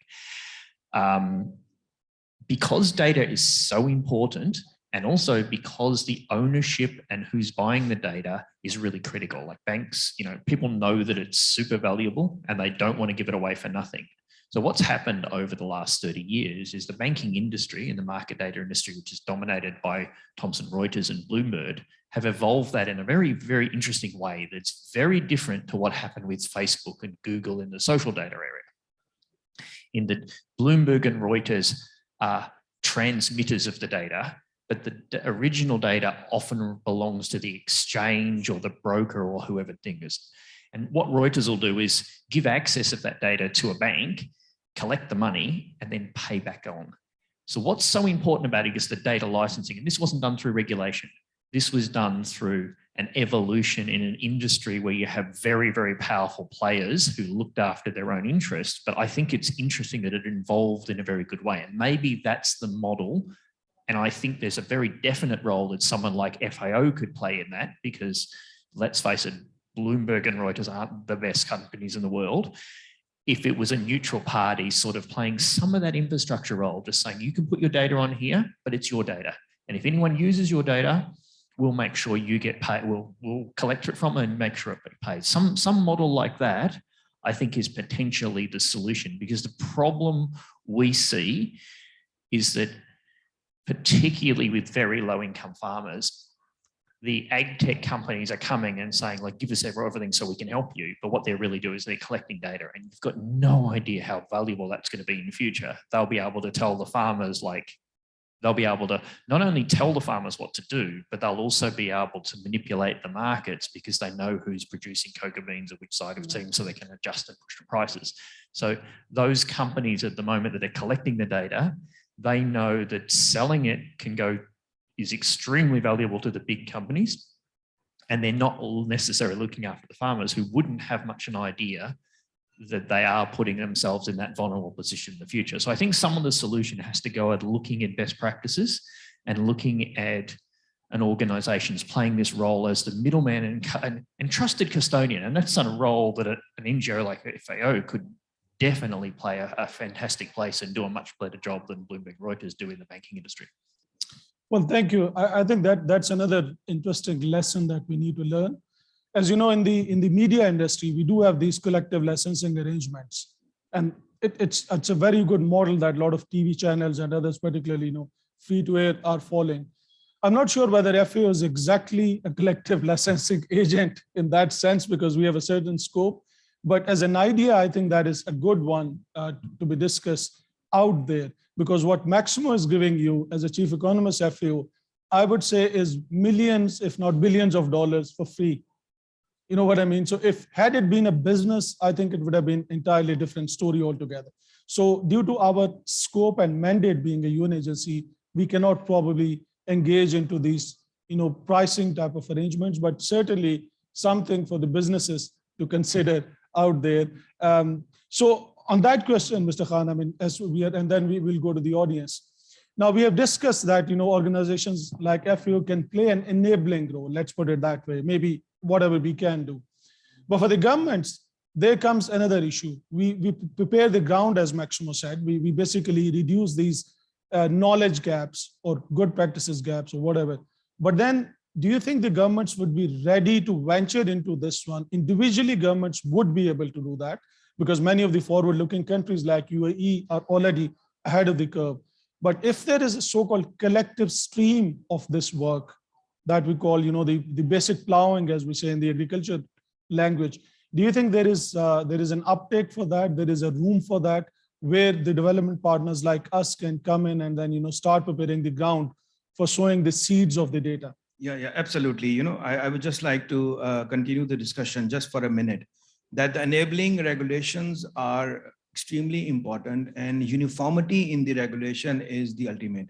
I think it was discussed in the morning as well, and the Deputy DG from the WTO, she also pointed out how important it is to have coherent regulations and laws in each and every jurisdictions. And that will actually ease down the international trade in agriculture, including the transfer of data cross-border, and reduce the cost of doing business, cost of managing data for companies like David. And if the data management systems are similar, the policies are similar in different countries, it would be easy for them to operate in different jurisdictions. Otherwise, it will be a big cost for them. They might be very, very comfortable working in Australia, but would be very expensive working in Pakistan. So coherence, the regulation should be quite similar. They should be quite similar. And one more very important thing is enabling provision, with respect to enabling provision again, that there are certain issues which I believe if the regulations can cover those issues, it will work as a driving force to ultimately achieve to what the goal of FAO is, or what the goal of the UN is, the SDGs, that if we can define the mechanism of, for example, data domicile, how data will be, agriculture data will be transferred cross-border, how ownership right will be determined. Because if ownership rights are transferred to somebody else, then the question is, would the farmer get the value out of it or not? Because value cannot be ascertained when you collect the data. It is ascertained when it is used later on. So how you can ensure that the proper value has been given to the farmer until and unless you have some regulation in place. So what I'm trying to say is that regulation can be a good driving force, and they can expedite the whole process quite fast. And the governments, as Ahmed, you have mentioned, once you have some obligation, and the local governments in the member states, they will have their domestic legislation, they will have their regulatory authorities, then they will have in place the complete mechanism of implementation that would definitely help them. So even I understand model law is not very easy option for a UN, for a FAO, but I would recommend that, UN Cetral, they make model laws on many, many issues. Why not FAO take initiative to have some kind of a model law or a guidance in the agriculture data scenario? I think that will be very, very helpful for the member state. And this will go, I think, in the benefit of all the stakeholders. Okay, thank you very much on that point for sure. I will write in my report for the bosses to consider. Let's see what happens afterwards. Thank you very much, Ms. Khan. I think we need to engage the audience now. They have been listening probably with quite a lot of interest. So let's have, as I said, the interactive session. While you all were speaking, I've come up with a new quote. For SDG 2, every byte matters, BITE. For SDGs in 2030, every byte would matter, which is BYTE, because everything would be based on these digital bits and bytes. Anyways, so with that, the floor is open. I don't know, please come up with your comments and questions. Can you kindly pass on? And I would appreciate in this session if you can kindly just introduce yourself, your affiliation. Over to you, sir. Hello. Hi, my name is Tarek. I'm from Experts House Consultancy. So I would ask the speakers with this agribusiness and innovation ideas and data, do you think that there is a gap with the universities or education system that supports this transformation or the need to have this big data? And what do we need at the supply level? So is there a gap between the business and the education system? Okay, thank you for that. So maybe we can take a couple of questions if there are specific questions. Okay. Hi, I'm Yuval from Autonomous Pivot. We collect data in open fields. And we face many of the problems that you mentioned here. And I think what FAO can do is take a chapter from the open source community. In the open source community, there is a couple of licenses, GPL v3, if you're not familiar with. Yeah, you're familiar.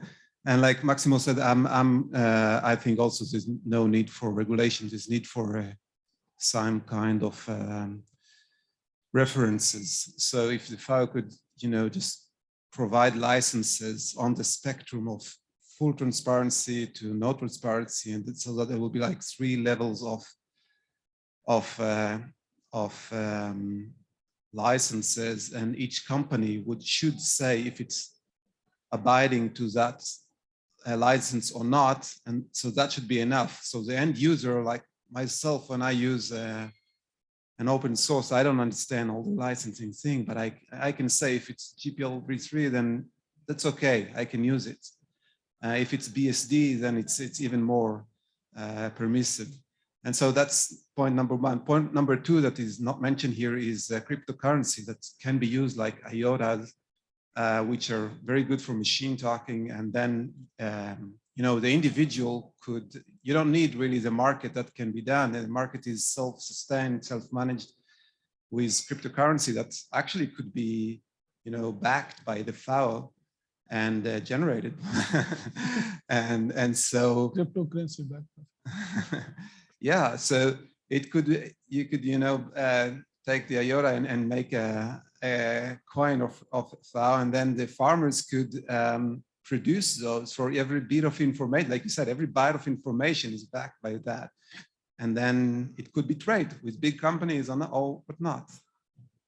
That's my 2 points. Thank you very much, boss. Since FAO and other UN agencies are having budget constraints, let's think about NFTs issued by FAO. Thank you very much for those comments. And certainly, I think it's a good point that we have from the open source community. Just for your comfort, I think when we were talking about regulations, as Maximo has clarified, it did not mean the controlling regulations. We use this terminology that we are used to, enabling regulation. But let's say a benchmarking for your reference purposes. That's what we are saying. We are not, proposing any of the new regulatory hurdles or something like that. Okay, thank you very much for these 2 questions. I think I can get back to the panel if any panelists would like to respond to those questions. Of course, FAO issuing the currency is already taken care of. No, but on a serious note, we'll start with you, Max. We don't have yet cryptocurrency, but no, look, our data is open source, so we have that type of problem. But the funny thing on our data, FAOstat, for example, which is one of our major sources, which Bloomberg and many others uses, is that there is a little footnote there that data is public, but not for reselling.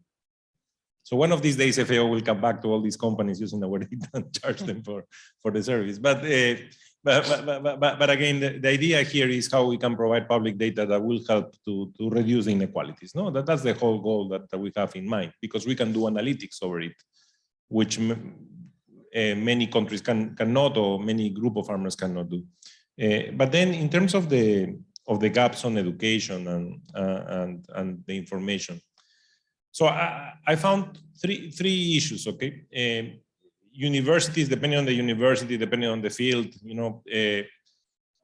are moving towards big data and trying to work with data, but still they are thinking in a different way.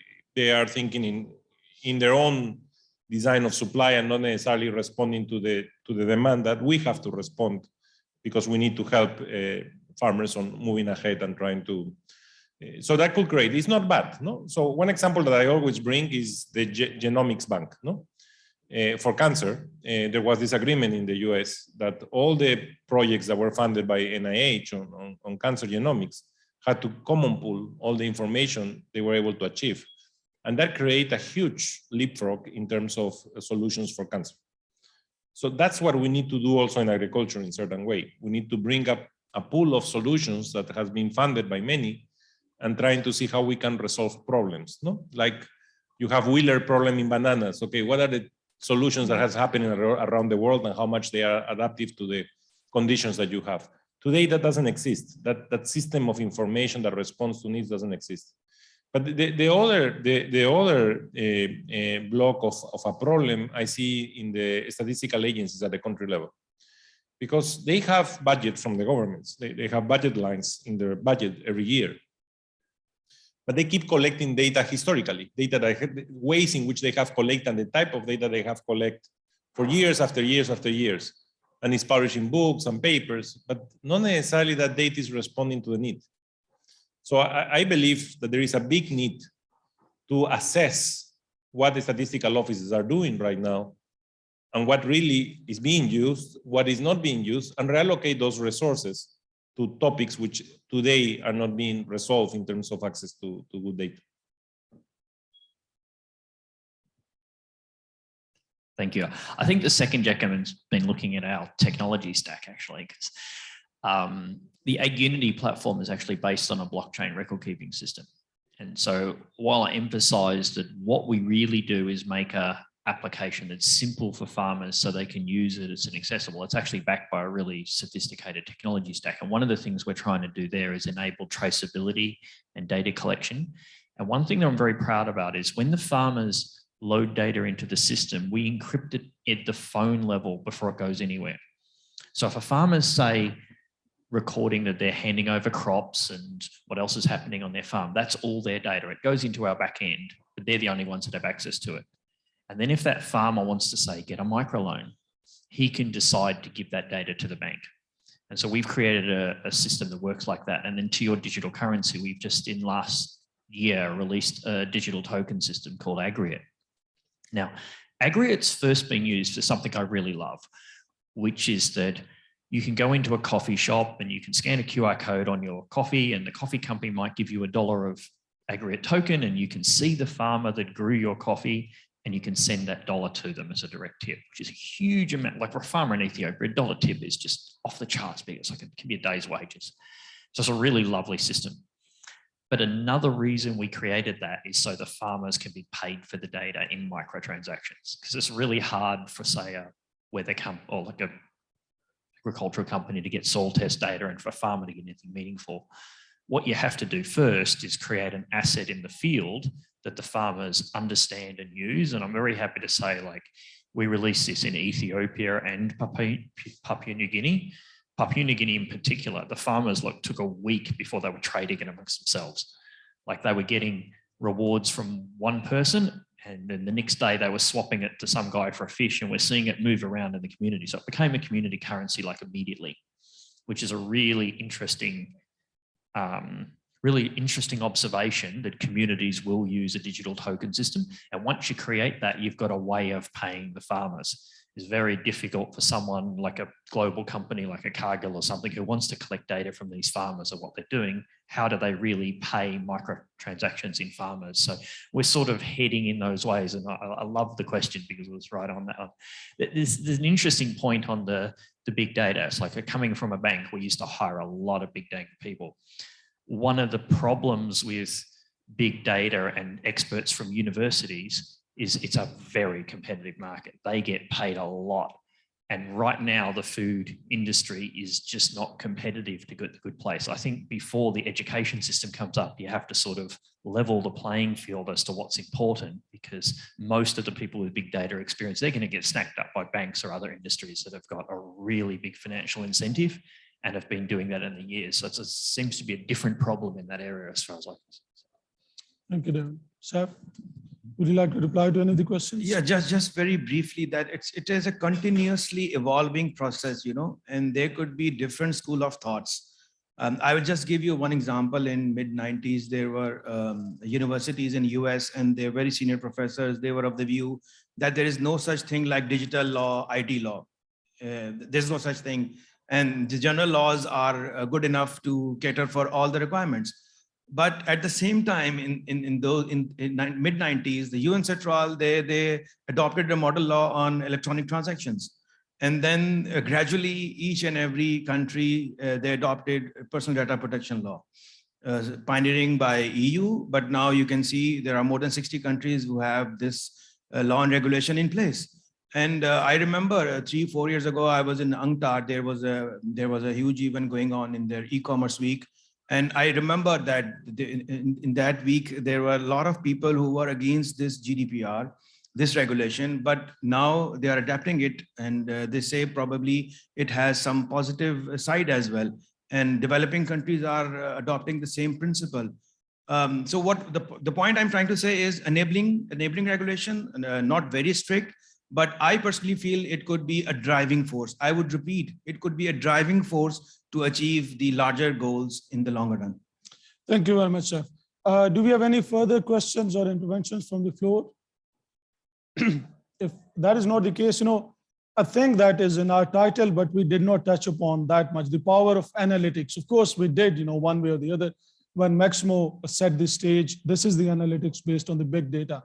But we're just wondering, we are thinking, when we think about the agri-food system as a whole, farm to fork approach. Now, there are analytics over there, but there are again the public domain and the private analytics and so on and so forth. Can we discuss that how, because there it becomes more of a business model or business secret that many of the companies are doing. But I think that is the space, particularly I believe for organizations like us or many of the development partners, where you can do a lot of analytical work and keep out for the public use, for the decision making. For example, we just discussed the food loss and waste issue. That is a big thing. By having rigorous analytics, which by the way, for tomorrow's dinner that would be hosted by the FAO, we are trying to do that in order to reduce or basically have zero food waste.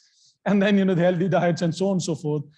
How can we, let's say, upscale the analytics? Let's put it that way. We are doing as the so-called UN system or the development sector in general.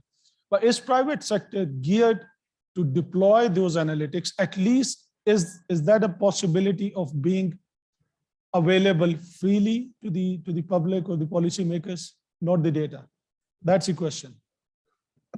So that's a pretty complex question. Because let me give you an example. I was in Honduras. Honduras is Central America. It has one of the best soil maps, detailed soil maps at the level of any US soil map, for example.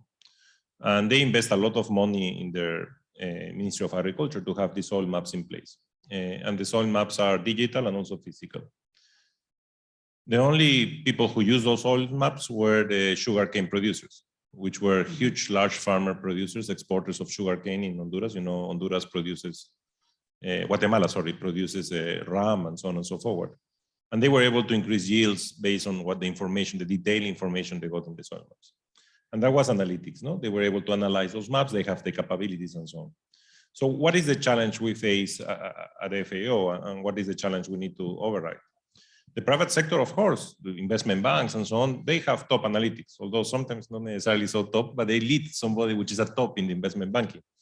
And they are able to, as a result, have something that gives them a profit, because they are the only ones who know how to analyze these things. We as FAO have to be able to have the capabilities to get with our partners, meaning top-notch researchers, top-notch universities, centers, CIR, and so on, so that we can provide countries with less capabilities or entities with less capabilities, farmer associations and so on, that same level of top analytics, or at least as close as possible to that same level of top analytics, so that we can help them to reduce the inequalities. That's the only way we are really contributing, because if not, the differences will continue to exacerbate. And that's our job, but that job requires a lot of money. It's not free to keep and have the best minds in the world to work with us. It's very difficult. Now, how we have done it, or how we have tried to do it a little bit. No, and the beauty of universities, especially US and top developed countries universities, is that the smartest statistician is not doing applied work. The smartest mathematician is doing theory, is doing proofs. Now, we do applied work. We know the problem. They have the solution, but they don't know they have the solution. So we come to them and we try to work with them, create this bridge of mathematicians that spend hours of hours making proofs, but to just help us to resolve one little problem in the frontier. And when I was referring, for example, to the volatility tool that we have to predict volatility in the future, that was one example. We developed with a pure mathematician a model that allows us to have predictive power to measure volatility 15 days in advance for staple commodities, okay, at the global level. So we have that too. That paper in the science base was published in the top journal of statistical analysis. But for us, it was just a tool of red, green, and orange light. So whenever there is excessive volatility, we immediately put a red light. And then farmers know that they shouldn't trust that price, and countries, they shouldn't go and buy right now, because excessive volatility is only for a short period of time. The price will settle down, so they should wait. And when you are in a food crisis like 2007, 2008, that noise was there. It was huge. So it helped a lot for countries which were net food importers not to jump because the price was changing quickly. Just to wait a few days and the price will settle down to a level. So again, that's the level, but it requires a lot of investment, a lot of networks, and working together with the top people so that we can help to reduce that little difference. Because if not, we will never be able to equal the base of operation. Okay, so no further comments on the analytics. See, that's the difference between the development agency and the private sector. One is a lawyer, another is a businessman who did not want to comment on the power of analytics, and the UN agency gave it free. No, just kidding. No, I think you've already mentioned, both of you, the power of that. The point is that we deal with the policymakers day in, day out. And as Maximo is reiterating, we have to reduce this information gap. And that is probably, I think, the area where we need to work a lot on, so that the bureaucrats who are sitting there, a lot of bureaucrats have good decision support systems nowadays, but not all. We have to be very mindful of that. But if there are some analytics which are for sale, of course, fine, that's a business, fair enough. But for us, it's a policy that matters. It's the public sector that matters, and we would continue. And I think there, for our friend from the open source, I am of the view that for the policy circles as well as the capacity building, we have to move towards the open source capacity building, not just open source coding. That's a new narrative that I'm giving to the development world. In any case, we do that. As a matter of fact, all of us, what we do in terms of the technical assistance and capacity building is open source, but we are the advocates for that. Now, we have literally a few seconds. Any last burning questions or comments? I know that it has been tiring day. Yes, please, Adil. Can we have a microphone for that?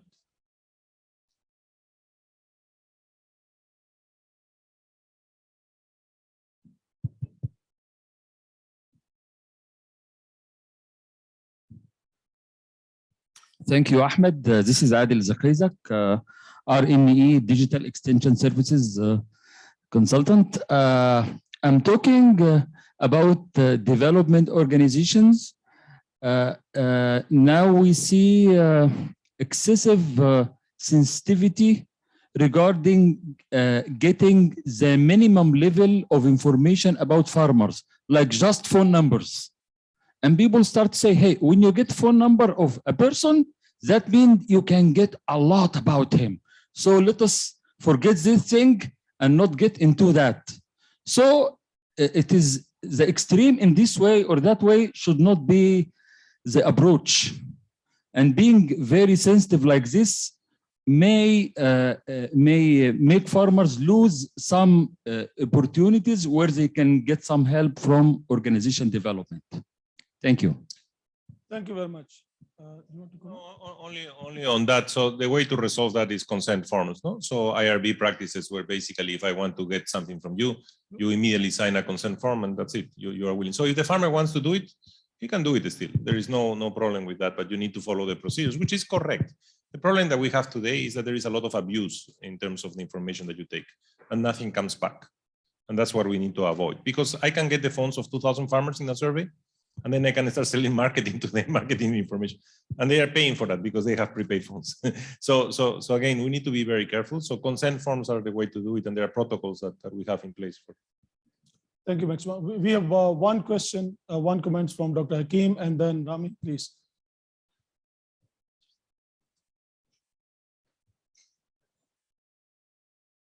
Thank you, Ahmed, for setting this up, and thanks to the speakers. This is a very important topic, of course.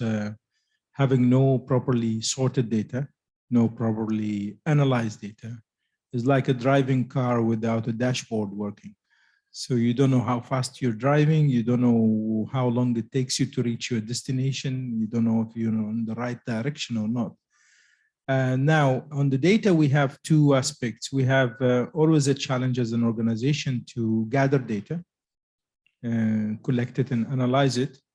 And there is always, especially in our region, I mean, some countries, very well-established systems allows to do that very easily.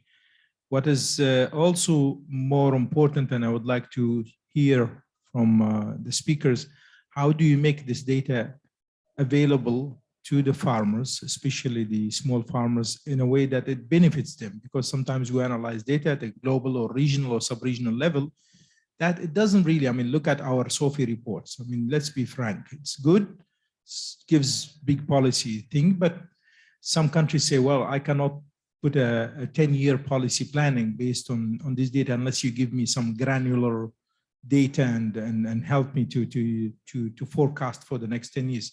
Now, when you go down to a lower level like farmers or governors, it even gets worse. They need more granularity and more details to say, what can we do in the next 2 years? So how do we resolve this? We cannot have one size fit all in terms of data analytics. Thank you. Thank you very much, Dr. Al-Wahid. Dr. Al-Wahid is the Assistant Director General, of the FAO Regional Office. And by SOFI report, we have one of the flagship reports, the State of Food Security and Nutrition, sorry. It's always confusing, where we give the snapshot of the food security and nutrition of insecurity situations. Can we have just one last comment from the gentleman, Rami, and then we would close and we get back to the panel and we close the session. Could we have a microphone, please, with just 1 minute? Okay, just 1 minute and then we are closing, sorry. I didn't know that we are that strict with the time, but just give us literally a couple of minutes, please. Data is very important. With the presentation that we had, we talked about policy, about decision-making, but I think when it comes to the data available at FAO and others, there is a lot of opportunity that this data could be used through entrepreneurs to be able to, generate solutions for farmers, for the marketplaces, for agribusinesses, and so on. How much is FAO working on making this data available down to the level of the innovators and making it accessible as an open source in a way for them to be able to use it to make improvement in the value chains and so on. This is crucially important because a lot of our entrepreneurs are having issues with data. And I think there are data available, but they cannot access them easily. Thank you very much. I think these were linked questions, what Dr. Al-Wahid said and you. So we'll go to the panel first, maybe Maximo, you have 1 minute and then 30 seconds of the other panelists. Very quickly on the data availability, all our data is public, okay? So I was referring to the geospatial platform, then you can use it and download it and even use Google Engine to do analytics with it. So it's available. We are making a huge effort to make everything public, not only the point estimates or the data points, but also the procedures we use so that people understand how we got into that number. But we need to keep improving, of course. We are 30% of what we're to be, but it's a process. No? Regarding the Sophie report, I fully disagree with you, no? Because I had the Sophie report. But the reason why I disagree is simple, is because one objective, one instrument, okay? That data is for a different issue, but you are completely right how we can get data that is also useful for farmers and for decision making in some more detail. And that's something that we need to keep working and so on. Like, for example, one of the things that we have been doing lately, and we are working still on it, is measuring food losses in the value chain is very complex, okay? And depends on the commodity, the attributes, and so on. And we have developed a methodology for the last 2 years to try to measure that in 15 minutes. So that a farmer, by answering a set of questions, can give us the number. Now we arrived to the method that gives more or less the number that we believe is consistent across the board. Now we are developing the app, okay? But that app will collect data and distribute it massively to farmers. Then we can pull it up and distribute it publicly, no? But those are the kinds of things that we need to keep evolving to push on. Okay, 30 seconds to each panelist, please. If there's I'll do it as quickly as I can. No regulation on the time to talk. Yeah, I'll take that, your question back straight to the banking industry. Banking industry used to be like that a long time ago. Like if you wanted to do analytics on something, you had to get it from so many different sources and they all came in different formats. And it meant the people providing it was so customized that it was only available to the really big ones. And I'm not saying Bloomberg and Reuters are good by any means, but what they did is they standardized the format and they gave access to the whole range of data in a very similar way. And what that brought about is a bunch of companies that would take like data from a lot of sources because they knew where to get it and then digest it so it could be given to consumers. And what we saw in sort of the early 2000s was consumers able to get similar analytical data. And it was good, but at least useful data to them so they could make stock trading decisions and understand bond curves and things like that. Whereas if you go back pre-2000, that didn't exist. And a lot of that came about because of the standardization at that higher level. And then that built an ecosystem of other companies who made it more consumable for others. And I think that will be the evolution one way or the other of the data in the food industry. It's just we're not, we're still in that pre-2000 period where it hasn't standardized at the higher level yet. Thank you, David. Seth said, so we have to close, ladies and gentlemen. It was a very interesting discussion, a short session, but powerful one.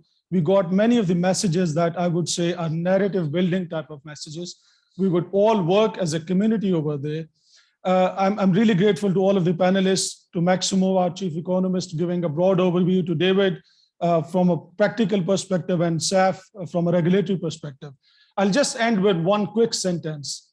Big data in agriculture is created by smallholders, but used by the big players. What we have to do now is to take that big players, big value to the smallholders. That is where we stand, and we would do that. So with that, thank you very much, and a big hand for the panel.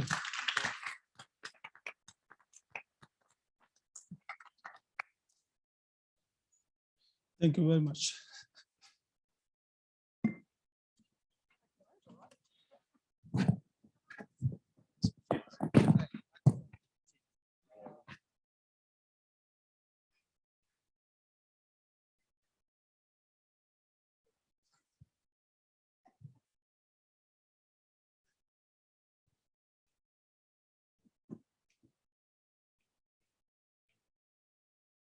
On your microphone, so down there. No.